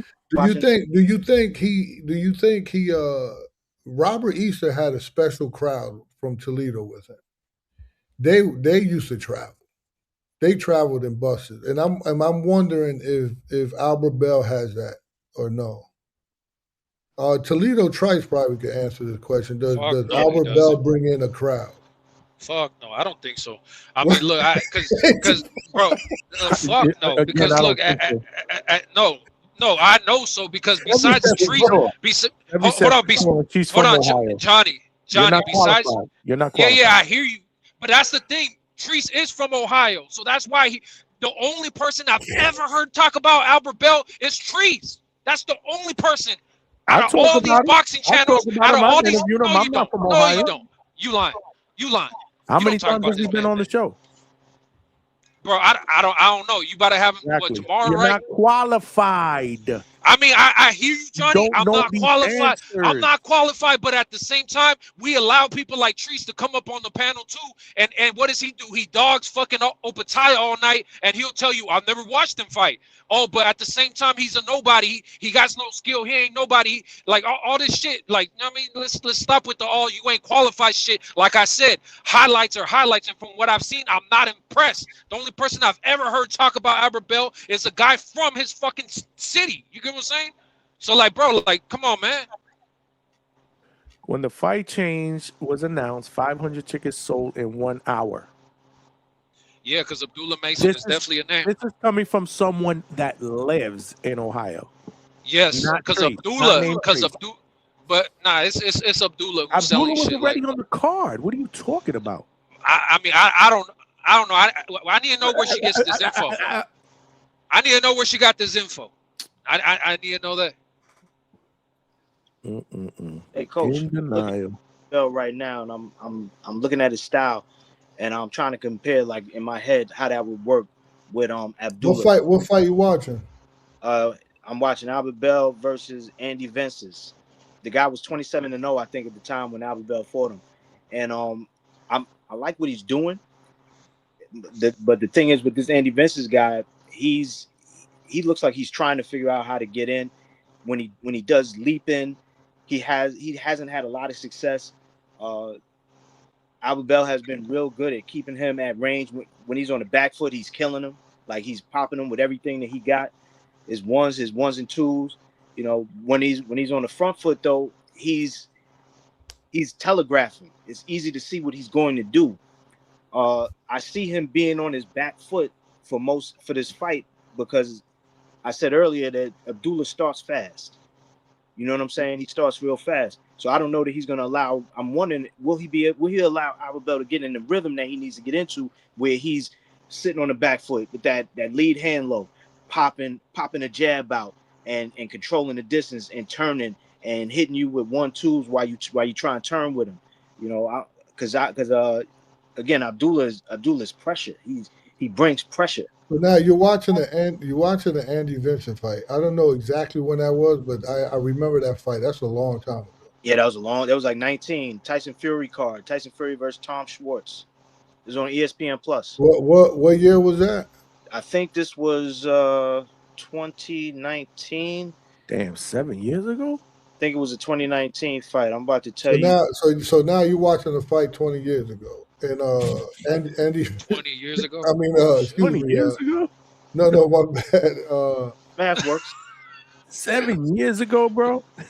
So he must have, and then he had how many fights he had since then? Oh man, at least 15. Well, 1, 2, 3, 4, 5, 6, 7, 8, 9, 10, 11. It's not a good example, Big Money. No 7 offense. years is a long time ago. Hey, you guys remember that Devin Haney's last stoppage was 7 years ago? Yeah. Oh, my bad. Anyways, keep going. Well, look, if he doesn't fight exactly the same, like if he doesn't telegraph, then I'm gonna catch up. I'm gonna watch some other shit. You also remember that he had hand issues. Remember, he told us he had hand issues, and then after he got them fixed, he also got like 2 stoppages out of the last 3 fights. Okay, yeah, I'm saying Look those up. The Keith Hunter and the Ruiz were UDs. Last KO was early in 2024. 2 years ago. Okay. All right. Well, I mean,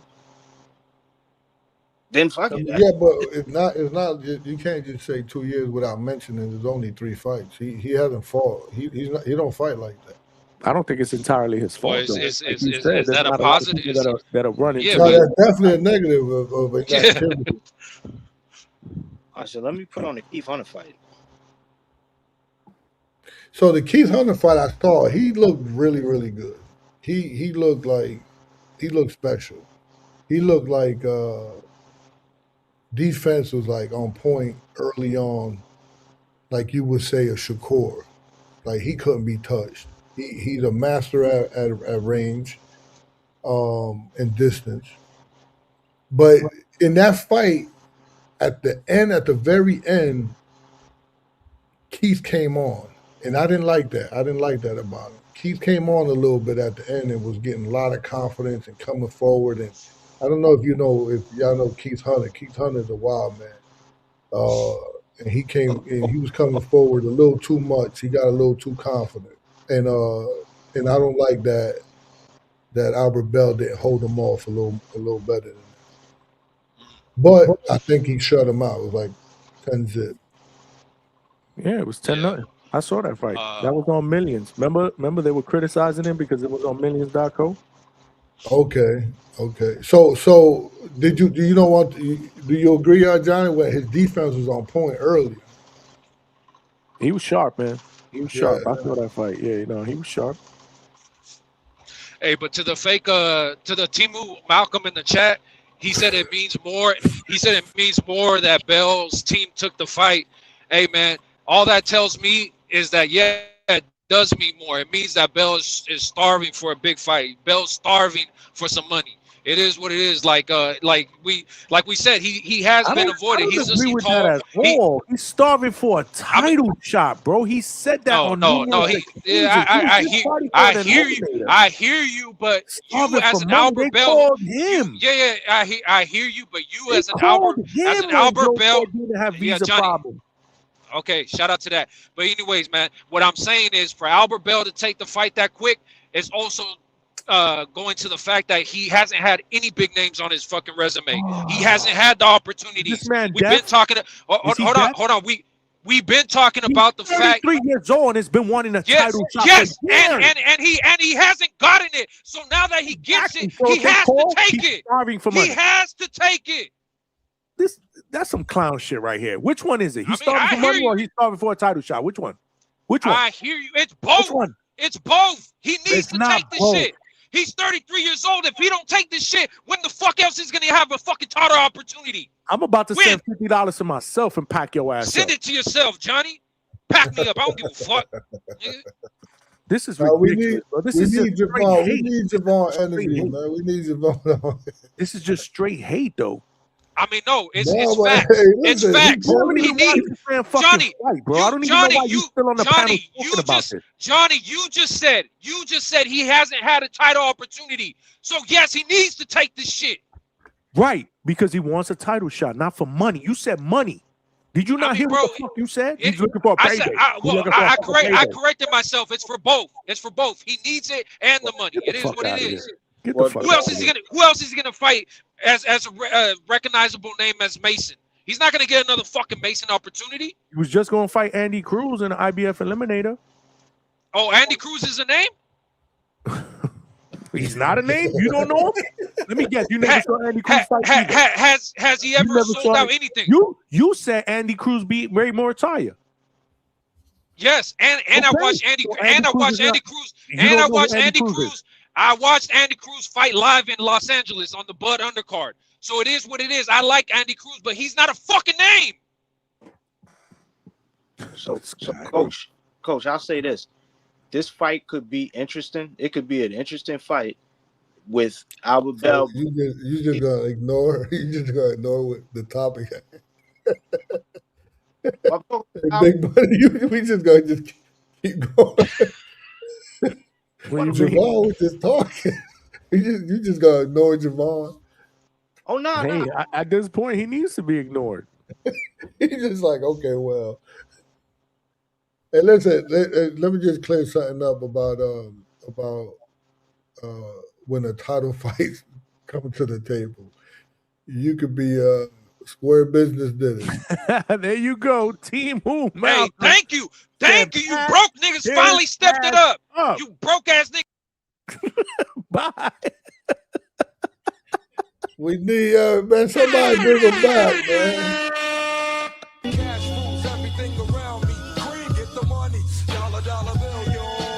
Yo. I guess he ain't a Team Who Malcolm no more because he just packed your ass up. Get him out of here. Salute, Malcolm. Hey, we need him back, man. Somebody bring him back. Somebody got to pay $50 to bring him back. Rules are rules. Hey, remember that girl? Remember that girl was on here and she was like, "No, it's $49.99." I feel bad for that. I'm not doing that no more though. Someone said on the Packers back, we don't promote them, but they never went anywhere. We just don't promote them, but they never really went anywhere. I mean, Bermudez likes the Pack-Ups. He said he likes the Pack-Ups. In all honesty, Javon self-promoted that Pack-Up. Oh, he wanted that Pack-Up. He definitely wanted that Pack-Up. He was looking for that Pack-Up. He was daring y'all to hate. Instead of daring to be great, he was daring y'all. I'm just saying, like, you never even watched this dude fight, bro. You just throwing blasphemous shit out there. Well, this might be blasphemous, but it might not be. Coach, tell me what you think. Because I do like that point you made about Mason's corner. I think that they've gotten him so far, but I think that they're more worried about him as like he's the guy. But I don't think that I don't really think that conclave of dudes has the kind of experience that he needs to elevate as a champion or to maintain. I think he probably needs, a real a seasoned coach in his corner. You know what I'm saying? So against Albert Bell, like you said, he's very cool, very poised. You Got gotta a be lot. strategic, right? He's very strategic. I like the things that I see with him. His counters are good. He's fast. You're looking at which fight you looking at? You're looking at the I jumped off of him because I was trying to find. You watched the Keith Hunter fight? I was trying to find the Keith Hunter, and then I wound up on Rohan and Keith Hunter, and that's kind of because I'm looking at that fight, and I'm like, that's the real crash out right there. yo, so Rohan 5'10", Mason is about 5'9", Keith Hunter 6 feet, Albert Bell about 6 feet. I'm like, this shit could be a good fight. It could be a movie, or it could turn into Rohan versus Keith Hunter, where he just started to brutalize that motherfucker. Did you see the end of fight when after the ref stopped it? Yo, yeah, he hit the ref a couple times and he crashed out. Yeah, he was crashing out, but he was getting beat on, and I'm thinking about it. I'm like, yo, these dudes about the same size.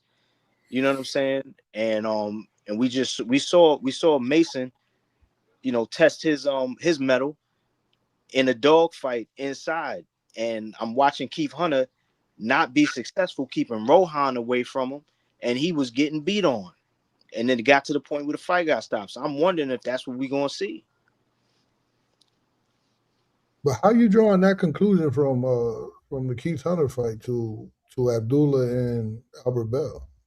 I'm looking at the size of both guys, the comparison, because Keith Hunter and Albert Bell about the same height, and so is Rohan and Abdullah. And I'm looking at Abdullah 5'10". I mean, yeah, he's actually he's 5'9". Okay. And I'm just looking at the style, and I know Abdullah likes to start fast and he likes to get inside too. And he'll stand inside with you and he'll fight. Not that you can't keep him off. I think that in the beginning rounds, Albert Bell can box, and his length, he'll be able to keep him at distance. But I'm just wondering, as the fight goes on and as his energy gets low, and as Abdullah keeps coming on, he's a younger dude, he's a young lion, and he can get inside and fight with you. Will he hit him and hurt him? Will he start to chop down the tree? Will he, you know what I'm saying? Like, will he be able to reestablish his jab and put Abdullah at a distance once they get into like the 8th round? Yeah. You know what I'm saying? That's why I was saying, I'm looking at this and I'm like, shit, what if this is what it turns into? Because what this was Rohan was beating the shit out of his ass. He's beating the shit out of Keith Hunter. And not that I say that Albert Bell's going to get the shit beat out of him, but I'm like, man, what if he can't stop him from coming forward? You got to watch that Keith Hunter fight and Albert Bell. You got to watch that. That'll give you good information on how he can outbox somebody. Albert Bell's a little old. And listen, Albert Bell is. I like him a lot, and not just because I know him and I had the opportunity to work with him in the past. Right. But for those who haven't been to Toledo, Toledo is a dump. It's a fucking ghetto. It's rough. It's rough.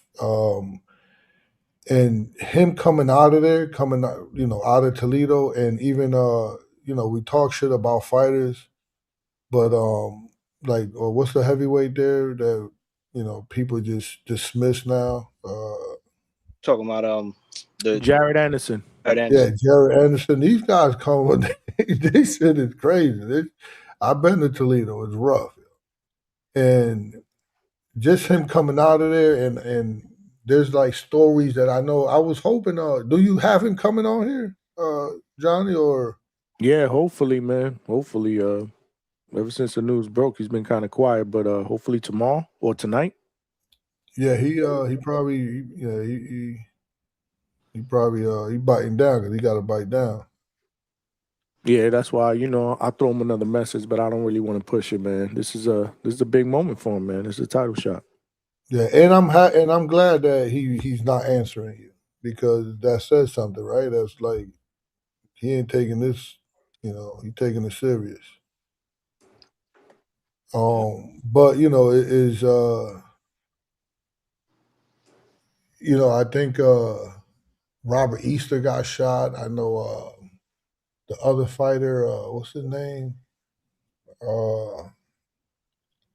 Recently, Yeah, no, it's just like their careers get, they There's get involved. The street is, and him coming out of that and still be able to, stay relevant some way somehow to get a title shot. I know his manager Vic. Shout out to him, man. I was actually texting back and forth with him today, Vic Green, and the struggle that him and that he's been going through trying to get this boy a title fight, trying to get him signed, trying to putting up his own money and promoting them in shows in Toledo. He did his best. He did a hell of a job, and I'll say this. I'll say I remember when I spoke about this fight already. When I had Danielito Zorrilla, and the call came in, and it was like 3 weeks out for the fight, and his manager did his job. He called him. He told him, and then the strength and conditioning coach was like, "Nah, you're not going to be ready. It's too, you know, you're not going to be ready." So Danielito said no, that he didn't want to fight. And then I got to the gym and I found out about the fight, and I was like, "Hell, what? No? What do you mean no? When the title fight comes, you take it." I'm telling you, boxing don't wait for nothing, for no one. It's no fucking perfect timing. You you might not get that call again, and when you do, there's always injuries happen, politics happen, champions move up, fucking promoters change plans, ranking shift. So when that door opens, you walk right through it, man. You can always explain why you weren't ready after the fact. But history only respect those motherfuckers that walk in that ring. And the title shot, I mean, it's a lifetime opportunity, right? You got to be in it to win it, right? And there's many people. I remember there's actually a guy from Colorado. He took a fight on short notice against Albert Machado and knocked him out, and fucking his life changed immediately. So you don't overthink shit like that. You step right in and get to it. So Javon was saying that he needed because of money, nah, that's not it. Yeah, nah, you he's take out. the motherfucking fight. That's what I said. Hey, even Andy Ruiz, they did a YSM was talking to him. He asked him. He said, "Yo, what's your thoughts on Albert Bell pulling out of the fight?" He said, "Look, what would you rather do? Have a shot at a guy that that can elevate you to a championship fight, or fight a champion in a championship fight?" He was like, basically, I would have did the same thing. It's a no-brainer. No, Yeah, it's a no, no-brainer. It's a It's a no-brainer. no-brainer. And he I mean he's you know the 18th he was gonna fight on the 18th, and now he's fighting the 4th, and he was gonna fight for what, an eliminator or something, IBF or eliminator. He was already in camp fighting a tough dude. A top contender. And I was a would, real. I He would, was I mean, he solid. been on here. You know him, Johnny boy. He been on here. You know he's confident. He a bad boy, man. I root for him, man. I root for him.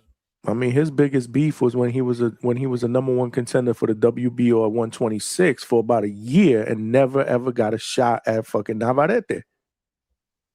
He wanted a title shot. He's been wanting. He's always said, "I want a title shot." Trust me, I know. Man, that's the system at work right there. Keeping him away from Navarrete. That was the system at work. Yeah, He ended up especially doing. at that time. They ended up moving into another eliminator for that. It was what's this dude? Valdez against the other dude that they put together on that eliminator, and didn't even look at Albert Bell. Mm. Who was the other guy? Who was that dude? How about that? I'm forgetting right now. Fuck. With Valdez. I gotta look it up. But I remember that. That shit went on for over a year. Give the man his title shot, man. Let's see what happens. That's all I say. I ain't mad. Yeah, everybody should try to watch that his last fight and watch Abdullah last fight. And last couple of fights.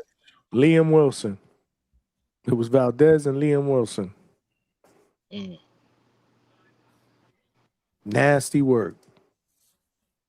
Isn't Liam Wilson fighting Fulton now or no? On undercard of I don't know, undercard of You talking about Errol Spence and Tim Tszyu? yeah. I know. Cool. Yeah. Steph is fighting somebody. Is it Liam? Nah, I gotta look it up. I ain't even. Yeah, I gotta look that up. I did see that he is fighting on that undercard, and so is Charlo. Jamal, right? Jamal's on that card too, right? Jamal is on it. Yeah. Jamal and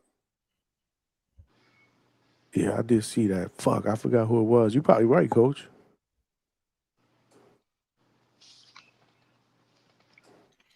Yeah. Let's this weekend is awesome too. We could move along but I think I don't know. I'm a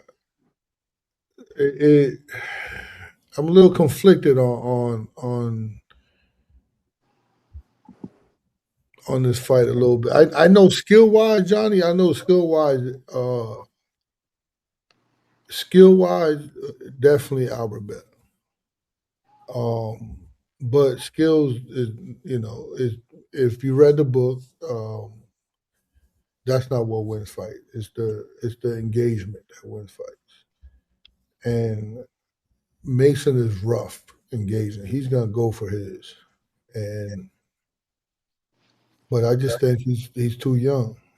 He's too. If everything goes well and this guy could go to 12 rounds, nah, this guy's he's something else. You talking about Abdullah, right? Yeah, if Albert Bell could, if Albert Bell could go to 12 without fatiguing, like in the middle rounds, because it's kind of late notice still. You wasn't planning on peaking right this early, and you didn't plan on cutting weight this early, and all that matters, right? All that matters.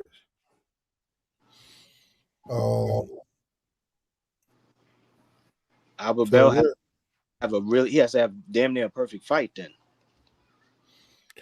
Yeah. All considering, hopefully they brought me in before for weight cuts and stuff like that. So I'm hoping his weight is right and all that, all the minor stuff that's supposed to be checked out is checked out.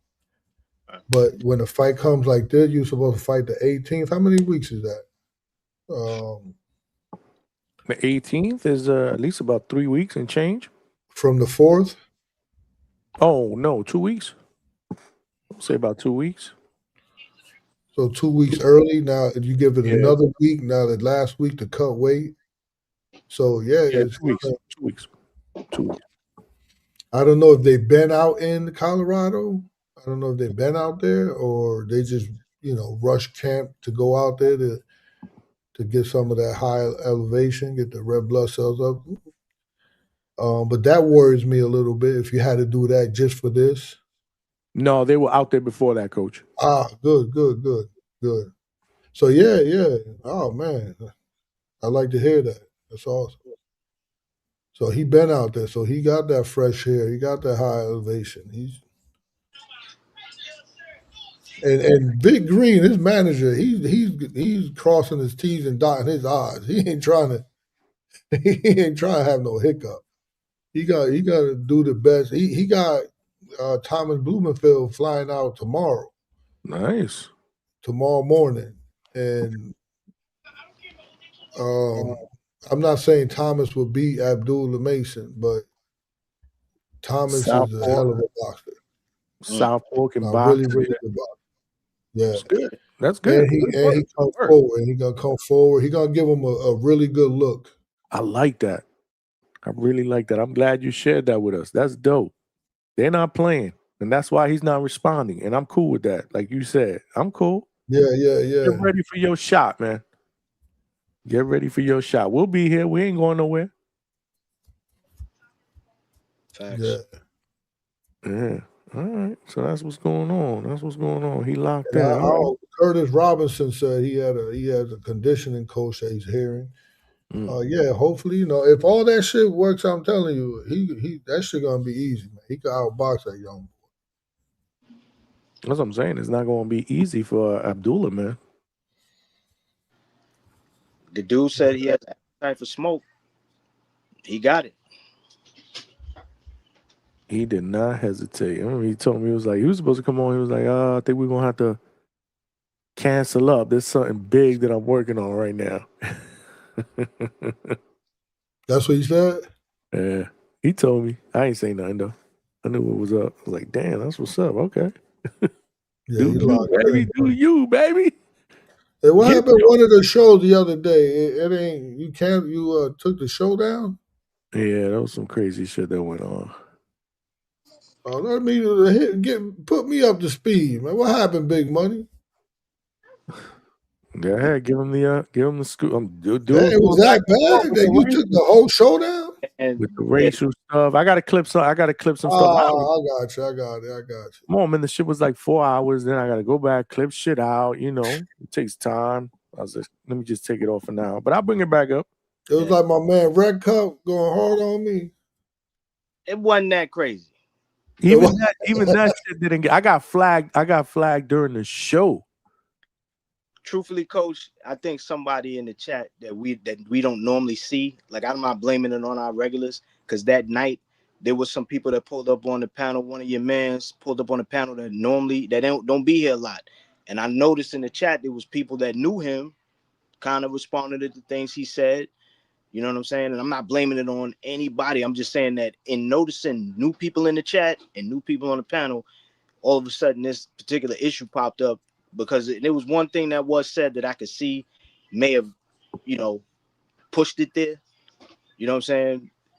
But even still, I don't know. I didn't see it as being so far some over the line shit where you go, oh man, that's crazy. Like it was more like what the fuck? And then it kind of moved on. I think the thing that felt like it egged on the whole situation was you just had a lot of yelling. You had a lot of yelling because dudes is loud. With all that kind of confusion, and when the racial shit started to get brought into it. It was the racial stuff, I think, yeah. Racial shit being brought into it. Although again, it wasn't racial shit. It wasn't like motherfuckers was just back and forth saying racial epithets. It was that they were talking about race, and it was getting loud, and it was starting to get defensive, and it was starting to get aggressive. And I'm assuming that somebody in the chat was like, boop, and they hit the button. You know what I'm saying? And sent off one of them reports. Because you can do that. I've accidentally, I might be in the chat and I might accidentally click on somebody's name in the chat, and it'll be like, it'll give you that secondary warning. Do you really want to block this person, or do you want to report? And if you want to report, what is the report about?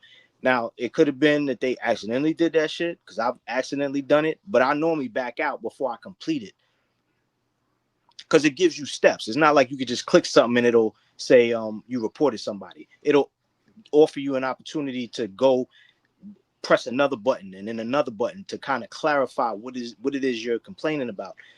So in that regards, I think maybe somebody did that shit. You know what I'm saying? Because they probably was just a little pissed off. They ain't like what was being said. They clicked the button like, nah, fuck that shit. I ain't gonna sit here and listen to this shit. Because sometimes people like to fucking accuse Johnny of shit because it's happening here. Like I've heard motherfuckers try and say that because someone says something, then all of a sudden it's Johnny's fault, and it's not. You know what I'm saying? Hell, they've even tried to attribute that shit to me when I go other platforms. They want to somehow attribute some bullshit narrative that ain't real to me and to the platform. Like, oh, y'all did this. No. It was someone on the platform said something. It was addressed as well by telling that person they need to chill the fuck out, and then we moved on.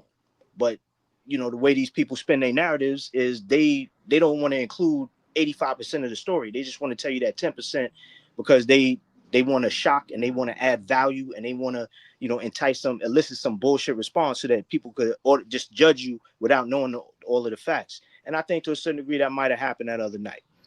Somebody judged the situation without really considering what was really going on. God damn, big money. We get it. God damn. You've been hanging out with Coach Bermudez too long. I'm about to, bro. Who you think I learned it from? That's thorough, man. Lord have mercy. Long story short, if somebody they were wilding out. Yeah, big money. Big money. Blow by blow. He said it, not me, big money. Or they clowning. It's all good. Yeah, Listen. they was wilding out, Coach. They were wilding out, and I ended up getting an Who email. was it? Maniac. What's his name? Maniac was on here. No, it was Javon and Maniac. Oh, Javon Notorious. Hey, somebody bring Javon back. They got to pay $50 to bring him back. Square minutes after he packed him up, say, "Damn, I kind of miss him now that I packed him up." Hey, nah, I think that was a good pack up. I think that was a good pack up. You get on my nerves. You can't yell and scream about somebody realistically that you don't watch. Like I went back and forth with Alberto on this with Collazo, bro. Like, stop it, bro. You're just not qualified, bro. No, you can't do that. And you haven't ever watched them fight. The highlights, highlights, like that don't even sound right. Like you don't. I will question the highlights though. What highlights you watching of Albert Bell? Right, that look bad. Trees, answer that question, man. Trees. Yow. I'm back. All right, bet. Now, what you was talking about? Javon making comments about a fighter that he never watched before? Yes. Oh, yeah, that's very sickening. Like I say, he talking about he watched highlights.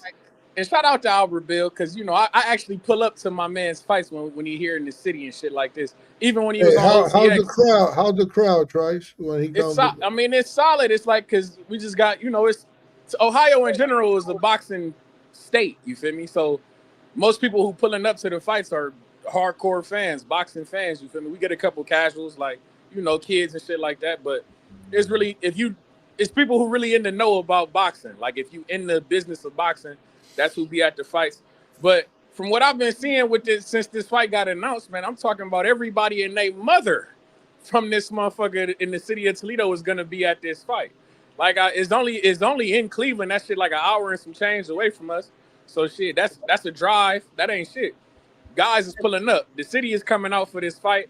Everybody and their mother who in Toledo know that Albert Bell been waiting and been deprived of a title shot. So we feel like it's his moment. You feel me? We know it's his moment. We expect him to shine. The city coming out, man. The city is coming out. Do you remember Robert Easter? Hell yeah. But do you remember like when he fought like at the bar? I had a kid that we fought him against. I used to train Fortuna. Yeah. And and we fought him at Barclays in Brooklyn, and he had buses coming in from Toledo. I believe it. We travel, man. We I travel mean, for is our that I'm guys. asking? Is Albert Bell doing it like that, or Yeah, Coach. People coming out for this fight. That's all I can tell you. The thing with People are coming out for Easter, this fight. the thing that Easter that I would throw out is he also had the Adrian Broner effect. Exactly. You know what I'm That's a saying? Like he fact. was down with AB, who was extremely popular. You know, that was his guy. So I think it's a little bit different with Albert Bell. Correct me if I'm wrong, Treese. No, that's well, a fact. Albert Bell too? They're all cool. They're all Actually, yeah, you're right. Yeah, they all he man cool with Easter, but he's just Yeah. not out there like that. Like remember, Adrian Broner was out there like that. You know, he was promoting, his friendship with Easter. That was his guy. Albert Bell is more behind the scenes. That's a fact. But he was around though. He wasn't. But like Johnny said though, he wasn't front and center. But he was definitely around. And like the city coming out. I don't know how else to put it, because we will be there. It will be guys like me who will be in the building. You feel me? From the hood, we pulling up. You feel me? Flags will be waving, hoodies will be worn, t-shirts will be worn for our guy. We will be there. This shit is about to be a move. This shit is going up. I'm telling you. Like I didn't see. Because I already had my ticket bought when I thought it was Cordina. I went back to Ticketmaster just to see, you feel me? Just to see if motherfuckers seats are bought up, Coach. People are coming. This is different. Shit didn't change. Anybody who really been talking about this fight, they saying it's a better fight than Joe Cordina. Even though Joe Cordina, you feel me, former world champion, all that shit. He from the UK and shit. Well, Wales or wherever the fuck he from. Them guys from Wales wasn't coming to the fight. Guys from Toledo is coming to the fight, Coach. This shit about to be a movie, a real movie. It's going up, man. I'm trying to tell you, we excited for this shit. I got violence on the prelims with my guy Scooter Davis. We got Shushu on the card. Even with the Xander Zayas in the boots, that's a big fight, but it ain't 2 world championship fights on that card. It's 2 world championship fights on this card. This is TNT's premier event, you feel me, with them getting in the boxing, so we own national television. This is very serious, man. This is a big deal. I expect Albert Bell to show up, you feel me, and show out, man. I'm trying to tell you. But yeah, talk to me, Trini. Keep stealing that green. Yo, salute, man. You made the right choice, man. I was giving you shit for not coming to New York, but you stuck with the hometown. That's what's up, man. Does it feel a little bittersweet that it's coming through young Mason, though, the shot? No, I ain't gonna lie. Yeah, like I say, they both from Ohio. It is a little bittersweet, but shit, like Coach was saying, man, when you get opportunities like this, it don't matter who it is. Ain't no friends in boxing. This is no Call of Duty brother shit. We got to jump on this, man. And when I'm judging fighters, I don't see more. I tend to take a coach's opinion rather what fans say. But I was on the panel last night, man, and I brought up the Bell fight, and I got shut down, man. And they're like, nah, and then they did a little bit of homework, and it's like, oh, this guy is this tall. Oh, this guy is kind of exciting. And they're like, bro, you got a whole fucking show, and you don't know. Like these highlight shit. What panel are you talking about?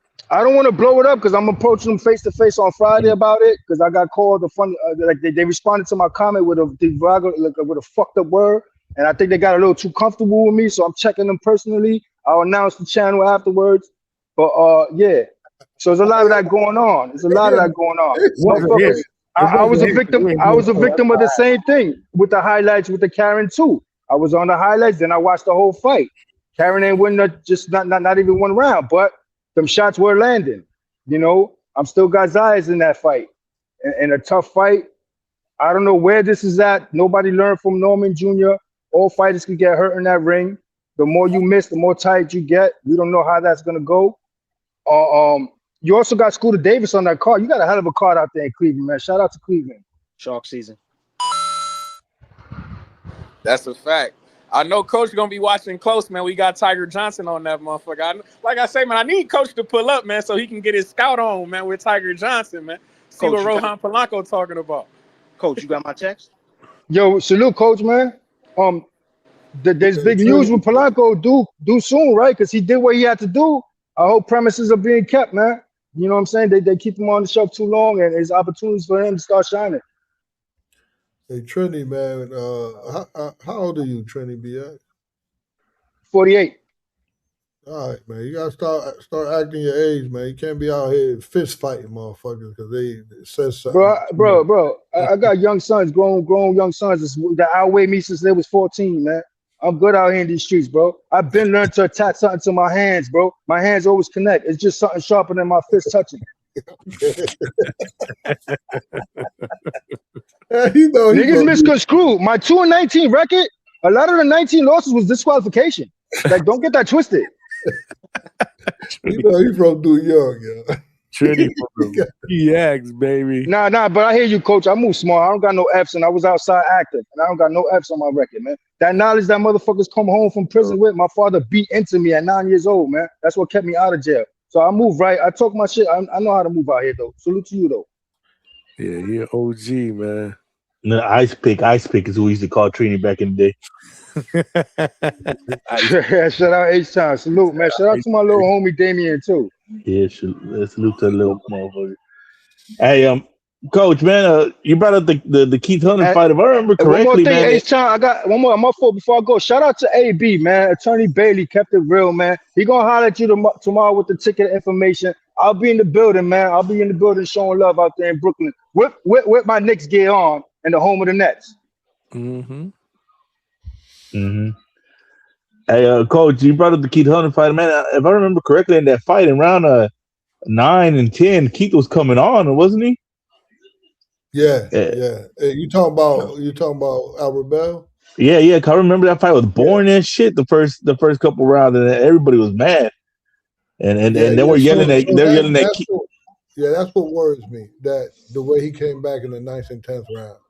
Yeah, because even though the judges didn't even give him those rounds, it was like no, but I remember Keith's brother was yelling at him in the corner to just let his hands go and just hey, just walk him down. This dude ain't got nothing.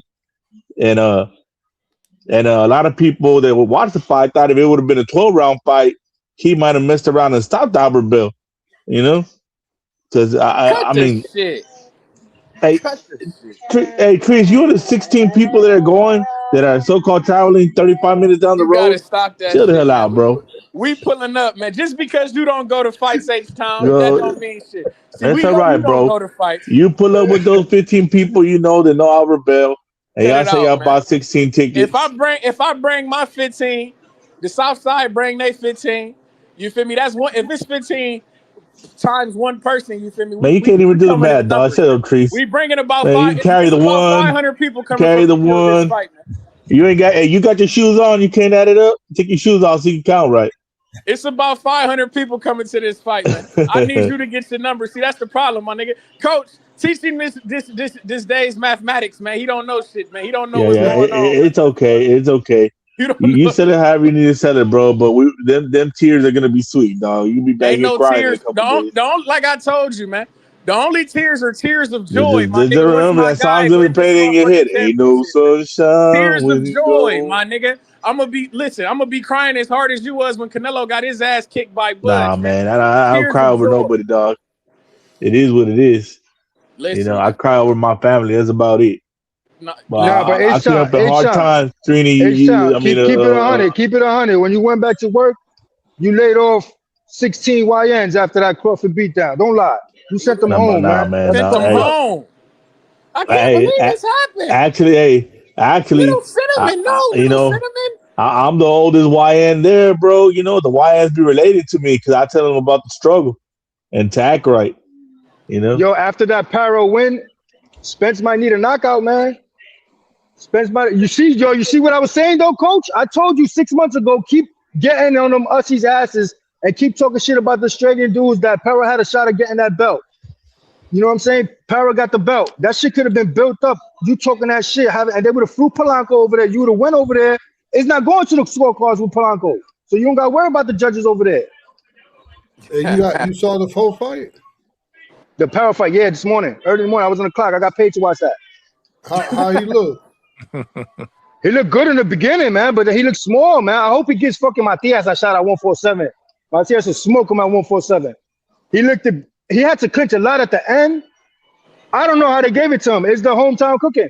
I thought it was gonna be draw or Crocker keeps the belt or Crocker gets the win. And for the Patty Donovan rematch. He the second one to say that. Hey, Johnny, and I got Rayo, man. If I remember right, the only reason Rayo got stopped, he decided to trade. You know, and if I remember correct, Rayo was putting the clinic on him the first 2 rounds.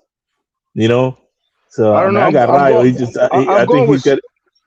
I'm he's got going a with better Santos on coach. that H-Time because I'm banking on. You know how like if you're gonna sign a player, man, you're gonna let them make sure they know what they're doing out there, man. I know Santos been in the shelf, but he's the face of throwback boxing, and Joe Lee been in the game long enough to know, and I know B Norman had to test him out.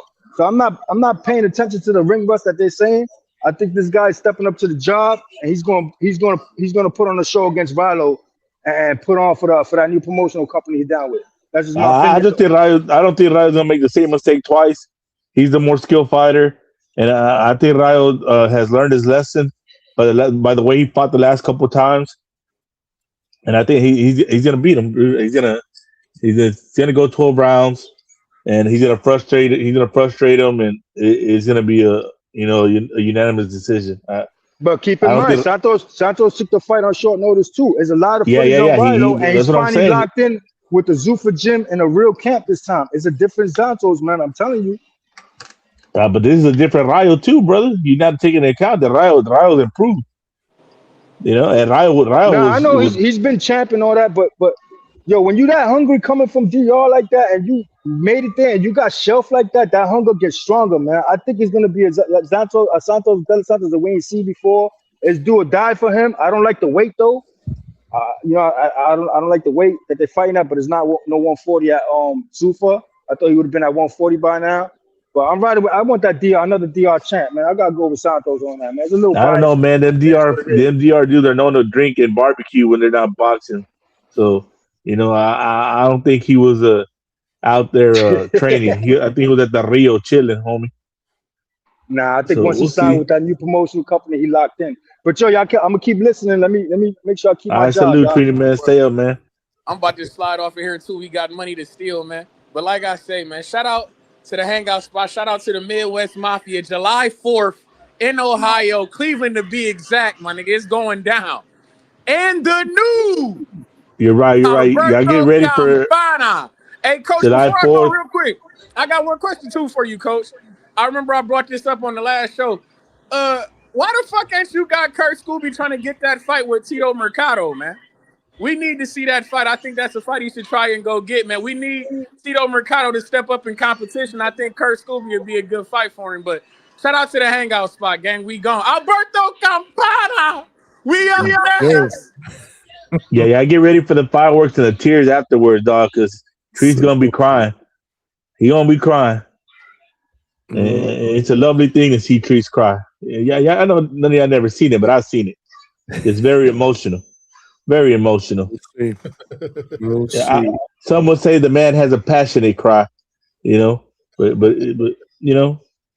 it's entertaining. It's almost better than seeing my friend Nestor cry because those two. When I see those two cry, it just brings a smile to my face. You know, and that's all love. That's all love. They're my people. It's just it is what it is, Coach. Sometimes you just gotta watch some of them homies. They try to tell you, be like, I told you cried too. You know what I'm saying, Coach? But nah, man. Like I said, I got Ryan on that fight. The Xander Boots fight, man, it's gonna be a very close fight. I don't see how anybody's got this a wash either way. I hope it's a very exciting fight, and if Xander wins, it's good for boxing. That means we got a 23-year-old superstar on our hands, and he has a big name under his belt, and he can proceed bigger fights and push boxing further. He's a young man that's already with Bad Bunny and promoting himself very well. He's been on the Super Bowl. So if this guy wins, I mean, it's great for boxing, man. We got another guy that the girls love that is gonna sell tickets and people are gonna hate on. Because if he beats Boots, he's gonna be the most hated dude in boxing. I'll tell you that right now. They're already mad at the man that he hangs out with Bad Bunny and the girls love him. They're already talking about, look at his blonde hair. That's just stupid in the motherfucker. So hey, let this man win. It'll be good. But I got my man Boots. You know what I'm saying? I'm gonna stay on cold, riding for Mexico. Mexico won today in the World Cup as well. Mexicans, we stick together. It is what it is. The real Mexican monsters, aka El Botas, aka Enes. It is what it is. They won You today, know. huh? Yeah. Oh yeah. We school. We had a 17-year out there, dog, and he was out there doing some things. You know, that boy's special. I wish the coach would have let him on a little longer. You know, but that boy's special. He's the future of Mexican soccer, and he'll be in a big club soon. And that kid's gonna be a superstar. Him and you'll see him and Lamine Yamal in a couple years being on opposite teams, and they'll be the next Messi and Ronaldo if everything goes well. They're just two talented 17-year-old kids. But you got to wrap it up, man. I got to end the show, man. But hold up. Let me get on this real quick. Hold up, man. Come on, I got to end the show. Bro. How are we not talking? Did we ever talk about Haney twerking for Tank? Yeah, you want to get booted off here? Come on, man. We didn't talk about that, coach. About how he's dropping everything for a fake fight. Did we not? Did we talk about Brian Norman Jr. calling out Keyshawn? Am I speaking another language? Yeah. Oh man, this show can't be over, coach. We got too much to talk about, coach. About to wrap it up. We'll be back tonight, man. I got shit to do with the dog, man. He ain't doing well, man. I got to wrap it up. You got shit to do with what? The dog. I'll text you later if you don't know what's going on. That's why I didn't do a show yesterday. All right, man. All right, salute, man. Over here, when the dogs get sick, we just shoot them. It is what it is. All right, bye. Anyway, yeah, I ain't got no time for this. You about to? I gotta wrap it up, y'all. I gotta wrap it up. Hey, I got let me say Just something. close it up real quick, man.